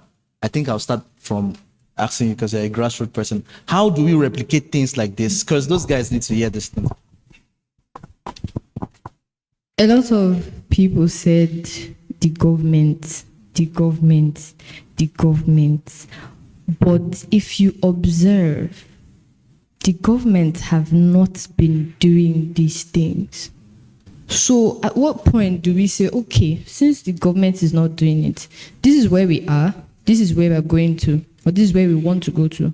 How do we get from here to here without the government? The government can join us later. Ourselves.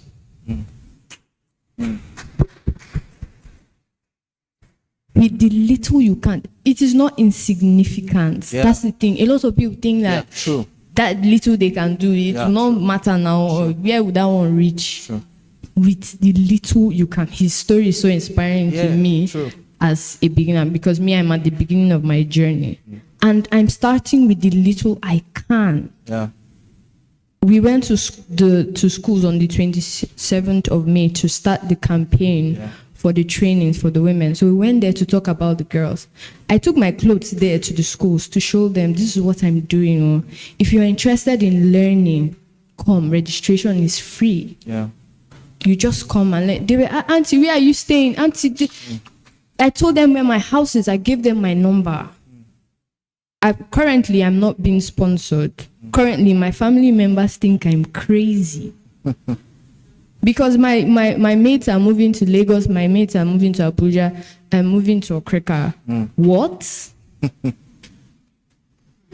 But nobody's seeing my vision from here, and that's fine. Burna Boy said something. He said, how he's not mad at them for not believing in him because they didn't believe in themselves.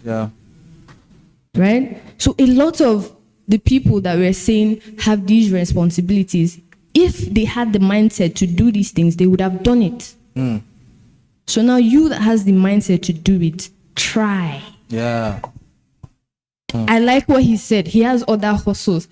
Me too, I have hustled. In university, I was sewing, right? I had my machine. You know the one that those aboki tailors carry on their head, that they roll. I had it in my hostel in the university. I used it to make dinner dresses, and I would rent those dinner dresses to people who are doing Miss Mascom, I was on box in school. I had money. Apart from, pocket money, I was okay.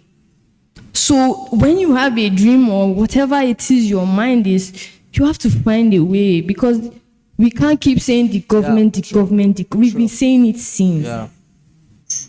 So from where you are, how can I get from here to here with what I have? So that's it, man. It's us. The government can join us later. That's fine. Okay.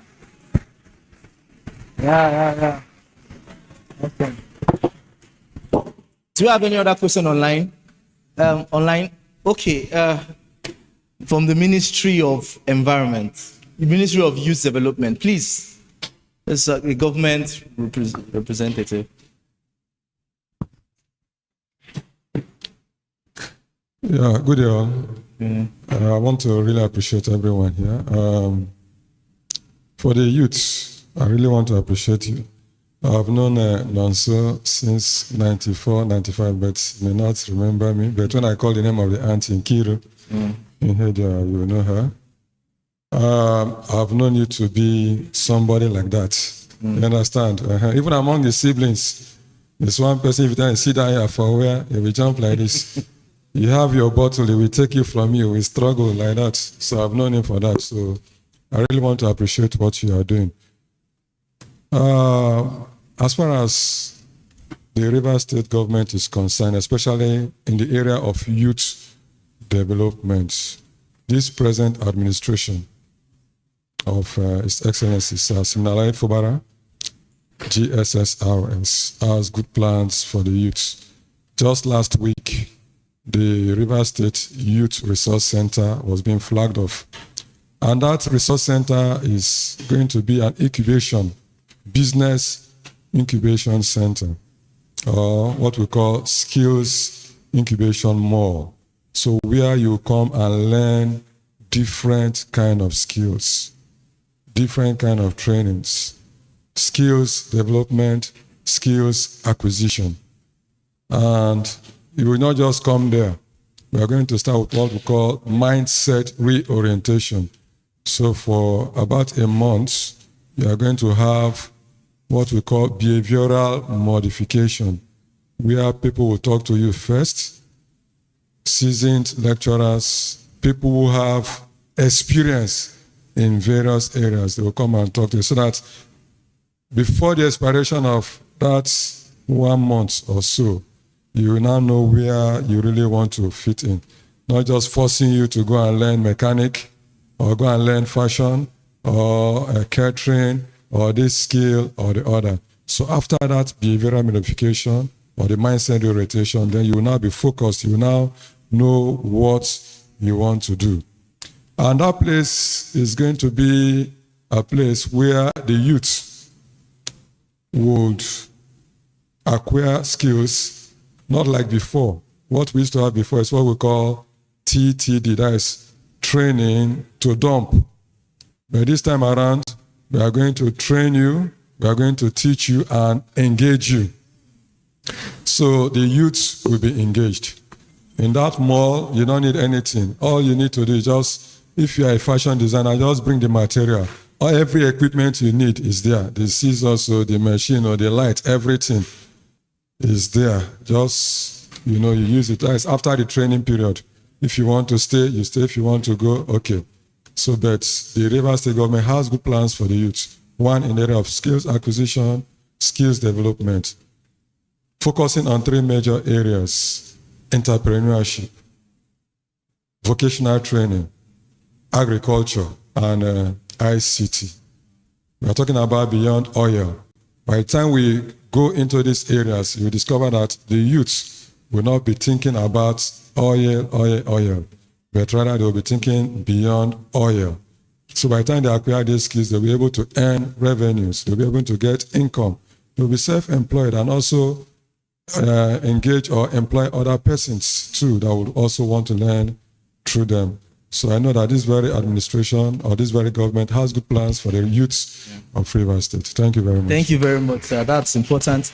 So, sir, I think on behalf of my team, all of us, I think we would like to partner with the Ministry of Youth Development. You've seen what we do, and so that because a lot of people have mistrusts with the government. So it would be nice to tell that story. Tonye Briggs, I think it's necessary for us to feature that on our platforms so that Rivers State youth will know that this is existing and this is available. Are we permitted, sir? Yeah, you're very much welcome. In fact, I want to appreciate Dr. Mrs. Mezo Obuzo, for also extending the invitation to me.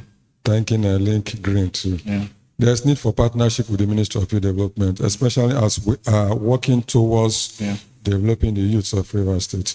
Your experiences will be very vital. Thank you, sir. Your experiences will be very vital so that the youths can tap from your knowledge, they can tap from your wealth of experience, so that they'll be able to also stand the way you're also standing. Awesome. Thank you very much. So, Tara, I'll go to the government house. All right.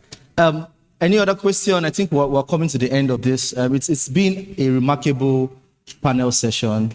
Toye Briggs, any final words for your fans? Okay, so just to add to what everybody has said, I just want to tell everyone that your mobile phone is a powerful tool for change. Yeah. It can be used we can use it to start campaigns. So that change that you want to see, you can use your mobile phone to effect that change. beyond just chatting and all. This mobile phone can be used to create communities, can be used to start up courses, it can even be used, and just posted, this government is particularly interested in youths, and so you can even drive conversations. They are online. If you drive meaningful conversations online, they would see it. But when all we do is post irrelevant things, they will take us as unserious. But if we're putting out courses, the truth is, only you knows what you're capable of. If you don't put it out there, nobody's going to know. So I want each and every one of us, when you're going out, aside snapping the dustbin, snapping the policeman collecting bribe, there are 1,001 things that you can do. You can snap a policeman doing a good thing in Rivers State. You can snap a policeman. You can snap a good infrastructure. I mean, why I started my page was when I googled Port Harcourt, all I was seeing was militancy, all bunkering, all this play. But just by posting infrastructure, do you know, up until now, most people think Rivers State is a village. They think Port Harcourt is a village. But if you post those meaningful things, it will bring in investors. It would create more opportunities for youth here. And in that way, we are going to be more invested in creating solutions as youth in Rivers State. So we're the ones who can drive that change. And I'm hoping that in the next 10 years from now, when we come back, in the next 1 year and the next 10 years, when we come back for conferences like this, we'll be able to see that we've had massive progress from where we are. Thank you very much. Thank you very much. Okay, finally, please project the last question. I think he wants to round up with that. The last question that was asked online. We'll allow. Okay. Okay. Just to add to what she said, Tara. Just like what we are doing here today, we have different sectors also doing the same thing. So the way we have Social Media Week in Lagos, we have South Media Week here in Port Harcourt. So whatever makeup fair they have in Lagos, we also have it here in Port Harcourt. So I think in the past 3 years or so, a lot of people have been coming up with different conferences, different trainings that are meaningful to whatever any career paths people want to take. What I'll just say with this is, what we don't have presently in Port Harcourt are the sponsors. Oh, yeah. The same way this event you're doing right now don't have sponsors. And it's not like they don't want to come on board. It's just that most of the time when you sell the idea of this to these people, they don't understand what you want to do. You understand? So I feel what we need currently for any event, for you to push it to any angle, you need people that can support the dream of whatever you want to do. Whether it's social media week, anything at all. We will continue doing these things for like next year, next 2 years, and the only thing that you find that these young people are using to feed is just the little money that family and friends give them to do. This platform, like this particular platform and others, are very, very, very important to the world, because I'm a beneficiary of such platforms. I'm the kind of person that like attending events, because if I don't get anything out of any event, what I'm going to get is the fact that I walk up to you and I shake hands with you and I tell you, my name is Nonso, and you tell me your name is Mr. Emeka, and you tell me you're the bank manager or you're the this, and we've networked with a change number, and I know what that number can do. Networking is very, very important. I'm going to end this particular one by saying that, but the festival is coming up August 3rd and 4th, 2024, and the theme this year is Rhythm and Vibration. I would like all of you to go get your tickets. It's coming out very soon. Thank you very much. I'll charge you for advert. So come, let's put our hands together for our panelists. Thank you very much. Camera, anybody would just take pictures, right? Okay, let's just snap together. Let's put our hands together one more time for this group.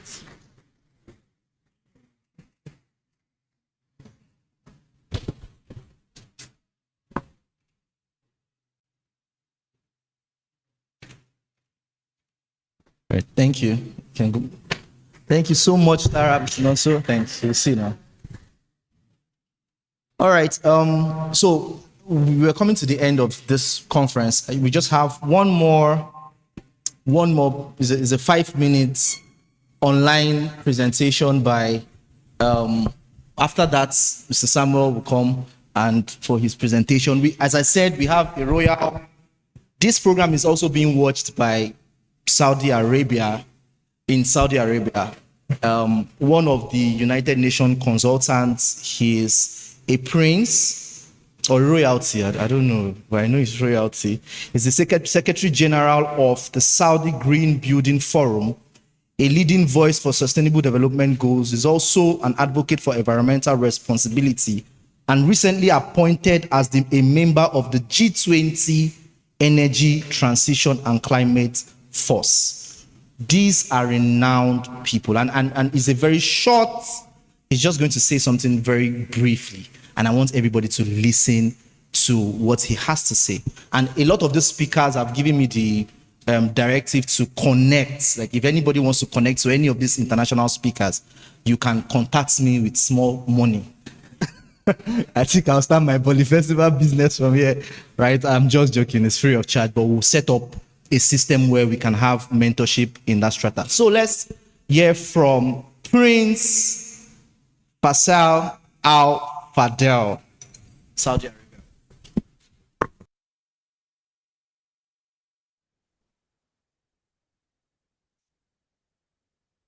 Yes, good morning.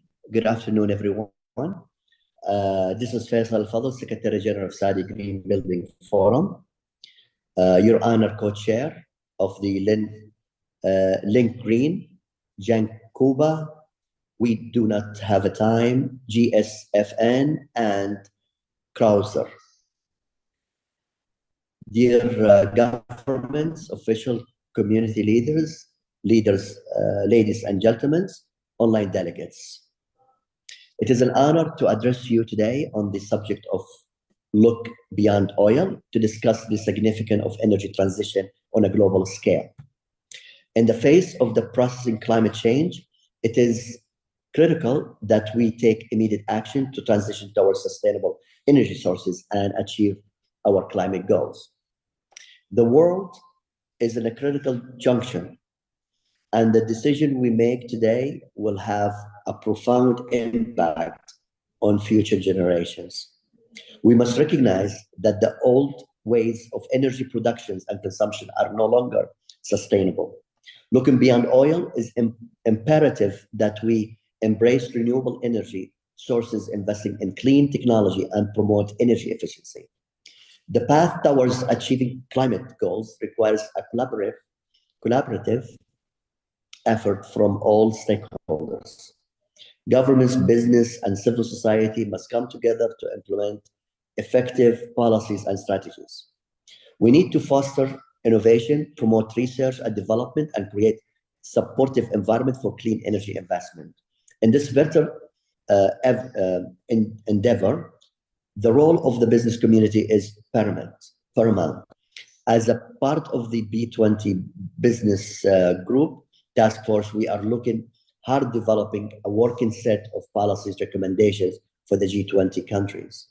These recommendations outline concrete steps that can take and accelerate the energy transition and migrate to the impact of climate change.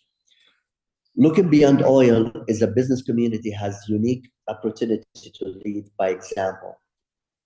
By adopting sustainable practices, investing in green technology, and setting emission reduction targets, businesses can drive the transition towards a low carbon economy. We must also collaboration and knowledge sharing to ensure that best practices and disseminated and replicated across industries. The G20 countries play a critical role in shaping the global energy landscape. As the leaders of the world's largest economy, they have the power to influence policies, mobilize resources, and drive international corporations. Looking beyond oil is imperative that the G20 countries prioritize the energy transition as a key agenda item and commit to ambitions. Presenting green building as a case study, it becomes very important. The energy transition and decarbonizing efforts set by Saudi Green Building Forum ambition that new buildings must be carbon neutral by the year 2030, also beyond oil. Looking beyond oil focuses on reducing the carbon footprint associated with non-renewable energy on both sides of productions and consumption. Green building plays a critical role in this transition as it involves implementing sustainable practices and technology in the construction and operating of buildings. One of the main goals of green building is to address the significant carbon footprint that comes from construction and operation of buildings. Buildings are responsible for a significant portion of a global greenhouse emission. By adopting energy efficiency, measuring such as improving installation, using energy-saving appliances, and implementing efficiency, heating and cooling system, green buildings can reduce their energy consumption and consequently their carbon emissions. Looking beyond oil, integrating renewable energy sources is another key aspect of green building decarbonization. By incorporating technologies like solar panel and wind turbines, buildings can generate clean energy on site, reducing their dependency on non-renewable energy and decreasing their carbon footprint. The use of sustainable material is also important in green building. By choosing material that have a lower environmental impact, such as recycling or local resources materials, buildings can reduce their carbon emission associated with production, transportation of a construction material. Promoting sustainable behavior among building occupants is another critical element of green building decarbonization. Looking beyond oil, encouraging energy consumption, responsibility of water usage, and waste reduction buildings can further reduce their carbon emissions and promote environmental sustainability. Green buildings is a key aspect of an energy transition and the decarbonizing effort in the oil industry by 2030. The decarbonization of green buildings, whether in buildings, neighborhood, or cities, can play a significant role of achieving the goals, reducing carbon emission by 2030. Here is how it can help. Energy efficiency, one major goal for green buildings. Renewable energy integrations is also a good tool. Material and construction of green building also, it's an important aspect. By reducing the carbon footprint associated with building material and construction production, green building contribute to overall decarbonizing effort. Water efficiency also becomes a good tool. Indoor air quality improvement also, it's a major improvement. The behavior change becomes an integral part of all those tools in green buildings as encouraging sustainable behavior among occupants. Through education and awareness program, occupants and empowered by adopting energy efficiency best practices. Overall, decarbonizing for green building practices can significantly contribute to reducing carbon emissions. Looking beyond oil, not only reducing carbon emissions associated with buildings, but also producing healthy.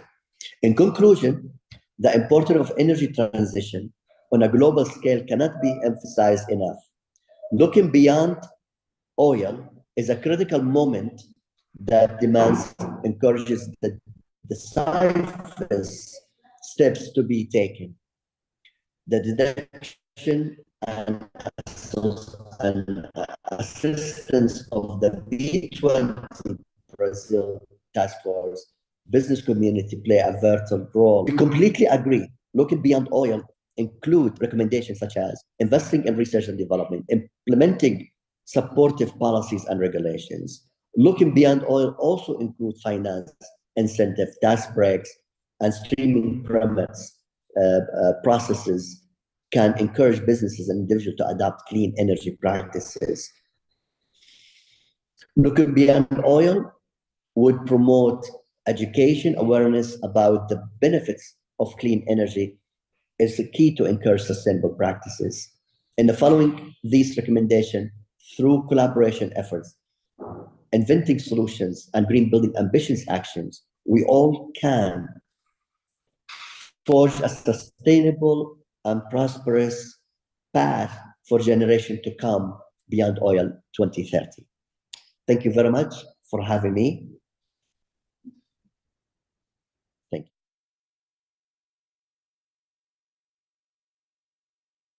you. Much. We are coming to almost the end of, sorry, 1 minute. So we are almost at the end of this. We have just one Goodwill message, then we'll call it a wrap. But before then, if you're following through the program, you'll see something about AgroVive. So last year, I saw on Facebook a particular conference that was supposed to teach green farming, like greenhouse farming on Facebook, and I decided to attend the training because I had interest in agriculture. Meanwhile, I'm from Akwa Ibom, but I was born in Rivers State. That means I passed for a Rivers person. Normally, they say if you stay somewhere for 10 years, you're supposed to be a citizen. But if I contest for any election, nobody will vote for me. You know, I think I've added a lot to Rivers State that they should vote for me.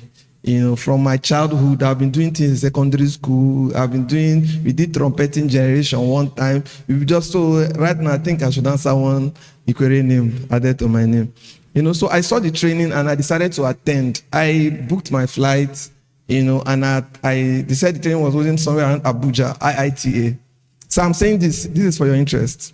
And I went there. After the training, the last days of the training, I got to find out that there was a grant attached to the training. Meanwhile, me, a Rivers boy, I was just going to learn. And I saw that they were already marginalizing me. I didn't understand. I was like, why this people do like, they'll be telling me, why? So you came from Rivers State for this? I will say yes. You really came from Rivers? I say yes. You paid flight? I say yes. You know, until towards the end, the people that did not attend training, Ajia, Alachi, everybody, I said, this training is serious like this. Until they now told me that the training was sponsored by one foreign body and that there's a grant at the end. I say, hey, I no come for grant. I'm not teach me, make I go. But the long of the short of the matter is that when I stood up at the meeting and I was so angry, I vented. They now told me to calm down. I said, you did not write that this was for a particular set of people. I wouldn't have bothered to come. I did not write that there was no profiling, no screening, and all that. The main person, I even spoke to the country director because of how much I was, and they now said that Rivers State is not considered as a farming state, so that any grant that has to do with farming can never come to Rivers State. That touched me. And we are here talking about agriculture, but I have a friend in the north that farms on hectares. He gets grants. Most people in the north, they use farming to take their children to school and back. But our government, we keep talking about Rivers, they go to agriculture, but we are doing nothing with helping this. This is the main conversation we should be having today. How are we providing an enabling environment for the young people to thrive? So that's why when I came back, I spoke to my friend then, Toby. This is what Beyond Oil really is about. You know, and we decided to acquire some land to start. So we acquired 100 plots, all full paid by Lincgreen. Shukla for us, you know. So we acquired 100 plots. We paid outright somewhere, you know. We put our small monies, you know, and we started planting. The aim of that project is to do greenhouse farming. So that we can also have our own tomatoes, you know, and all that. I have a friend here. Madam Abi, can you stand, please? Can you stand, please? So that's my friend. You can look at her. She's very beautiful, you know. So she does something very remarkable. She has been able to remodel children's food, all the Cerelac that's expensive for you. She's able to use our own resources here to make them. And she's called Daily Thomas, if you see it online. That is a Rivers person already doing something around agriculture, but there's no support for mass production. You know, and I keep telling her, how will you scale? How will you scale? So we started that project, and it's already started. In fact, we brought in some bags of cassava stem, which is what I was talking about. Before they would come from Oyo, because we couldn't get in Rivers State, to River State. We spent close to 1 million for that. All of them dried up. No, it's not a Che thing. Che is pity. We are talking about action. We are saying it dried up. We had to look for a way to source because we needed something from. There's IIT in River State, but we are not doing anything. So when we begin to say youth should rise, it's like your pastor telling you, you are going somewhere. Amen. Where is the transport? So we are saying that there has to be a conscious effort to onboard this because my friend Tobe does not like me because I'm a realist. I've told him I don't like NGOs. He would tell me, but you're a part of NGOs. I just want to use my money to do what I want to do and rest. Because the people that are supposed to be doing, it looks like we don't really like them, but the form say we like them. So if we really want to do these things that we are doing, the land has so much. We should begin to put our money where our mouth is, or put our mouth where our money is. So I'm saying, sir, I said I was addressing the youth. What we want, because we take this message to the quarters, then we'll now come back to you, is to have, because we've signed all the documents we've bought, but our issue is always security. We cannot plant some things there because we still have this issue with cattle coming to kill and all that. So it's challenging what we do.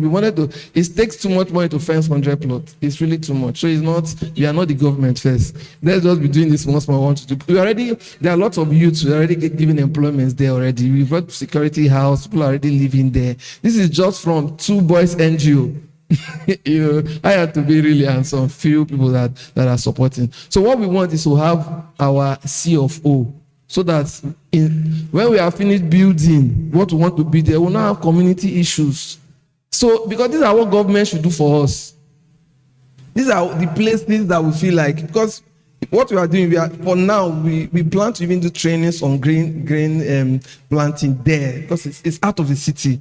People can come there to learn. We can have agricultural tourism. We can have stuff going, like what would have happened with the, what's it called, the Songhai farm. For me, I was going to Songhai farm a lot those days until it got moribund. I don't know if it's reported. So this is what we are saying. Youths are making the efforts to, in their little ways. We are saying that when we come back to you, sir, and say this is what our effort is, we will need you to give us listening ear.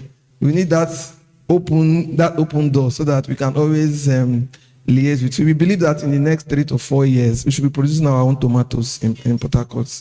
We should produce our own onion, our own green pepper, just stuff like that. And I know a lot of young people that are willing. In fact, we started this project and we saw a lot of people saying we want to be part of it. So we are not the government. You cannot be part of it for now. It's to show you that there's a lot of lies that Rivers youths don't want to work. It's not true. Just put there's job here. 2 minutes, you have 100 people calling you because they want to work. You are beginning to open industries for them to see where to work in. Just we are trying to clear that place. And for one day we did not work. My phone did not rest because people want to work. They want to work. I was kidnapped 2022, and where they took me to is where we went to buy the land. Because a lot of people are saying nothing is working there. You know why? If you clear that land, there will be nowhere to hide. If we clear the land there and we use it to farm, they will not see where to hide. Is it not true? There will be no place to, so if you take your own 100 plot, clear it. This one takes this one, clears it. There will be no place. So this is what we are saying. If you are intentional about this, like Tara said, as we are pushing our own parts, we should not wait for the government too much. It should not be long suffering. They should come fast to what a lot of young people are already doing. Thank you very much. We have one Goodwill message before I come and I invite our mommy to close by Professor P. Akane. Can we give it up for her? She comes, please.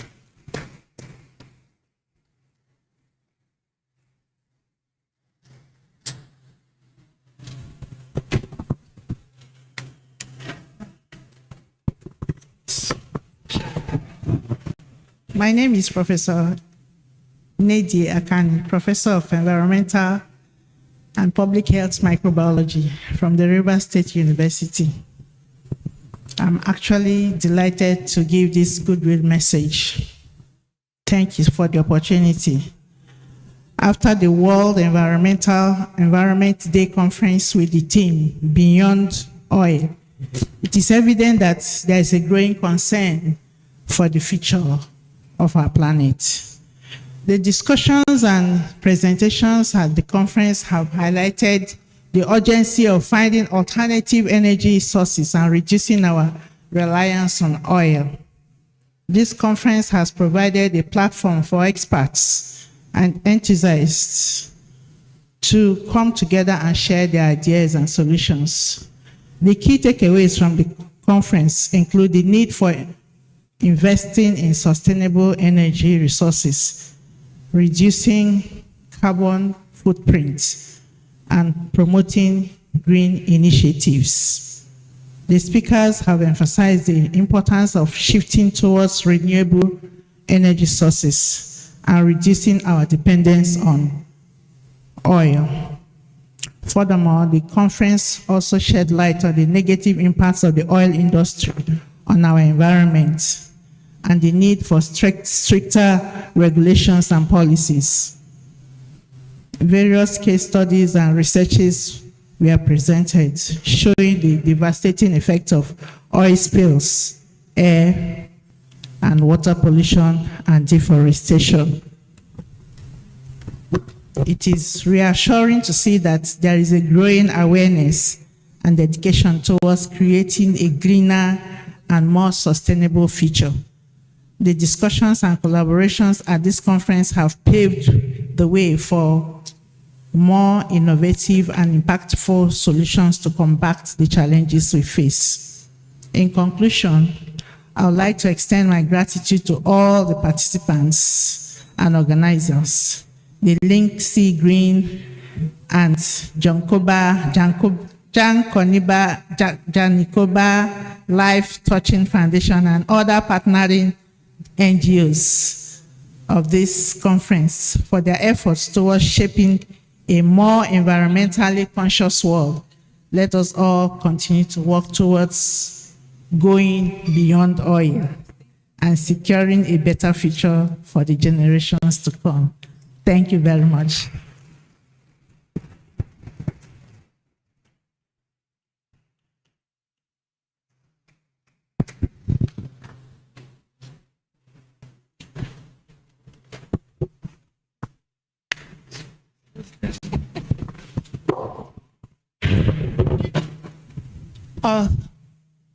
Do I need to climb the auditorium again?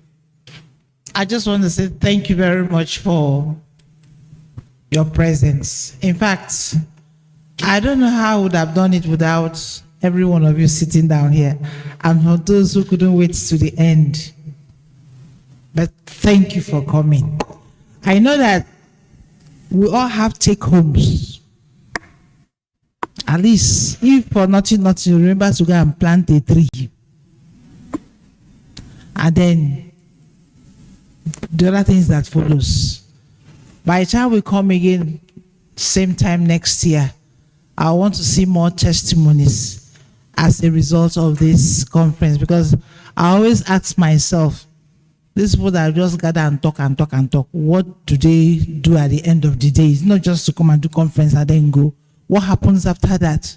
In fact, that was a question I was asking to be my son. No? He said he's my sixth born. I agree, he's my sixth born. I said, well, after the conference, what next? Is it just to gather people and talk to people and look at the problems and talk about solutions and nothing is happening? He told me, Mommy, no, this one is a conference with a difference. That we're actually going to follow up on everything we have done here. So if you want to join us, the link is there. We are going to follow it up bomber to bomber. It was not easy. Look at that king from, when he heard about it, he said, look, I am there. There were even some who wanted to key in, were like, it will be too, there will be no much time, it's just a one-day conference.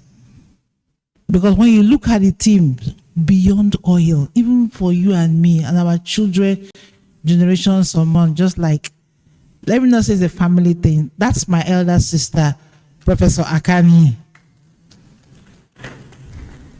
It's not a family thing though, but my husband spoke to. No, because they all keyed into it. Once I just mentioned it, I want to be a part of it. Unlike my husband, if I bring in things, he was like, no, women thing, no. But this one, as I brought it up, he was just listening and listening and listening. When we make him keynote speaker, he didn't say no. I said, I thought to be this one, we don't catch him for this one. So it's something he also believes in, and he's practicing it. And that's what gives me joy. So please, whatever you've learned today, take home and walk with us. We want to see results. And God bless you all as you go home in Jesus' name. All right, it's not a church service, so we don't share the grace. Thank you. I've closed. You can take pictures outside. If you have not eaten, you can ask one of the ushers. Thank you very much. We have closed. There's no grace. All right. Please, when you take pictures, try and tag us on Instagram, Beyond Oil. Tag Lincgreen on Instagram. Thank you very much.